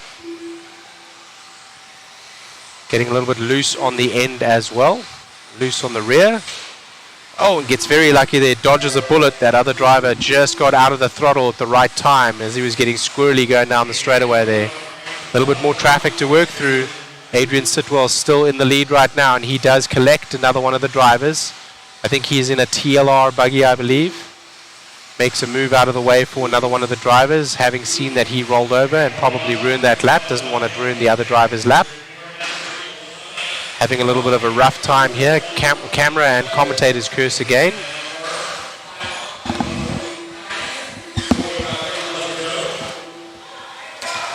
I think we changed over to our new leader, Adam Dorch, and as we did, he flipped over too. And again, the camera and commentators curse continues. Last lap there for Alan Dorch was his fastest, 22.3, so if he can keep stringing it together, he will do well to come to the top, as he has done. Sitwell right now with a little bit of work to do. Sitwell had that rollover and then collected another car on the next lap, so he might be well stitched up. He's not able to get 3 laps in again. Right now, Avon Dorch and Adrian Sitwell coming up to the 3 and the 4 spot overall, being 1 and 2 in this race. I think that is Avon Dorch that we're following around now in the white buggy with the yellow wheels. As the clock expires, and that is... That brings to an end there. Avon Dorch is still on the clock, so Avon Dorch still needs to keep running.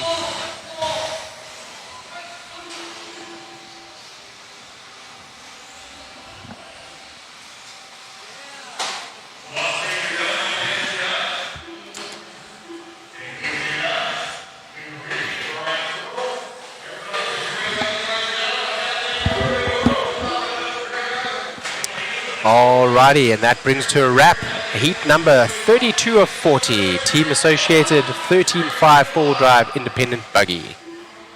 That's actually Chris right there on the camera. He wasn't very happy about something. That's our cameraman.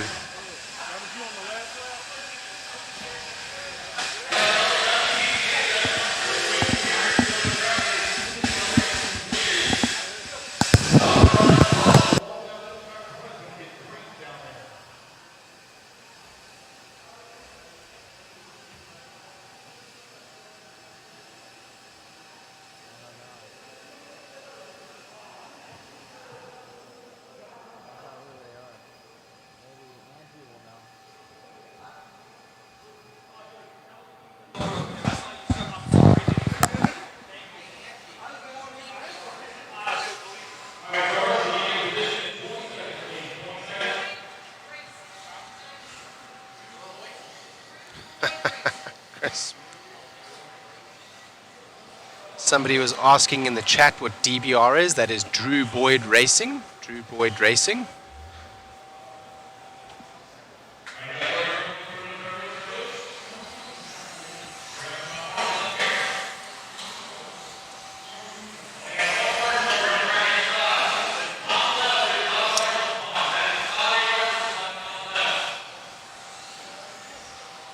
I'm trying to find their page to give you guys an idea of what they make, so I can share one of the links.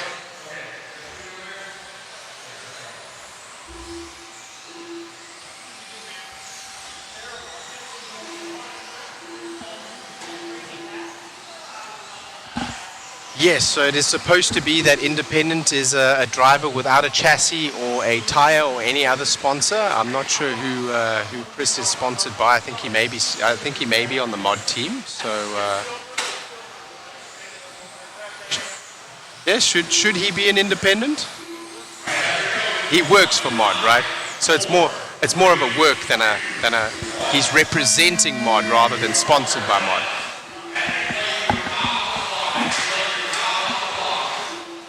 Right. We have some in the chat saying, what's he doing in independent? Shouldn't he be an expert?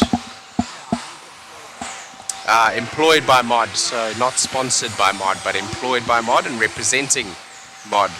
So yes, for those of you wondering, it is true that if you're an independent, you must not be sponsored by anyone. For example, had I run in this race, you will have seen my name in independent.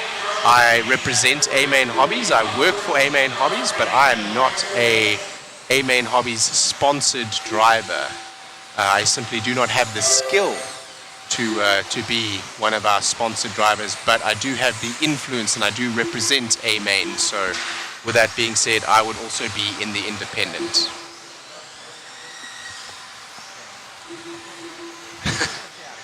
And I guess as others were saying, the competition that we offer to our competitors, not something that they'll call us on to send us up to expert, and also we don't want to be an anchor in the expert category. We would rather be competitive in the independent.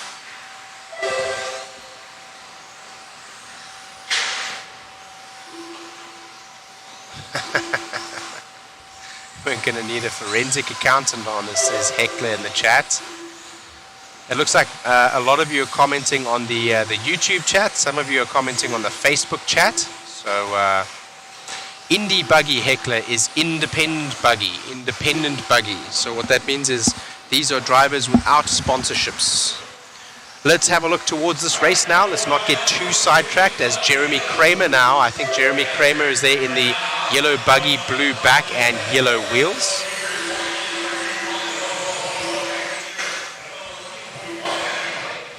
As he goes through the Proline S's down the Exalt soapbox into the shoe, over the double onto the start finish straight away. JConcepts kicker and the DRC roller.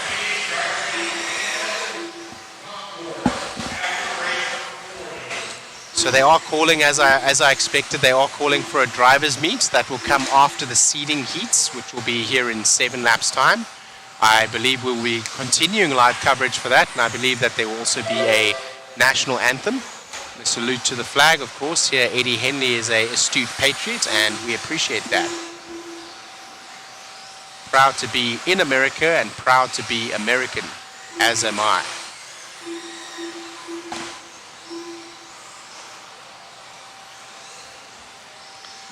Yes, so they just call it Indy here, but yes, it is a way of separating some of the drivers of different skill levels. It is only fair that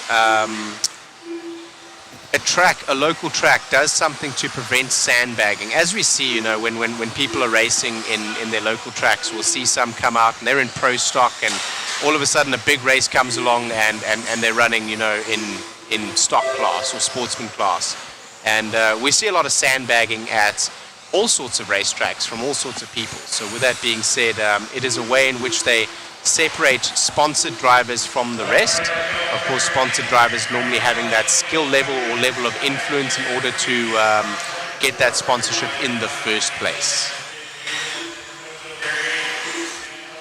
I guess it would also prevent certain people from taking a sponsorship and then coming to an event like this one if they were sponsored for their influence, or like somebody like me, for example, that if I was sponsored by someone, I wouldn't be fast enough to be with the expert guys. So I would be an independent, and I would not want to carry a sponsor should I come to this event. A little bit of a rollover there on Kramer as he tries to make it to the inside of the pipe. I think he was trying to make it by there on Chris White. Chris White down in the 5, unfortunately didn't get enough room and ends up going to the pipe. 3 buggies coming together there. It's getting a little bit rough for the guys here in the end of this particular heat 4 of 4. Lots of marshalling going on. The marshals getting their steps in today. Still following around with Kramer, who is your leader. He is that yellow buggy with blue back and yellow wheels, clear wing.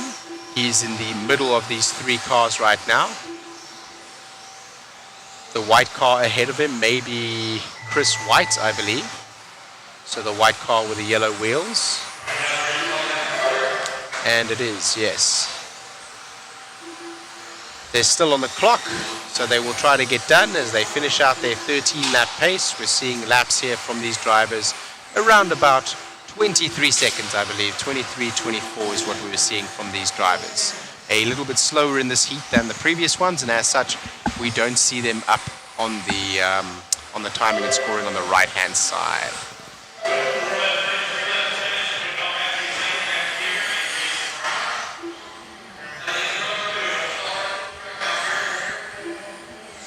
Lots of young blood up on the stand in that particular one, and some taking the stand right now as well. RC is having a changing of guard as we see some of the retirement of big names coming through the media recently. Ty Testman being one of those. Jared Tebow recently also taking a step away from professional racing and more over towards the product development, management and sales side. So it's nice to see a changing of guard. We have some of the big names here for the new up-and-comers. Tater Sontag, we have Sonny, we have Davey Bada. So really seeing a changing of guard. Still some of the big names, the prolific names that have been around for a while. Spencer Rivkin, Joe Bornhorst, Ryan Cavallari also still around. So still happy to see all of those gentlemen around and racing with us.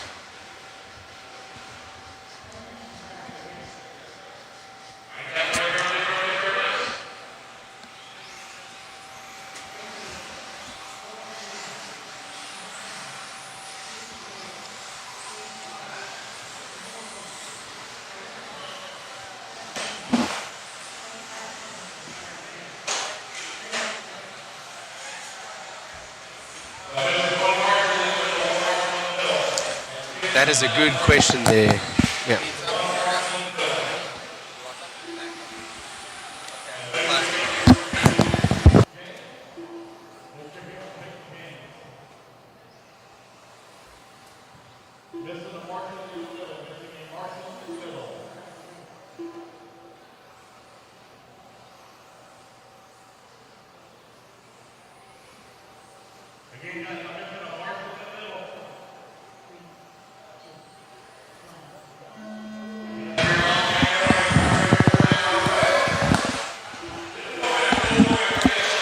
Wesley Napier, who were you seeing there that was running expert two-wheel drive and Indy four-wheel drive? Of course, it is not required that you have a sponsor to run experts in any class, but if you have a sponsor, you are required to run experts. And if you are an independent driver and fast enough for that class, you may take the step up to independent or even mod if you wish to.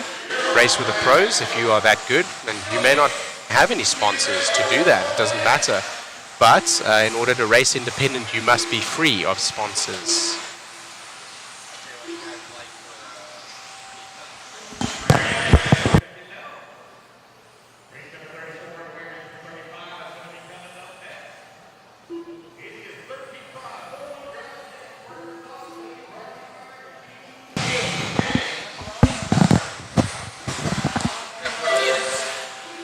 Alrighty, as we get ready here for, well, not ready, as we are running now for heat number 34 of 40, the TDK 13.5 Expert 4-wheel drive buggy, heat number 1 of 5. Watch the timing and scoring on the left here, as that will be all that matters in this one. Seeing some 22-second lap pace right now coming out from Mike Rowley right in the start of this race right now. But coming out swinging, Braden Bruce, he's down in the 21s, a 21.9 it is, but he is in the 29s. I think that is Braden that we're following there. Braden with the white buggy. Oh, we've just broken away.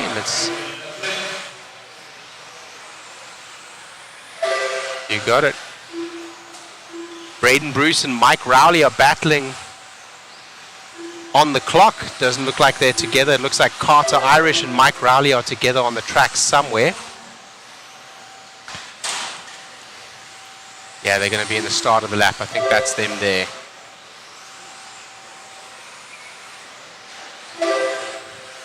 Roly-poly. Let's let this timing and scoring sort itself out a little bit. 4 of them going down in the 21s now. 21.7s for 2 of them and 21.9 for 2 of them as well. The rest of the field entirely, except for the last 2 drivers, racing on a 22-second pace for their laps.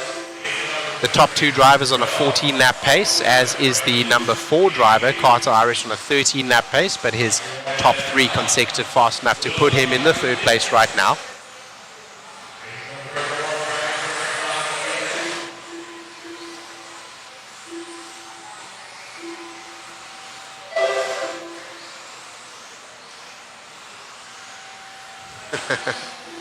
Chris Schaefer, yes, that would be absolutely awesome. I would love to meet those South African guys. That would be very, very, very cool. Oh, I see Jasmine Neer is the one that you're pointing out there.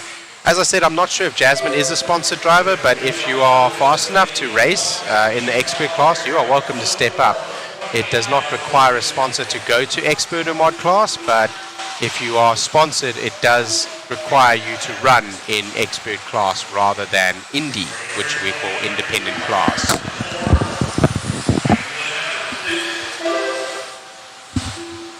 Between seating and round 1, there's like a 30-minute break, 20-minute break. I need you.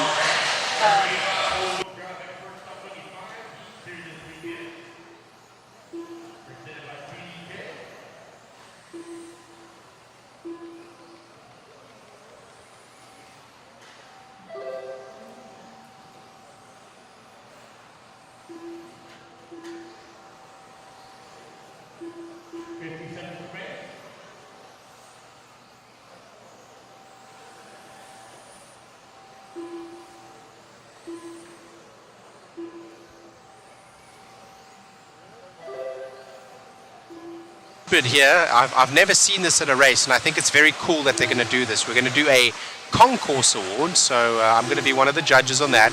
It will be run in between the heats when we get done over here, and it's going to be essentially choosing the best looking bodies, or the best designed or painted bodies.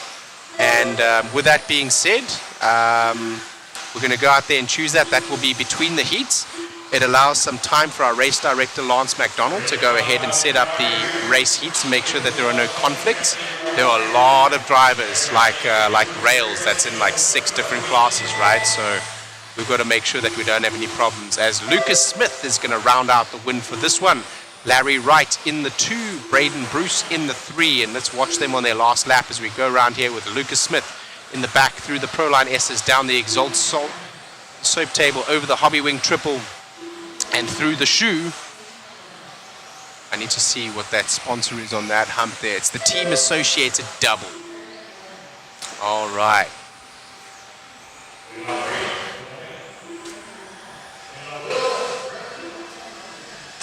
I did not see that myself there, unfortunately, Joseph. I didn't see that and cannot comment.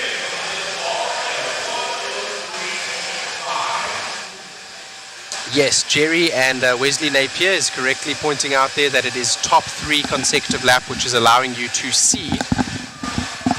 So if you see there, Carter Irish in the 4 spot, right, doing a 12 lap pace, and still coming out on top of 13 lap pace cars behind him. So your top 3 consecutive laps is going to give you your seed. And as we move forward with the rest of the race event, the reason why we are showing the IFMAR, IFMAR timing on the left-hand side as well as fast lap, is because we are going to be using IFMAR sorting for the 3 heats into the main that we have. Yes, we are going to show the bodies, Rory. So everyone that wishes to enter the competition, i.e. literally everybody in this particular race, is going to come on down and put their car down, and we're going to choose them. We will not only broadcast those, but we will also photograph those.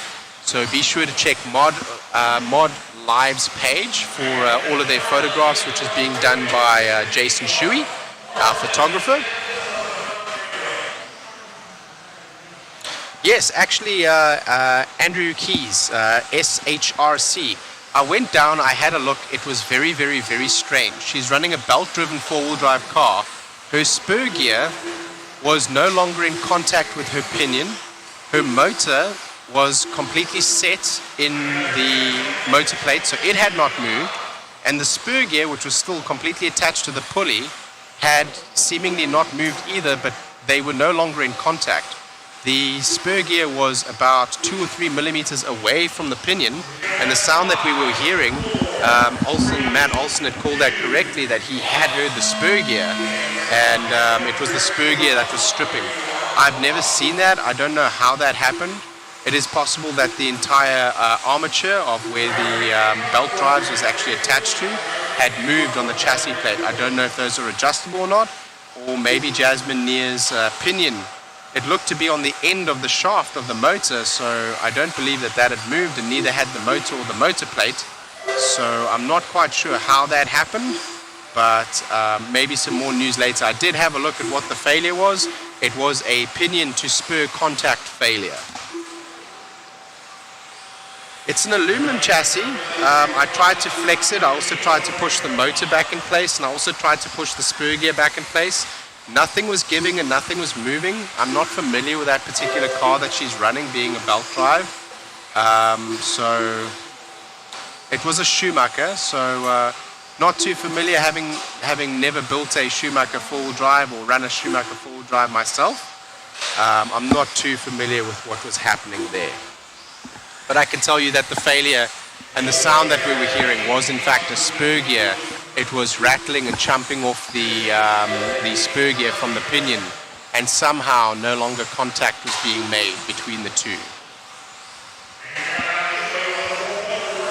It would be good to see you down here, Craig. You should come and join us.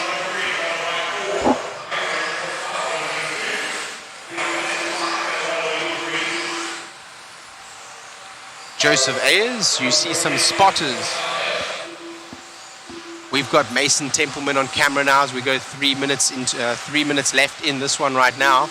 Templeman's been making a move in many of the heats here as we look now at the TDK 13.5 Expert Buggy four-wheel drive here. Heat 2 of 5, he comes onto the straightaway there. Colors red, white and blue, white wheels.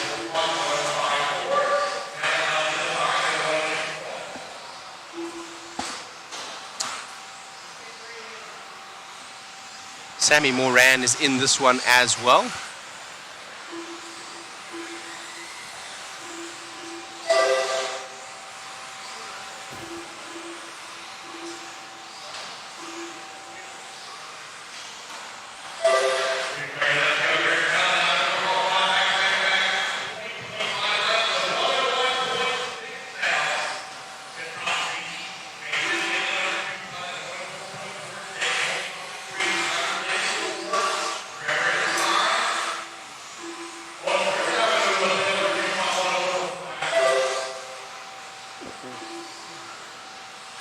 Talon now to the lead. Talon Henley, owner of Eddie Henley, now to the lead.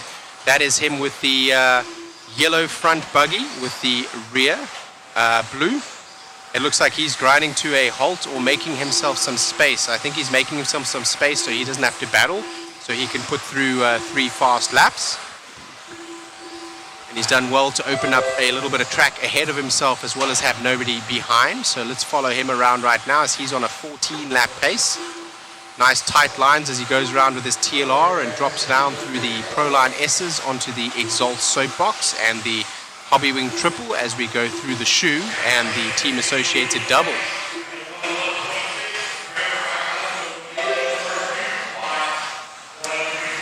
We just posted the waffle link again, so if you want to get part of that, where we'll be giving away a couple of kits. We've got a team associated B7.2 kit, a Yokomo kit, DTM3 kit that we'll be giving away, and some Nano Sport team associated kits as well. So come on in there, there'll be some additional prizes later. Excuse me. We're going to go back to the racing here with Talon Henley as we follow him around. He right now is your EQP as he goes up onto that ProTech upside on the tabletop.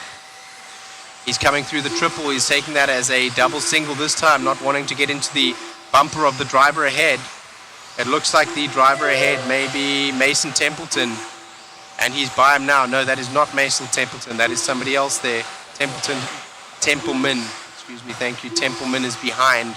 So Henley's still doing well to keep his spot out front, and now is using the pace that he has as well as the space that he has to good effect.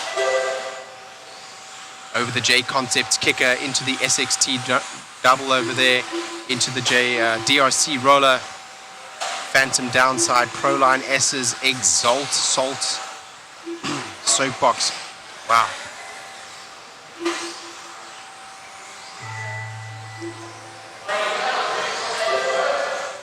That's Mason right there. Mason seems to be broken, something wrong with his car, but he does have enough to stay what seems to be in 4th place. Mason Templeman is out of this race, but the time is about to expire anyway as we follow Talon Henley taking a little bit of a rollover through the shoe and over the team associated double to round this out.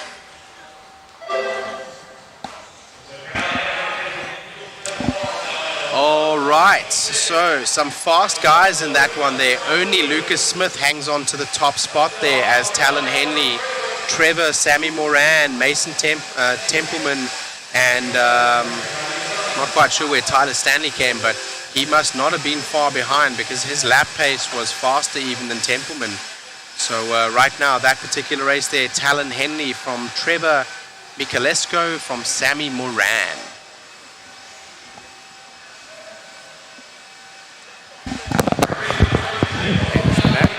I've got my phone blowing up, just a customer I think, so I'm just going to give him a ring back real quick.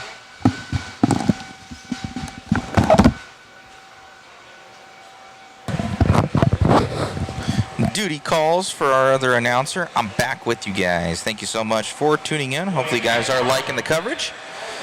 We're all getting a bit hungry here, so I'm going to have to go get us some pizza. I ordered up a couple Domino's.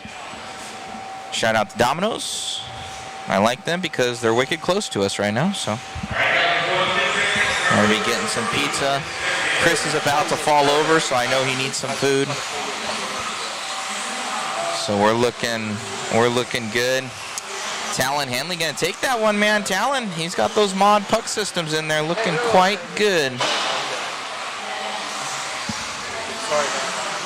We have that TLR puck system coming out here. We've got all the components done, just have to pack them. Lots of new stuff coming from Mod in 2024. Rimfire, welcome back home again in Indiana. Thank you. Big Buck Rama, I thought that was a hint for me to... We haven't eaten this morning, man. No speeding, I already spent enough. I cannot get another ticket in this state right now because it won't look good at all. I already have one speeding ticket.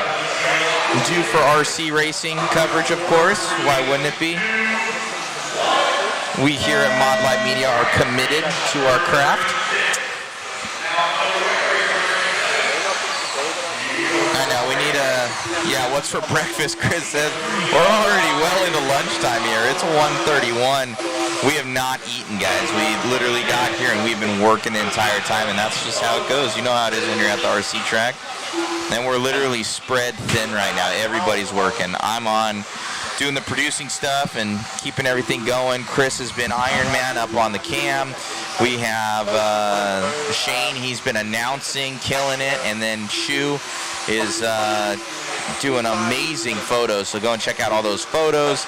Megan, she's back at the Airbnb sleeping, which is par for the course. I love her, and she likes to sleep, so she'll be here soon enough. Keep her out late. She's done skis. She can't hang with the boys. All right, Josh Malia looking like he's out in the lead of this one.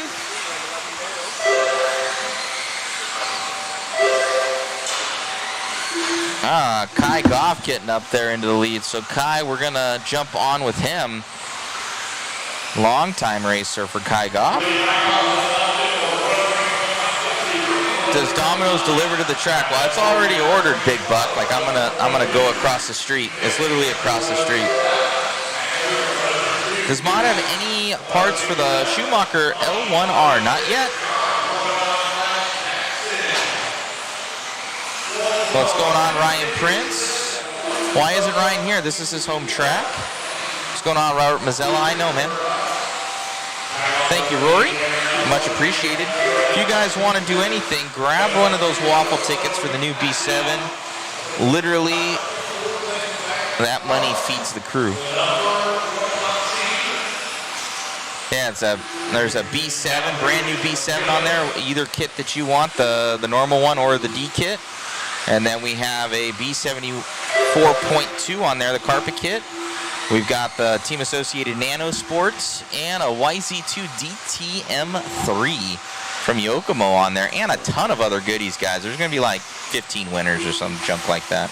It's going to be pretty crazy, so plenty of winners. So if you guys want to support, grab one of those waffle tickets. It really does help us. I'm already seeing I need to get another headset.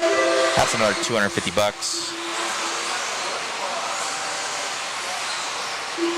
Constant improvement, guys. Constant improvement. All the money goes right back into the live stream. Still following along with Kai Goff in the lead of this one with 2:10 left to go. Rob King, thanks for the excellent coverage. Video and sound has been great. Thank you, Rob. Big Buck wanting to get us some food. Thank you, my man. We might need it tomorrow. We've been... if we don't eat in the morning, we usually don't eat during the day unless Megan goes and gets something, and or it's like at night. Like, the one thing I love about my boy Larry Tom is that dude feeds us. He's like has in and out coming. He's got like constant 3-course meals happening from Larry Tom and Hobby Action. So shout out to the boy. He's that one guy that makes us make sure that we're fed. So shout out to homie. Really, really good guy and track owner. Kai Goff in the lead of this one. Justin Green going to be in that P2. Ethan Dunbar, Damon, Daxon, Zach, Matthew, Josh, Andrew, Tony leading us out for our 11.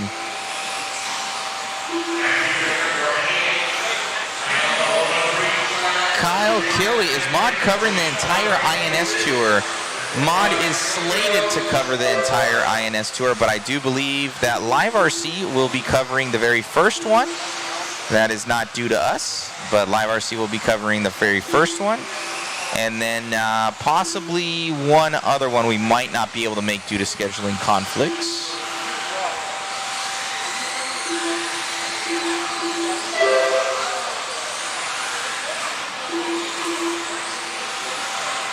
I did notice you're a little on the heavier side now, Matthew. Dude, I'm telling you, there's something about weight and having a girlfriend. They eat all the time. Usually when I'm here, I don't eat. I will be, I've gotten bigger over the last 2 years. It happens, boys, it happens. 5 seconds left to go.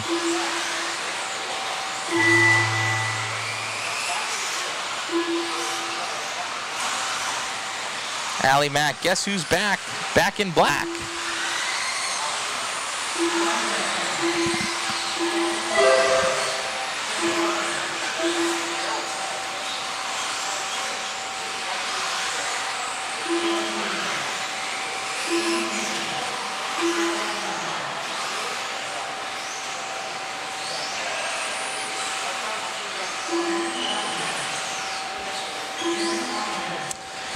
Denzi Dwarf, Sneezy Dwarf.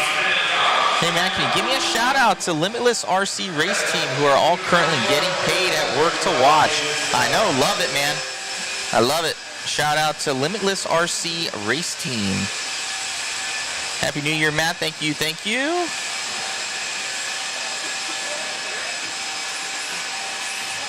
Kyle Killy wants to take me down in short course. I know, man, or in SD truck. I know. I'll be racing some of them. I'll be at least racing probably 3 of them. 3 of them I'll race. I have just been crazy busy, guys, and not that we don't want to be at the races. We're doing all we can.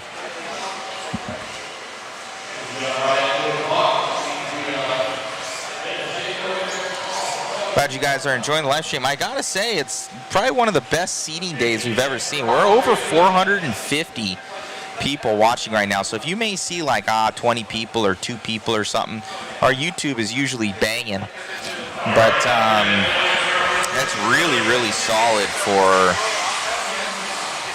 really solid.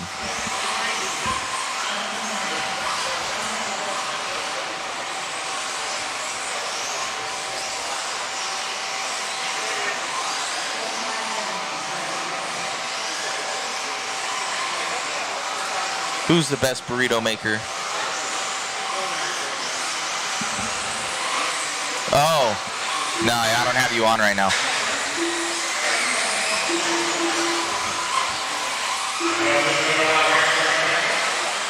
All right, these guys are getting checked in. Oh, I got a couple guys I got to get photos for in this one. Even Kyle Goff, I should have his photo, which is really weird. I got Doug's. I need Damian Perry's as well.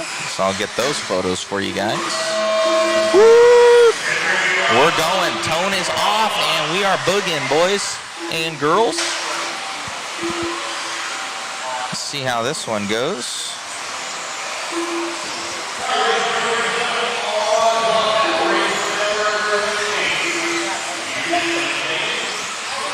All right, we're on with Doug Leverrier right now.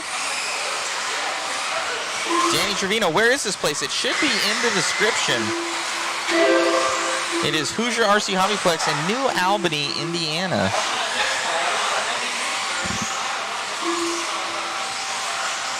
We are falling on with Doug. Danny, got amazing coverage as always, Matt. Thank you, sir.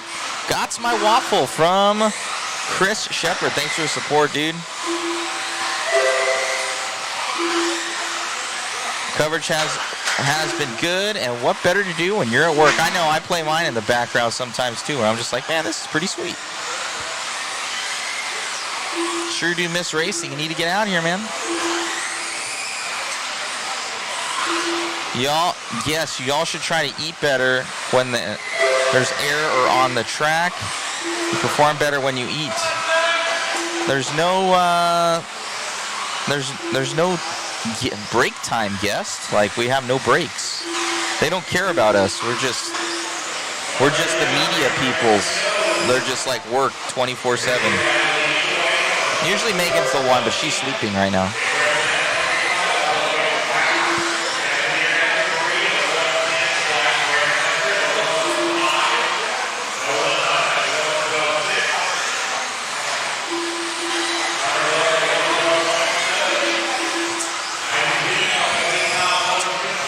Doug Leverrier still leading this one out in that team associated rig. In 4-wheel drive, heat 4 of 5. Nick Reppin going to be in that P2. And then Isaac, Jasmine, Brandon, Nolan, Connor, Carter, Kyle, Damon, Jonathan, and Spencer.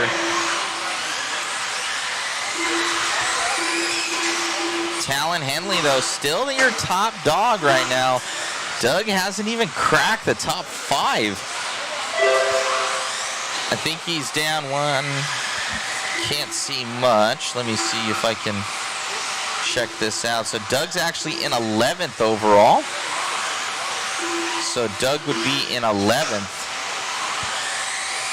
That's what my timing and scoring is saying. For seed. So he goes to 104.4 here for Douglas. Still falling on the track. Nick Reppin going to be in that P2. He is a Hoosier RC local. I wonder if we can catch Nick. He's usually in a green and yellow car. Or green and orange. There he is. He's going to be going over that right-hand double Chris coming onto the straightaway. Let's catch up with Reppin at the end of the straight. So Reppin coming on by at the end of the straight. My man right there. Looking good here for Reppin. Oh, Kyle Go going up to that P1 position with a 104.40. So 0.02 ahead. Let's see if he eclipses. He's going to break into that top 10 here for Kyle Go. We got Doug in that P2, Nick Reppin in the 3, rounding out your Type 3. Oh, Kyle Go now up to that top 4 now with a 103.5, so it shows how close these guys are together. They're all chasing after Talon Henley with less than a minute to go here for Reppin. But Kyle Go, all eyes on him. Coming by the start-finish line. I think Kyle is on the X-Ray team now, I want to say, switching over from TLR. All white body, factory white, that is.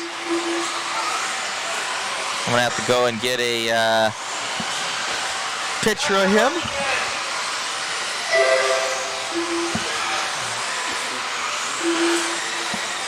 And also Damon Perry.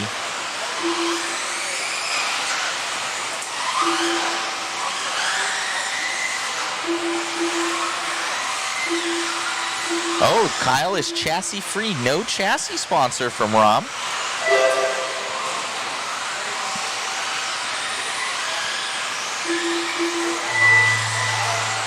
I don't think 13.5s are making the triple. Modified has a hard time. Too short of a short shoot to get the run up for stock. I don't think that, maybe on a full stretch, you know, hitting it off the straightaway, they'd hit it, but I don't think they can get up to speed. Up to second there for Kyle Go, my man. Up to that P2. See Kyle Go, he's still on the clock. I think this is going to be a longer lap for him, though.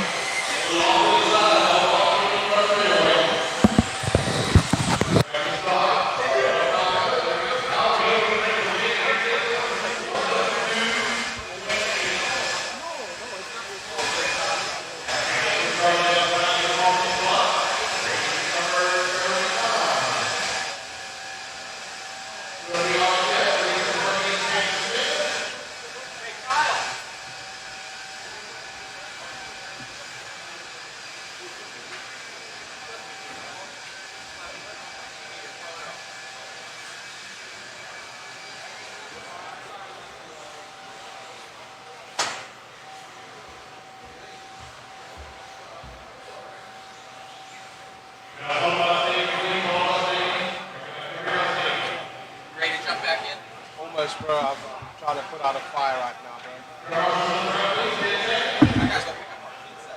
Okay. I'll get back to this in a sec. Get the pizza.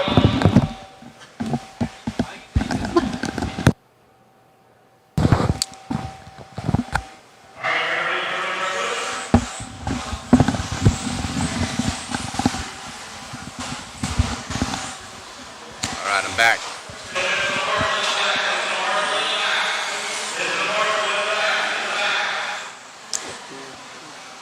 13.5 TDK Expert 4-drive buggy heat 5 of 5. Okay, hasn't updated yet.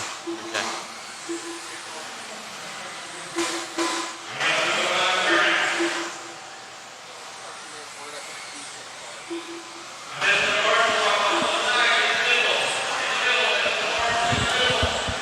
They're calling for some marshals in the middle there, need some help. Some more in the middle of the track need help.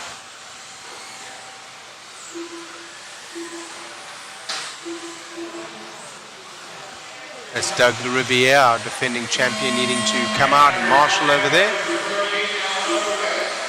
Definitely having a busy day. Marshalling right there just for this race right now.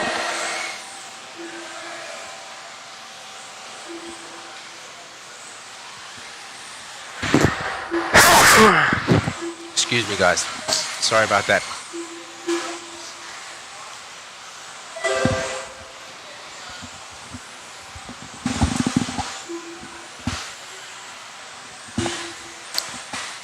Seconds into this one, the times right now as they're trying to put down some quick laps and some drivers trying to find themselves some space. Looks like we're following around Greg Nicholas right now with the white and blue car with a white buggy, clear wing.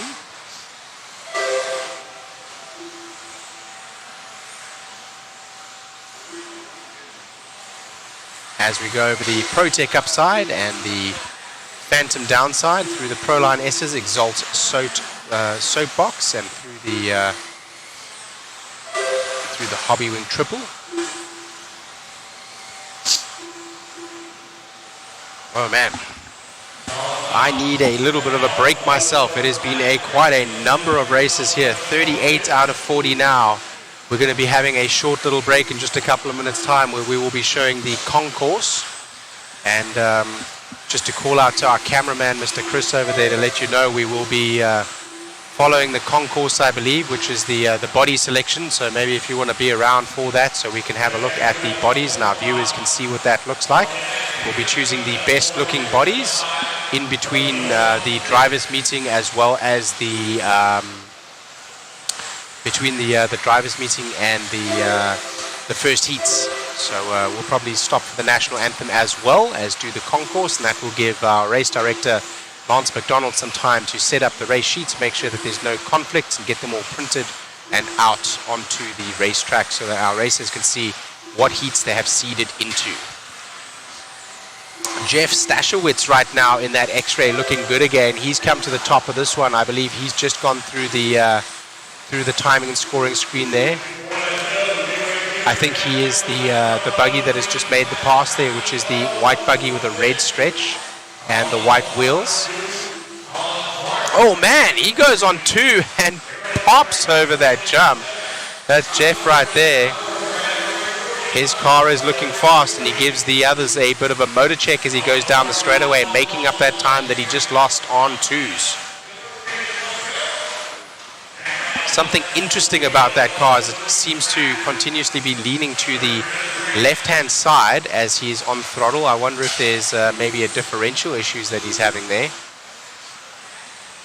Many of the drivers here running ball diffs, and of course if you are not aware of what a ball diff is, a ball diff and a gear diff are two very different things. It's what you have in the rear of the car for a differential.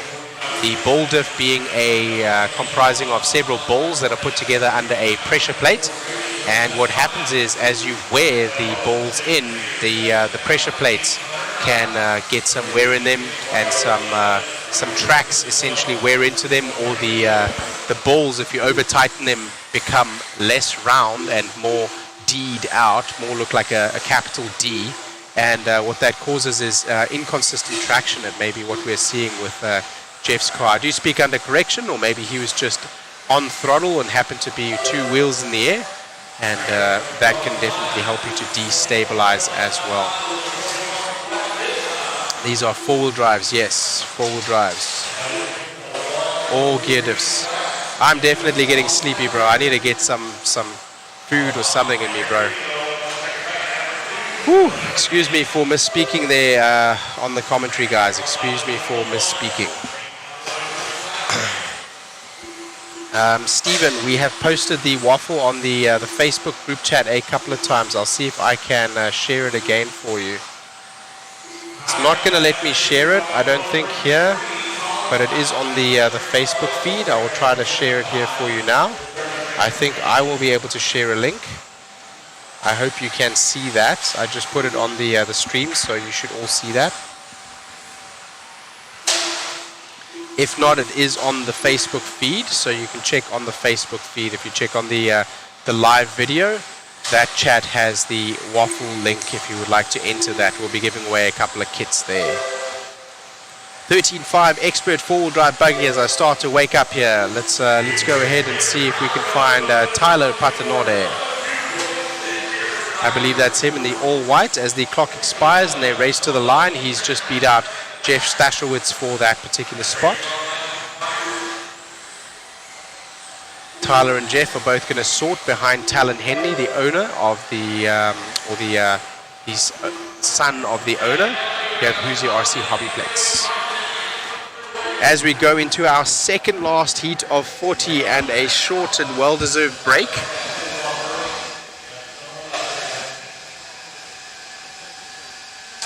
Here come the pros. That tall driver there is Brock Champlin. The bald gentleman you saw a minute ago was Ciccarello. All right, Tyler Patanore, Jeff Stashowitz, and Colin Miles in the last race. When that graphic goes away, you will be able to see Dakota Fend, and that is Cole Tollard stepping up in front of the camera as well.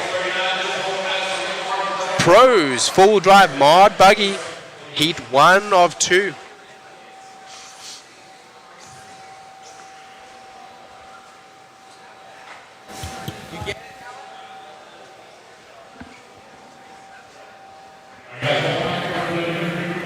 We're going to go to an interview here now with Talon Awesome Henley. job out there, Talon, grabbing that one.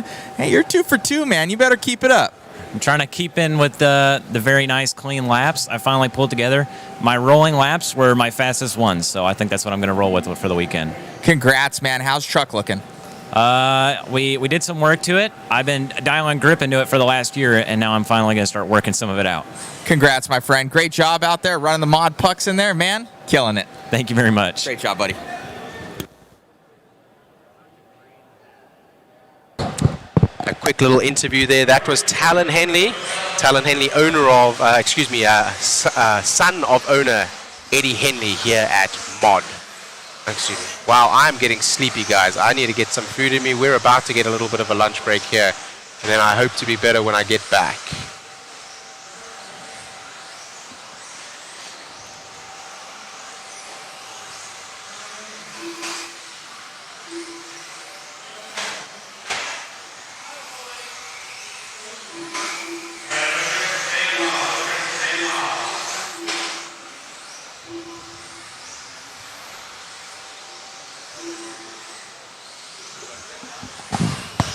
Dakota Fend is out. Everyone's gathering around the buggy there. We're not sure what's going on.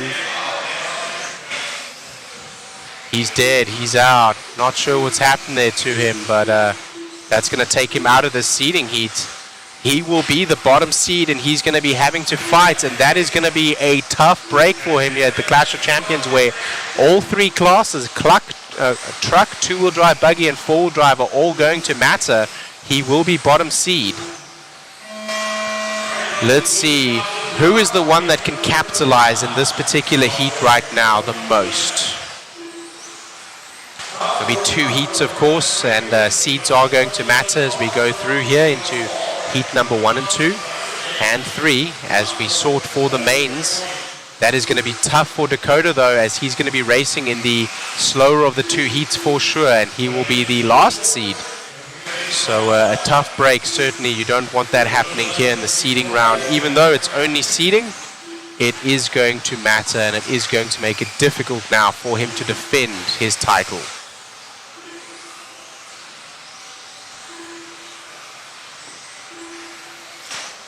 Right now, I think that's Aaron Kaufman that we're following around. Aaron Kaufman with the multicolored body. Tom Rennerneck. That's Rennerneck. Okay, Tom Rennerneck that we're following around. Rennerneck in the X-ray. These guys make it look so easy, but I can tell you this track is exceptionally difficult. Some of the corners are off camber, some of them are on camber, some of them have a dip in them, some of them have a large kicker. The car control that it takes to get around this track quickly is exceptional, and right now Tom is out front and he's making it look easy. That X-ray is looking dialed, and he's not been up on 2 wheels or touched the pipe at all. Nice clean laps here right out of the gate. I think he's on his 4th lap right now. Let's transfer over to Brock Champlin and the Schumacher in that P2 position. We're going to drop back now to Brock Champlin in the P2 Half a position. second back over top 3 consistency. Only half a second back over top 3 consistency, and there's Champlin and the Schumacher now coming across the line. Champlin's car looking like it's picking up the inside wheel just a little bit on some of the tighter corners, looking like he has plenty of power to spare. You see him have that 2-wheel again just right there, taking a little bit of an offage from the track, but quickly back onto it. He's going to scrub that lap he is, and he's going to wait to make some space so that he can make his next 3 laps good ones. Taking a deep breath. That didn't work out that time for him. Dropping back now to Joe Bornhorst, seeing if he's stringing together some good laps in the S-Works. Joe Bornhorst is in that yellow buggy with a red back. He's right behind Rendenek right now, so that is a good one to follow. Rendenek looking good in the X-Ray. The S-Works now making good work there. I believe it's the S13.4 buggy available at Beach RC.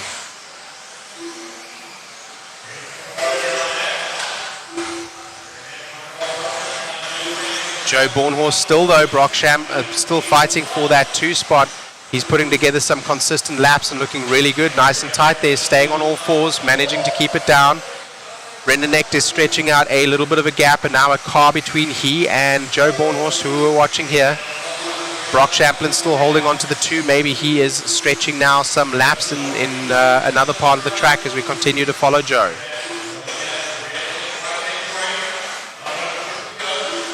Joe, long-time pro, 10-scale and 8-scale prolific driver. We're going to drop back now to ProTech team driver for TLR. That's Cole Tollard. Cole Tollard there in the green, white, and pink with white wheels. The camera and the commentator's curse does get him there as he takes a little bit of a bobble going over the ProTech soapbox into the Hobby Wing triple there. Team associated double and onto the straightaway.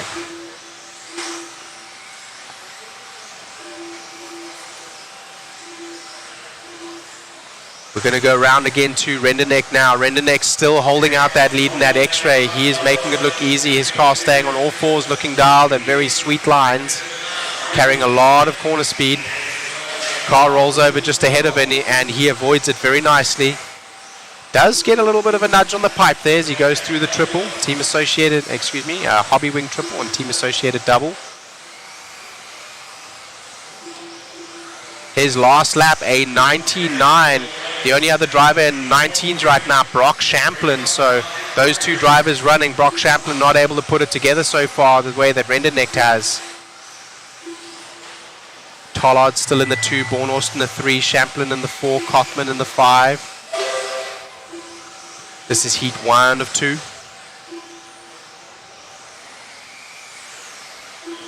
Dakota Fenn, the big news in this one, breaking out. Unfortunately, not able to start the race. Not sure what happened to him. Didn't get any news on that yet. Very unfortunate. That'll be a wrap for this one. And next up, we have another heat of mod 4-wheel drive buggy brought to you by ProTech RC. Another level of performance. A higher level of performance.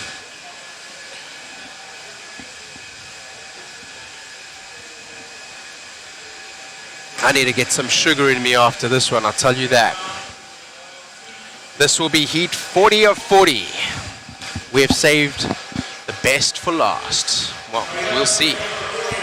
Rendenek there with a great time. Tollard 2.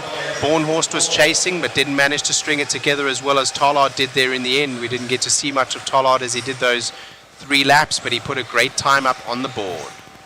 Aiden Horn now, another A-main driver. Ryan Cavallari, Chase Lemonew, Kai Goff, Dustin Evans, Spencer Rivkin, Tater Sontag, the 2-wheel drive world champion. Maddie Gonzalez is up there, Kane Humes, Ethan McCandrick. We've got Matthew Shogren, Davey Bartas in this one, he'll be one to watch, and Tony Meintel. 5 minutes on the clock as they take a bit of warm-up.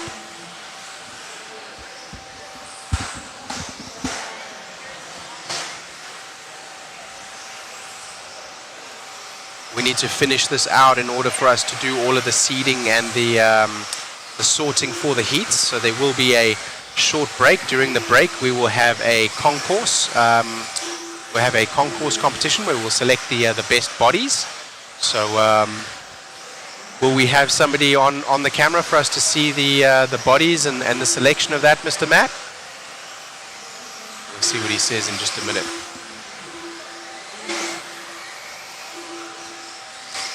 Still warming up right now, waiting for a check from Chase. Everyone is checked now.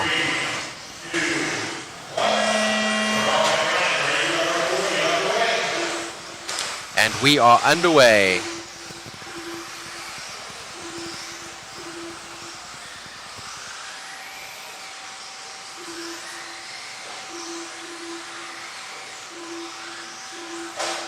Let's see as they start to string these laps together. Still lap number 1 right now. I think that is Aiden Horn that we're following around.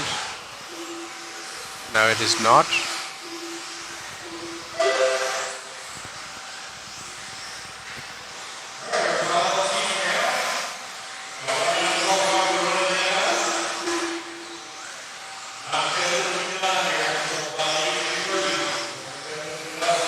Let's see these laps settle and let's see where they start off.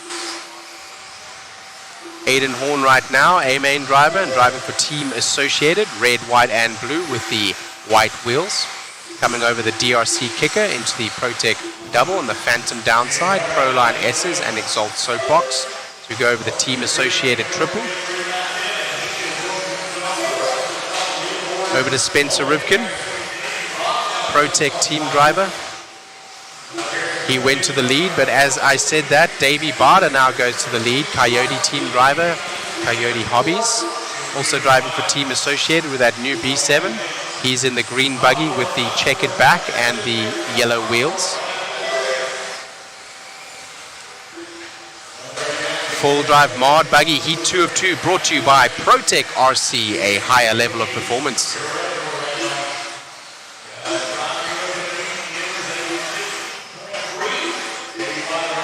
Right now, Barter running a best lap of a 20.1. Let's see if they can start dipping into the 19s. He is, of course, fastest man on track on consecutive 3, but also on fast lap right now. His lap pace is looking good, but Rivkin behind on a faster overall FMAR pace. So I think maybe Rivkin's got a little bit left in the tank if he can string those laps together. Lap number 5 for Barter here as he comes through. He did shave another 10th off, so he'll soon be in the 19s if he's able to take any more off. That was a 20 flat. Chase Lemoneau now to the front. Chase Lemoneau's managed to string 3 together faster than Lemieux. Thank you very much. Chase Lemieux. That is a new name for me, and as you can see by the photograph there, quite a young gentleman, so new name to me. Paul Lemieux. Oh! I am familiar with Paul Lemieux, yes, on-road legend, absolutely. He's racing for X-Ray as we follow him around.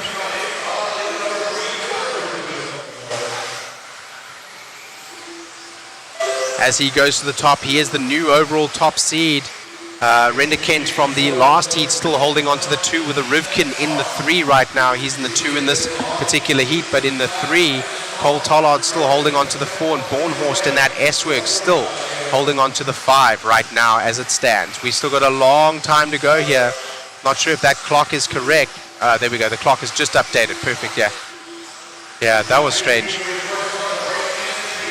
We have 1:30 left. I was about to call it with 5:40 remaining, but that wasn't correct. There was just a short little glitch there. We fixed that now. And Lemoneau in the X-Ray running hot laps, looking like he can go even quicker. Let's see who's got, and he is down in the 19s. He and Davey Barter, the only 2 right now down in the 19s, both doing 19.8s. Barter needing to string together more than 2 laps additional with that so that he can take advantage of that 19.8. I wonder if he can do that. Lemoneau now coming up on the back of some traffic. A quick little move out of the way there from one of the drivers. Lemoneau's working and does well to go up the inside, but then unfortunately gets wheeled. Unintentional and unfortunately consequential though. 39 seconds left on this clock as Lemonu's still with enough. He's out front. He's already got those 3. Thank you. He's still got enough time to put some laps together, but I think with that last bubble, I think he may be done. The time that he had from before will stand. Rivkin now still at a 20 flat. Dustin Evans at a 22. Barter is in the 19s. He's the only other driver able to do a 19 right now. Barter will be one to watch. He's also got his truck quite well set up, so that is going to be a threat for the crown. Dakota Fend there with the unfortunate retirement from the previous heat. With the unfortunate retirement from the previous heat, he is not going to seed into heat number 1 as these guys did. So he's got his work cut out for him now. Over to Chase for an interview.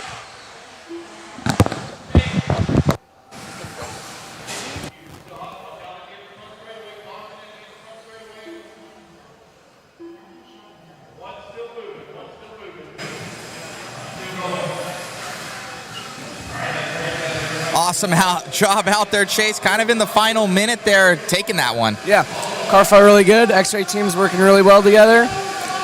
Tires are good. Recently just joined the JConcepts team, so everything's been really good. Right on, man. You've been fast. You've been there kind of in the top 10. You made worlds and been looking good out there. I'm sure your dad's watching at home and, dude, looking amazing. Congratulations on the top seed and now to carry it into qualifying. Thank you. Awesome. Anybody you want to thank? My dad and all the trackside family back home. Congratulations. Thank you.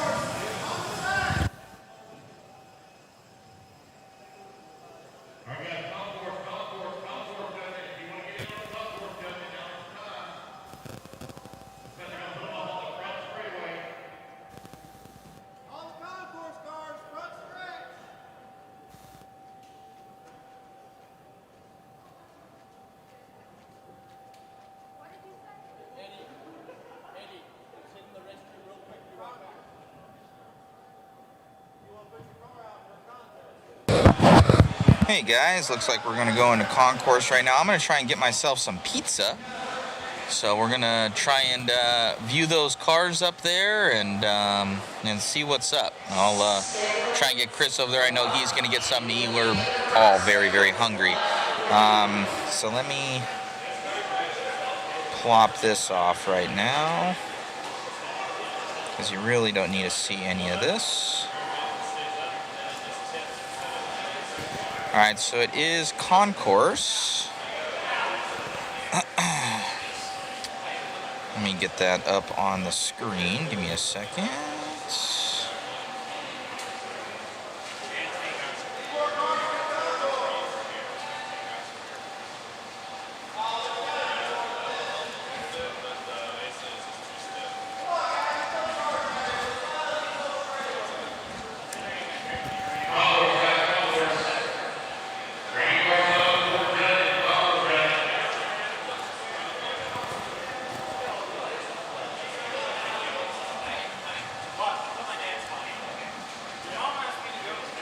Alright, we got the concourse happening right now.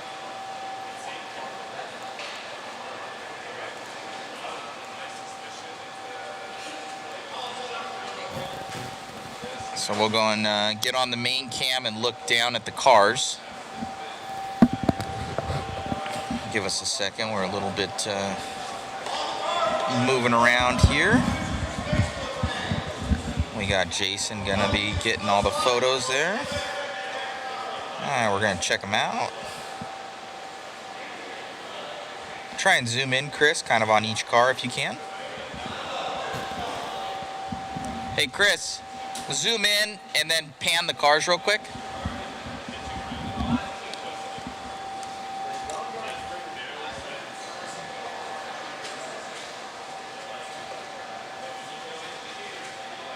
What's your guys' favorite?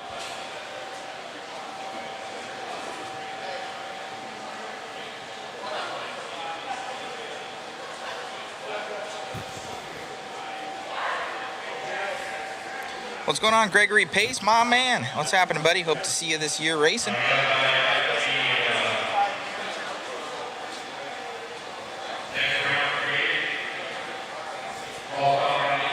if you guys during this time, if you want to support the live feed, we do have that waffle up for grabs. We got like 3-4 kits on there. We have what do we have? We got a ton of goodies, so you guys can check it out.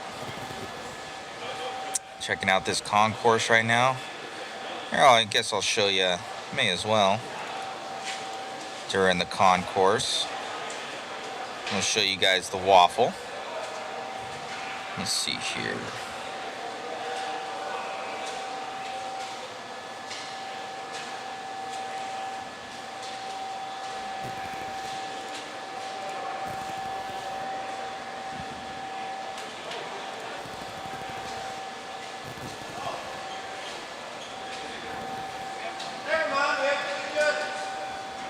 Let me try and put that up for you guys. Oh man, there's a bunch of cars out there. We're gonna have all nice detailed photos. Jason's grabbing them all right now, going through. He's an amazing photographer.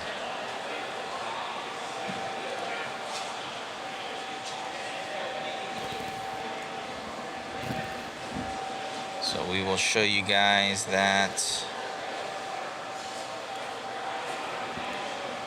waffle right there up in the left-hand corner.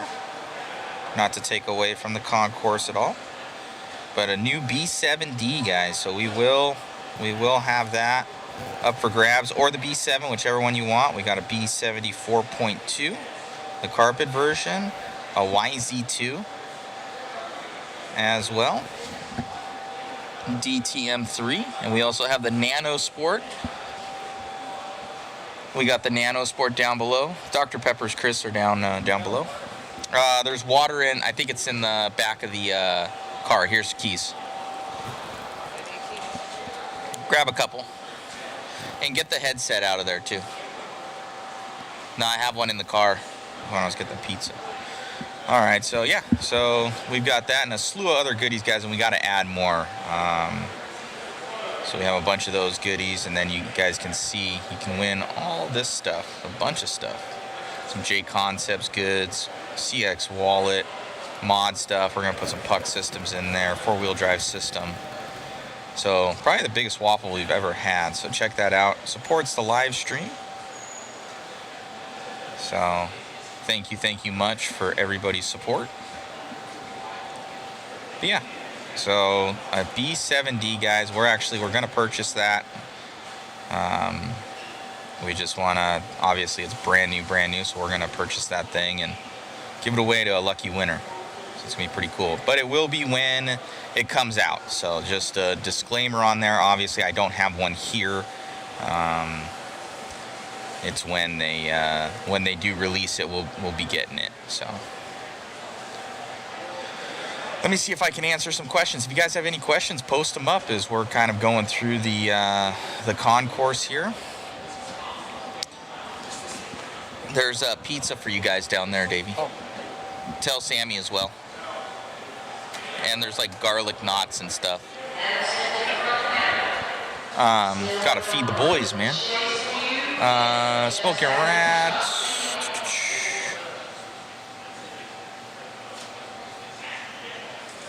Let me see here. The still shots you're posting are fantastic. I know. You can see Jason over there with the red and black shirt on. And then we got our other Mod Live Media crew there of Shane. That's Shane, our announcer. So he's from A-Main. He's doing a lot of work and killing it. So they're pulling out cars. So Shu is doing his job and getting them all. So people are looking at it and seeing what's up. So it's pretty cool. Is it possible to put water in one turn? No, Marcelo. Only they water once at night or something like that. They spritz it. Bought a couple spots from Dylan. Right on, buddy. Thank you. Link for the raffle. I'm gonna send that to you.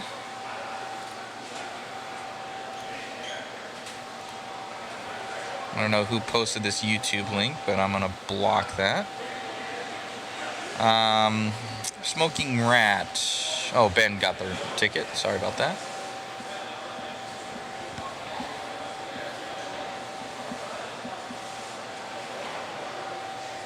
Let me see. I'll jump up. I'll jump up with you guys. You can see me.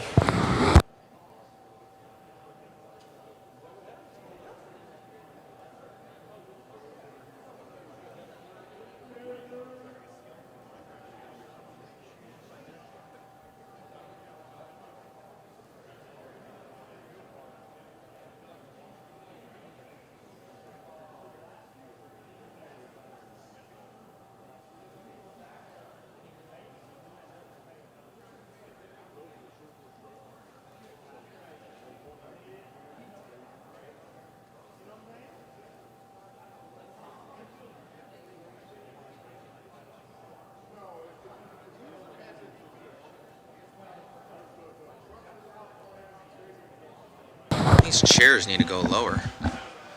So let me see the chat. Let me see. Hello, by the way. I'm Matt Olson from Mod and Mod Live Media, and we do this crazy stuff. Look down on the track there. It's a pretty good shot. A lot of cars. It's pretty sweet. So they're choosing kind of either they're pulling guys out to take them out of the competition, I think, or they're pulling them out of those are their top picks. I'm not positive on exactly what it is, but I think it's process of elimination, but they're going to be looking further into it. So I'm sure Jason's going to be getting all those shots.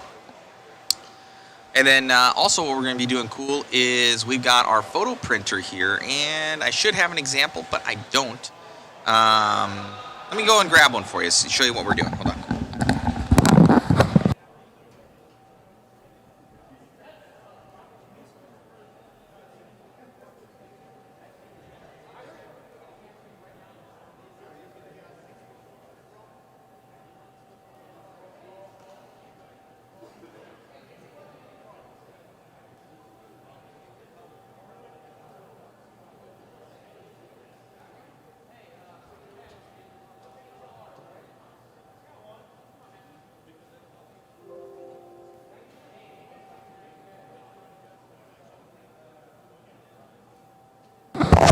Alright, so I'm back with you. So this is kind of something cool. You know, we're going to be printing photos for everybody. It's got all the logos there. It's got a little kickstand right there for the back. So here's one of the cars out here. So guys will be able to get these right at the track. So our photos that our photographer's doing, kind of a memento. So pretty sweet. So another machine just showed up today that we were able to do larger photos. So we haven't had the time or energy to get everything done, but I hopefully those guys you guys like it. So but kind of a memento from the race. Jason's getting a lot of cool things, so we had that idea at another event, and I'm like, you know what? Let's invest in it. So $3,000 later, and we're going down that rabbit hole. Let's see if guys like it. Yes, sir.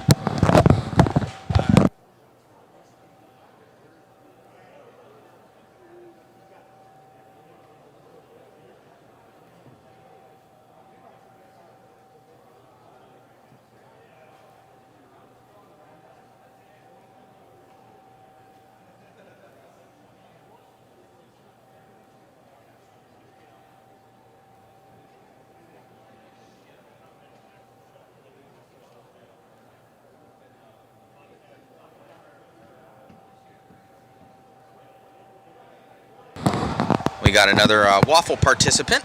It's very cool. Thank you, sir. So let's see here, guys. I'm going to try and answer some questions here. I'm looking at the chat. How do you see cars continuing to evolve with higher traction? Man, the way the B7, from what they say, and Kyle Klingford, kind of what they went through is that it takes a lot of on-road information. So I'm seeing tracks go to this more glued service. I think all dirt tracks are going to go to something like this. It's very consistent. You still have, thanks, buddy. you still have your little bit of give in the car, and then carpet and turf tracks are so, popular these days because you can set them up in an instant. You don't need heavy equipment. Always insta traction. Tires fall off. You put on a new set. The only thing that I think that dirt has over carpet is where the layouts can be much more entertaining with dirt, as well as the track is always kind of, you have traction, but the track's always kind of changing. With carpet and turf, depending if the temperature stays the same, it's pretty much the same. They don't really run if the temperature's not the same, especially with like turf outdoors. It can be agony with water on it. Any idea what happened to Fenn? I heard something with the shock shaft. Let me see. No sympathy from the cop last night that you need to get set up for the slash race. It's Chris Schaefer. No joke, I told him that I'm like, I have an event to go to and I have event coverage and I'm trying to make up time. He did it. He wasn't the most stoked, and he kind of left. He said, okay, and then he wrote on my ticket, trying to make time. But I think he did me maybe a favor because it might have been reckless that I was like 15 or 20 miles over the speed limit. I was just trying to pass people, man. I was trying to win races, man. Great coverage, Mod, from Woodland Hobbies. Thank you, Woodland. I remember you guys from the up in Northwest. You guys helped out with the Mugen kit, so we're going to be back up there again. Hopefully you guys can help out with the waffle again. Let me see here. Smoking Rat had asked something. Mod Media's next big goal. It should be a custom fondue fountain. Oh, man. We got a couple things coming.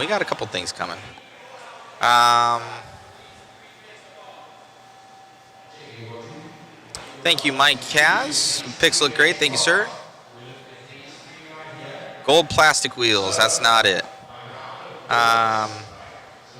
Picks at big races need to happen more often, from Ben Maxon. Yeah, we saw a huge. We brought. Jason's been like a childhood friend, longtime friend. I've worked with him at the magazine when I used to work for Extreme back in the day. We got the winner, it looks like.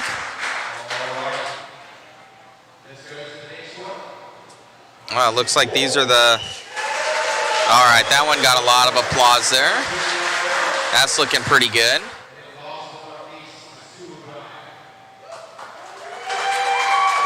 It looks like the center one's going to win. They're going to hear these two. When they're hearing the round of applause, you might be able to hear it through the mic. Yeah, that's definite.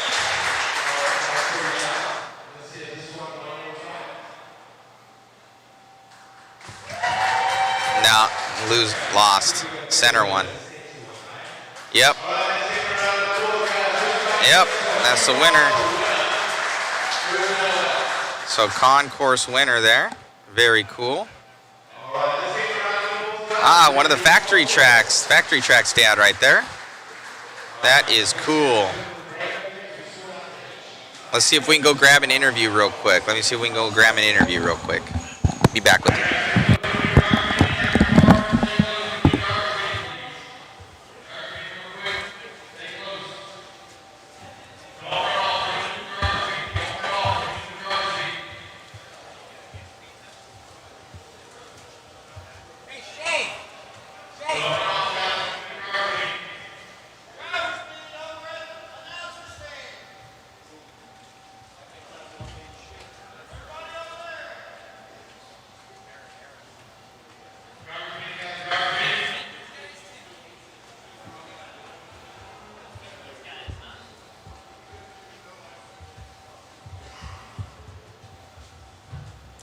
You should come and join. Grab that headset right there. Yeah. Kind of have to stretch it, but it'll work.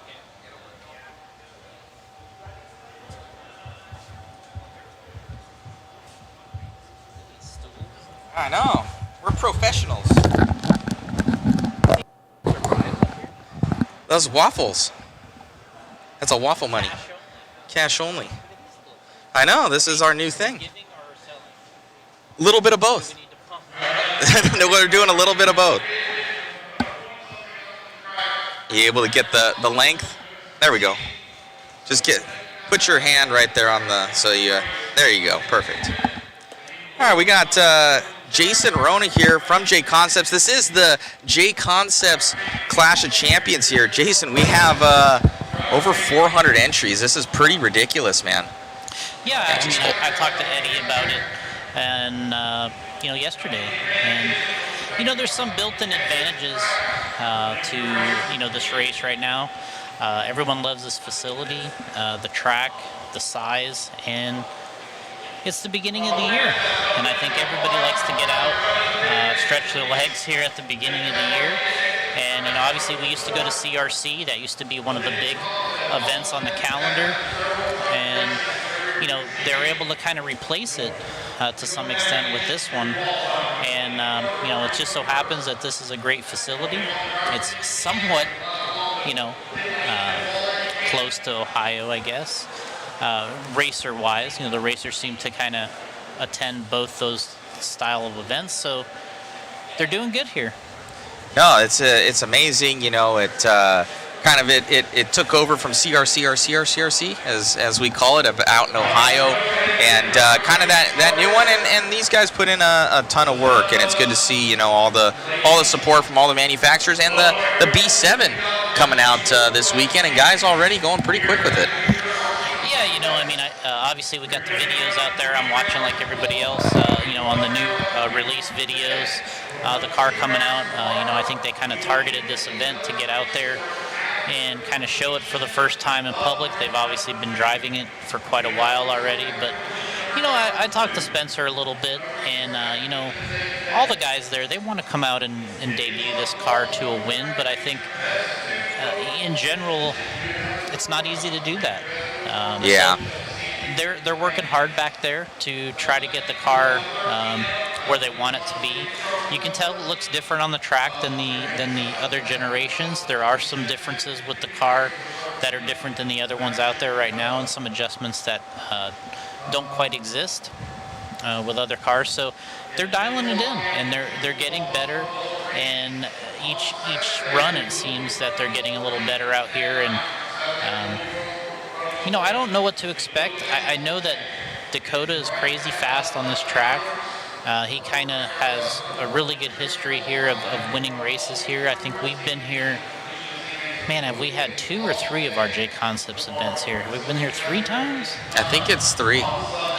And then there's been 1 Clash of Champions. And Dakota has to have won 3 out of the 5 times we're here, or whatever the number is.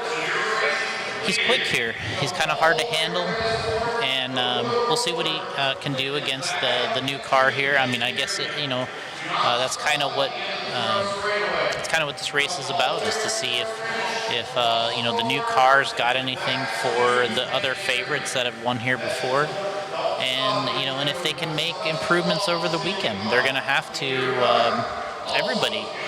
This track starts off with an incredible amount of traction each morning and each day with the glue they put on it, and you kind of have to adjust a little bit each round to the track and the conditions. So it's exciting to see a new release at the beginning of the year like this. It gives us a little bit extra stuff to talk about, extra stuff to check in on, see how things are going. I was kind of hoping we would see one maybe in the stock class. Would have been kind of cool to see one in the stock class, see how it could perform out there, because it does have a 5-gear trans. That's right, 5-gear transmission. So it'd be interesting to see. I would like to see one in that class, but I think they're kind of purposely running it mostly in modified, because once you give one to one guy, then the rest want it. The rest want it. Who gets the next one? Who gets the one after that? That's the dilemma Brent has to deal with when it comes to a new vehicle, is who gets one. And it's easy to say, it's easy to say that the factory pro guys, they get one. here in the situation. Brent always seems to get one as the team manager.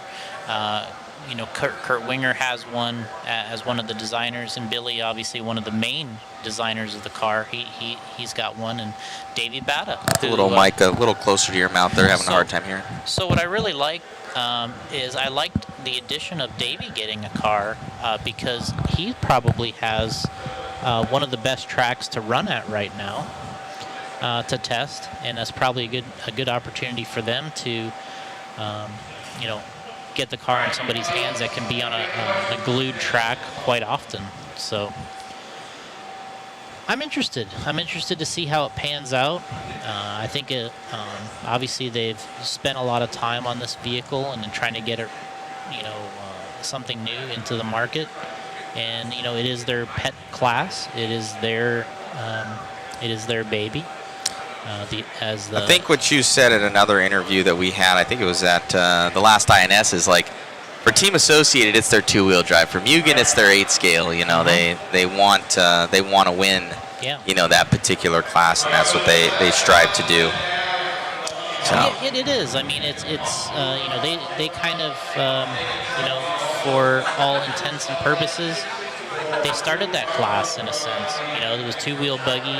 They were out there before they had the RC10, but they're really the ones that have kind of always kept the pedal to the metal in that class. They've never kind of given up on it, even in the highs and lows of the industry. They've always had a new vehicle. They never got out of it and then back into it and got out of it and back into it. They've always been right there with it, through the thick and thin, and they expect big things from it. They expect big things on the track. They expect big things from their fans and their racers with that class. So I think it's important to them. It's important to us as the industry to, I think, for them to do well in that class, because it also makes things more popular. We get more entries. If people see something they like, they can help drive it with a new vehicle. So yeah, it's important for the industry for them to have success in that class, I think.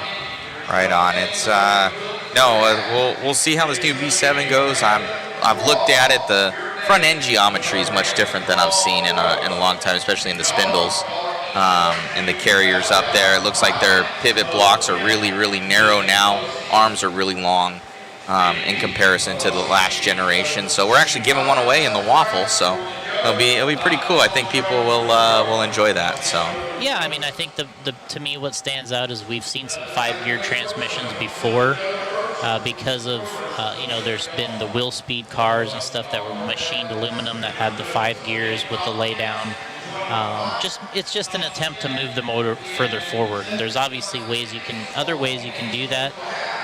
You could run a belt there if you wanted to keep moving things forward and not have the gears. There's a number of different ways you can kind of go about doing that. But they went with the gears, and and then the front end, as you talked about, the caster blocks kind of having the pivot balls so they can have the adjustment of the kingpin inclination, which is something very popular in 8 scale, with the inclination changes in the front end on the 8 scale pivot ball style buggies, and that's something they're going to bring in here into the 2-wheel drive car, and we'll see how it goes. I mean, it's there, and that's not just it. There's a lot of little things. I think the car only shares 2 parts from the other vehicles, or their other vehicle. I believe that's what Billy said. There's only 2 shared parts, so that's pretty big. I mean, it's funny because there's people on the internet that look at it and go, hey, what's different about it? But it's funny because if sometimes I'm like that with the 8 scale, especially the Mugen. I'm like, man, they all look the same to me. But, with the 2-wheel, as you get into it, you can see there's a lot of differences there. And they're trying to make another step forward. Whether we'll see it here this weekend or not in performance, but at some point it will come together for the vehicle, and they'll get their share of wins, and then they're going to sell their fair share of kits. They will sell their share of kits, that's for sure. No, it's really, really cool. But yeah, you were mentioning the photos, so this is just something we're just starting. I don't know how it's going to go. You know, for people, you can see it's got the logos on there and everything, and I don't think we have enough of that these days. You know? Yeah, you basically have a souvenir. Yes. You know, this is something that they do at other events where you can kind of buy, souvenirs of you being out there, being racing. And I kind of like the size that you have here that you're kind of looking at and kind of offering, because it's desktop friendly, like you got here. You can set it down on the desk. And, sometimes everyone's like, I want a poster of my car, until you try to put it somewhere. And then you're like, no free space. You're like, what am I going to do with this poster, But, sometimes people put a picture of, maybe their wife on their desk or their dog or whatever. But, hey, if you got if all you got's an RC car, you can put that on your desk too, right? Exactly. Like, to me, they go right there. You got your wife, or your husband, or your dog, and then your RC car. You put them right there in line. So you got the setup here. And I think it's a nice. Pretty cool. It's a nice addition. I've always, like you said, you always mention you're stepping up your game. That's just another thing to step up. And you seem to handle it kind of on the fly pretty well too. We come here and you get stuff going, and you're like, let's try it, see what happens. And that's pretty much what it is. I was talking to Jason Bollinger, our photographer, and he's been shooting a lot of the JConcepts events as well. And he's been integral in everything because he knows a lot of it, and I've been talking to him, and he's had a lot of advice with it. But yeah, it was more so he's like, dude, I don't know how it's gonna do. I'm like, I don't care. Like, let's just try it. Yeah. Let's see how it is, and yeah, we're looking at the price point, what it takes to do it, and more so, the photos aren't very expensive to do, but it's getting the machine there and the person to do it that actually costs a lot of the money to make it happen, as well as the photographer and the time and energy to do it. So the cost isn't super high for the actual print, but it's more so like getting it done is the thing. I see Aiden already dropped off $20. Yeah, I know, exactly. For his photo, so he can come up and pick that up at any time. Exactly. So I think these smaller prints will probably be about $10 with the frame and everything like that. Yeah. And have a print. And then I think we're gonna give some away. We're gonna find like cool shots of people and just go and set them up on their pit and give them away. And so it's just a cool thing that we want to do to kind of help the just the overall vibe, I guess. Yeah, it's of the experience. It's kind of a memento of the experience, and I think it's a great addition to have. We got a monster. People are all over there. We got everybody on the track here. I think this must be their group photo. I think it's the group photo. You can see Jason up there in the perch. Shoe. Yeah, Shoe is up there grabbing a photo. We'll probably print that puppy out and we'll give it to the shop. But yeah, I think it's a cool thing. We just got a machine here too. I had it shipped in. It's a 5x7 machine, so we'll have a little bit bigger photos for people. I don't know what that noise was. I don't know, but Lance has always got something. Lance has something going. He's doing a great job. Lance is a good dude, and they do a really good job out in Florida. Yeah, I think what he does is he rides the fine line of not putting up with anybody's BS and getting the race done and being a friend to people. Yeah. It's kind of like a parent up there, It's like you can't be, if you're going to be a parent, can you be their friend? Can't get away with too much with them, that's for sure. It's like when you're toe the line. when you're in that position, man, and people will, they'll wear you out. It's like, hey, wait for me, wait for my race. Oh, I broke. Can you wait? And it's like, look, you got a job as the race director, race announcer. You got to keep things moving. You got 500 or 400 and whatever 30 entries. Yeah, you got to keep it moving. You got to keep it moving. So that's what Lance does. I think he keeps that balance good between kind of being your friend and your parent. When he's doing these I think things. so. I think he grabbed somebody's car yesterday off the track because they were still driving. He told them to stop. He stopped everybody on the track, went and grabbed their car and said, you can get it from me up here. Yeah, he doesn't put up with the BS, and I think that's kind of part of hiring somebody that doesn't mind, kind of taking control and not really putting up with the BS. And you know what? It takes a special personality to do that, because you kind of have to be willing to be like that.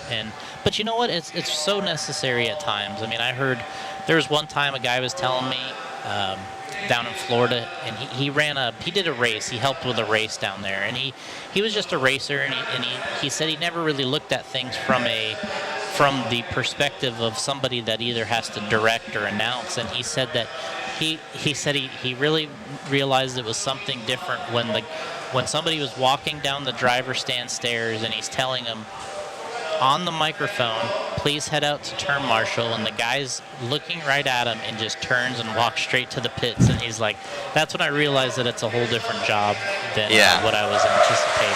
So you can hear the claps in the background over there. Eddie was giving his speech. We're not plugged into them at all, but I think everybody's having a good time out here. What do you think about the slash enduro kind of breaking in the track? What's the consensus? Yeah, I mean, I think that's kind of something that has been happening recently, where you have these one-off events like this, big trophy-style weekend blowout events, where everyone's kind of like trying to add something unique to it. You know, like obviously we have the Masters of Dirt. They have different kind of events inside of events, right? Where they have the hooligan race there, where they go out and put obstacles on the track. You have to get around to win some money, and everyone's kind of there's some different gimmicks, we'll call it. Some different gimmicks out there to add to your race. And I think that was something they added here. They added the slash race, and it seemed to help with the track break-in a little bit. Eddie was telling me that he was pleased with doing the slashes because it helped get more laps on the track, which was good. Get things kind of stabilized before the racers that are signed up start to hit. So he was happy with that. And it offered, another little gimmick, a little bonus to be involved in the race. I think we have a mini cars back here too. They're going to do some kind of mini B race or something. I don't know. I'm not sure. I haven't heard about it. There's like 10 or 12 mini Bs back by my pits over there on the table, like numbered. So it looks like there's going to something happen with the mini B. Oh, man. So that's another little gimmick they're going to throw out here and make it a little more enjoyable. And, now it seems like the, race events promoters are focusing on these overall champions. Here we have the clash of champions overall, which was last year Dakota, and Doug Lariviere was the winner last year in the stock classes. So everyone's kind of got these overall championships they're working into these events, and trying to throw the slash things or the hoonigan, whatever they call it, race there at Beach RC, and people love that stuff. I know this year Lee Setzer was the big winner there at Masters, and he was so excited to win that money. I never seen him so excited driving the last couple laps. So he, and I think Cavallari won it once before, where you got to go backwards and avoid all kinds of stuff they put on the track. I've done a couple of those too. Oh man, they're fun. I felt so bad for somebody the other year when I was there. They were looking like they were going to win it, and Brett Densford pops up with one of those police shields right in front of the guy, and the guy's car hits it and flips over, and he's just like, that's messed up. Denied. You're not winning. People throw brooms out on the track and cones and at you and everything. You're bobbing and weaving. It's pretty. Yeah, it's pretty good. I think it's a way to kind of break some things up. We got another little photo thing going on here, but I think this is different ways to do it. I think everyone's trying to. We have the serious event, the serious classes, the serious racing, trying to break it up with some other aspects, like these other events that kind of break up the seriousness a little bit. So I've liked it. I've liked that we have these promoters thinking outside a little bit and trying to incorporate things, into their event. Yeah, it's been good. I saw something that Lance is doing with that little RC10 B6 or whatever it is, RTR, and novice class, and it's free to use. You just pay for your entry, and it's kind of like a box stock class. That's pretty cool, and get new people into it is the main goal. And I mean, we have a lot of people in RC that really kind of dedicate their time, their money, and their resources to try things because they've heard somebody say, hey, we should get more people involved, or hey, have you ever thought about this? And I see this, obviously I'm close in this industry all the time, seeing what's going on, but I see us being very accepting of those type of things in RC, where people will use their own money to go after something that they thought of, or they think it's, you know, kind of their dream or their idea. They use their money and they go after it, and they try to offer it to the racers. Lance is one of them. If he sees a direction he wants to go, he'll put kind of put your money where your mouth is. He puts his money where his mouth is, and there's other people obviously that do it too. And that's kind of how you try things, and you try to prove it and see if it'll work. And you can also introduce more racers into this. And how Mod Live Media started. There you go. Had a small camera.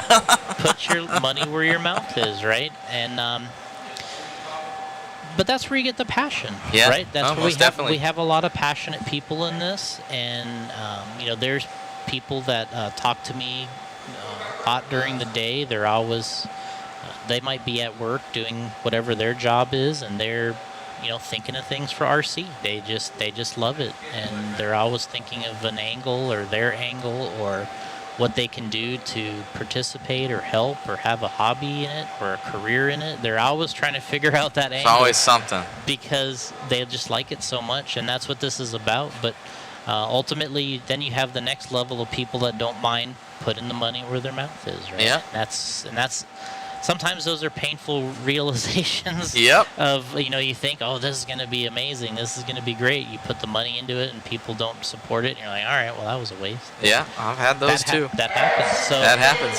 Yeah. So you got to be prepared for that. And but yeah, we're here. It's a successful race, like you said, over 400 entries. The track is grooved in nice. The little slash enduro helped, and. What was the winning team? Cavallari was on the winning team. That guy kind of comes up quite a bit when there's some kind of like little like, you know, competition. You know, one of these. I asked him if Traxxas was his new sponsor, and he kind of looked at me. He's like, no. No, I didn't know. It was him, Dumford, and Dunbar maybe. Yeah, Dunbar. I'm sorry. Yeah, Brian Dunbar and get the last one. Mike. Yeah, Mike. Yep. Yep. So it was good. So it's pretty cool. And we'll see how the rest of this one goes. Kind of some new guys jumping up to those top spots. We had Luminex, you know, go top seed in 4-wheel drive, top seed in 2-wheel drive. It was Dakota. I believe it was Dakota. Yes, I wasn't able to grab him for an interview. Yep. Because he was in that first heat. I didn't see him, so Dakota grabbed that one. And then in truck, Spencer getting it just ahead of Bada there, like last lap. So we have kind of three different guys right now going very fast, but everybody within, you know, hundredths of a second, you know, of this track. But I'm looking at it, and it looks like these guys it's not a one-line track, and it's not an easy track. It seems to be biting guys. Yeah, I mean, I say that all the time now, probably for the past 10 years, is just all these tracks are difficult. And it's not tough to just drive around it. That's doable for a large, you know, base of racers. But when you start having to push the limit, that's when... And you have to go up against more difficult competition. You have to push the limit. You have to push your lines. And I mean, when I see guys going to the top of the hill up here in the back, and essentially when I'm standing on the driver's stand, either videoing or watching, and you know, half their car is missing because it's behind that pipe up top, they're on the line. Yeah. And they're finding extra this back left corner. I noticed it too. There's you know, you kind of come off that elevation, you're on a right-hander there, and then the pipe kind of falls behind that little single roller there. And, I mean, there's times the car disappears for me when I'm videoing, in a sense, and the guys that are on it, they know they're on the right line, and they're just, you know, they're finding that extra gear. You know, we got you know, he's got everything kind of painted here. Got the kind of the candy cane inside corners marked out, and really that's kind of where you want to be in a lot of the corners, is really you want to be on the paint.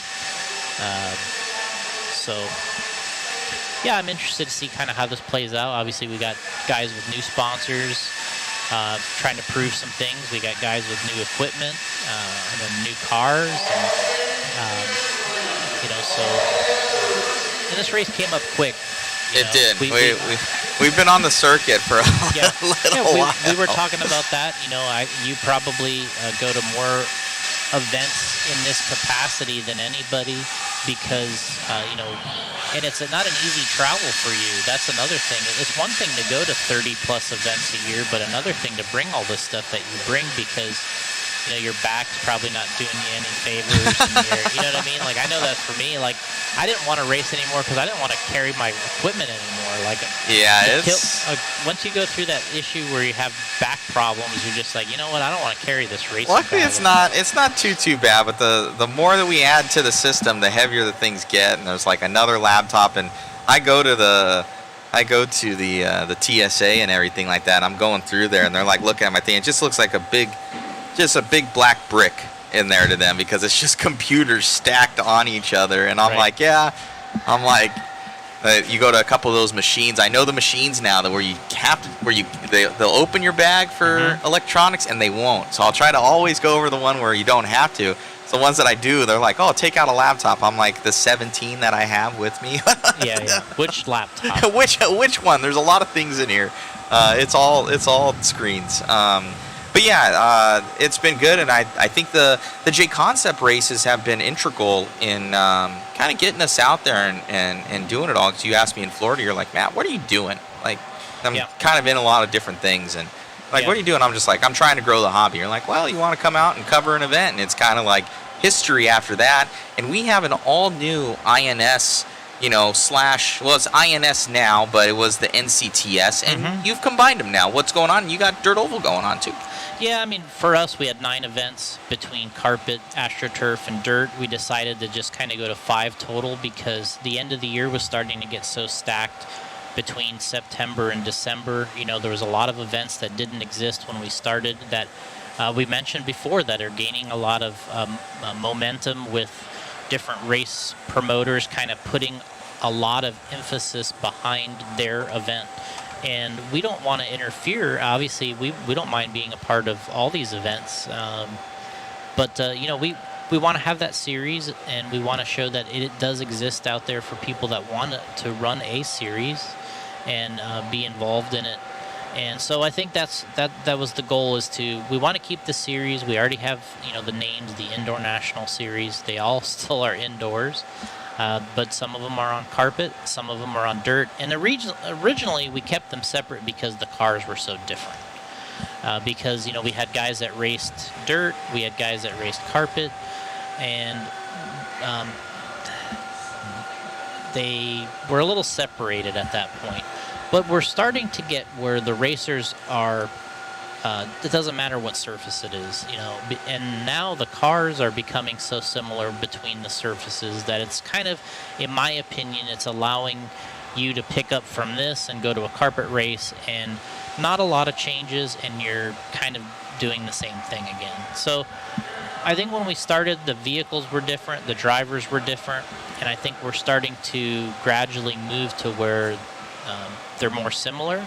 And it was, to me, it was just easier to have one 5-race series as opposed to the 9 races, and then we can concentrate on having our series finished by a certain time.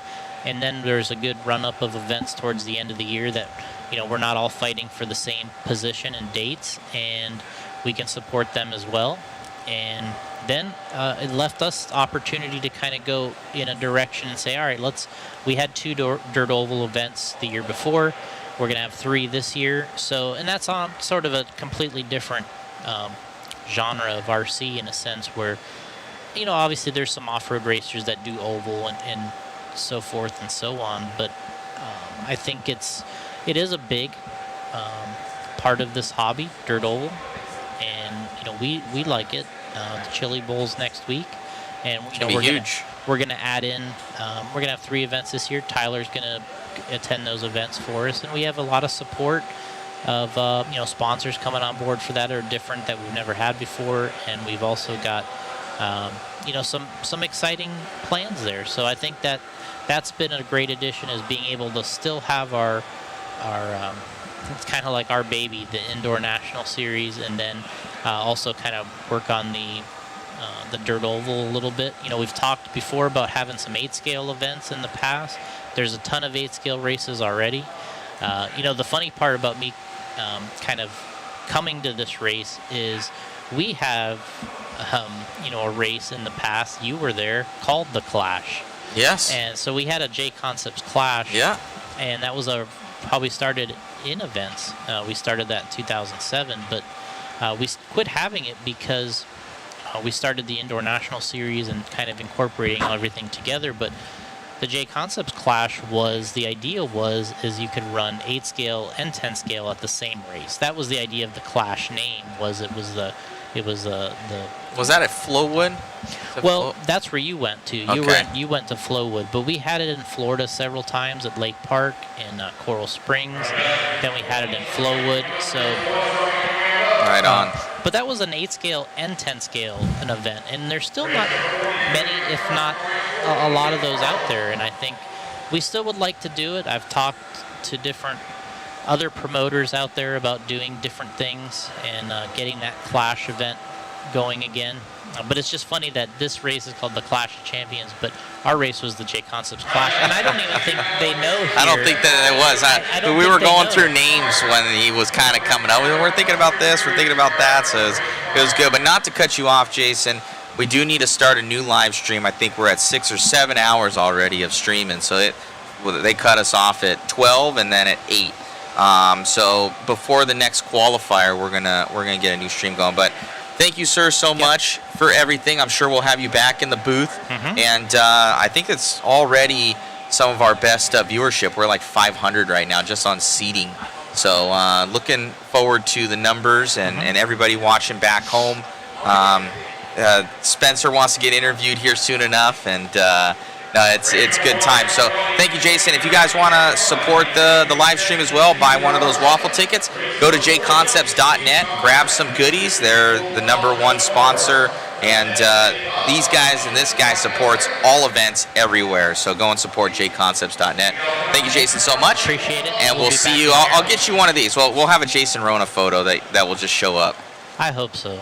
Make it a good one. It'll be a good one. Somebody good at Photoshop. It'll be a good one. Thank you, Jason, so much. Thanks. Thank you. All right, guys. So you will see a new stream coming. This one's going to shut down. A new one's going to be up. So probably in the next minute and a half to 2 minutes. We'll see you soon. Thanks.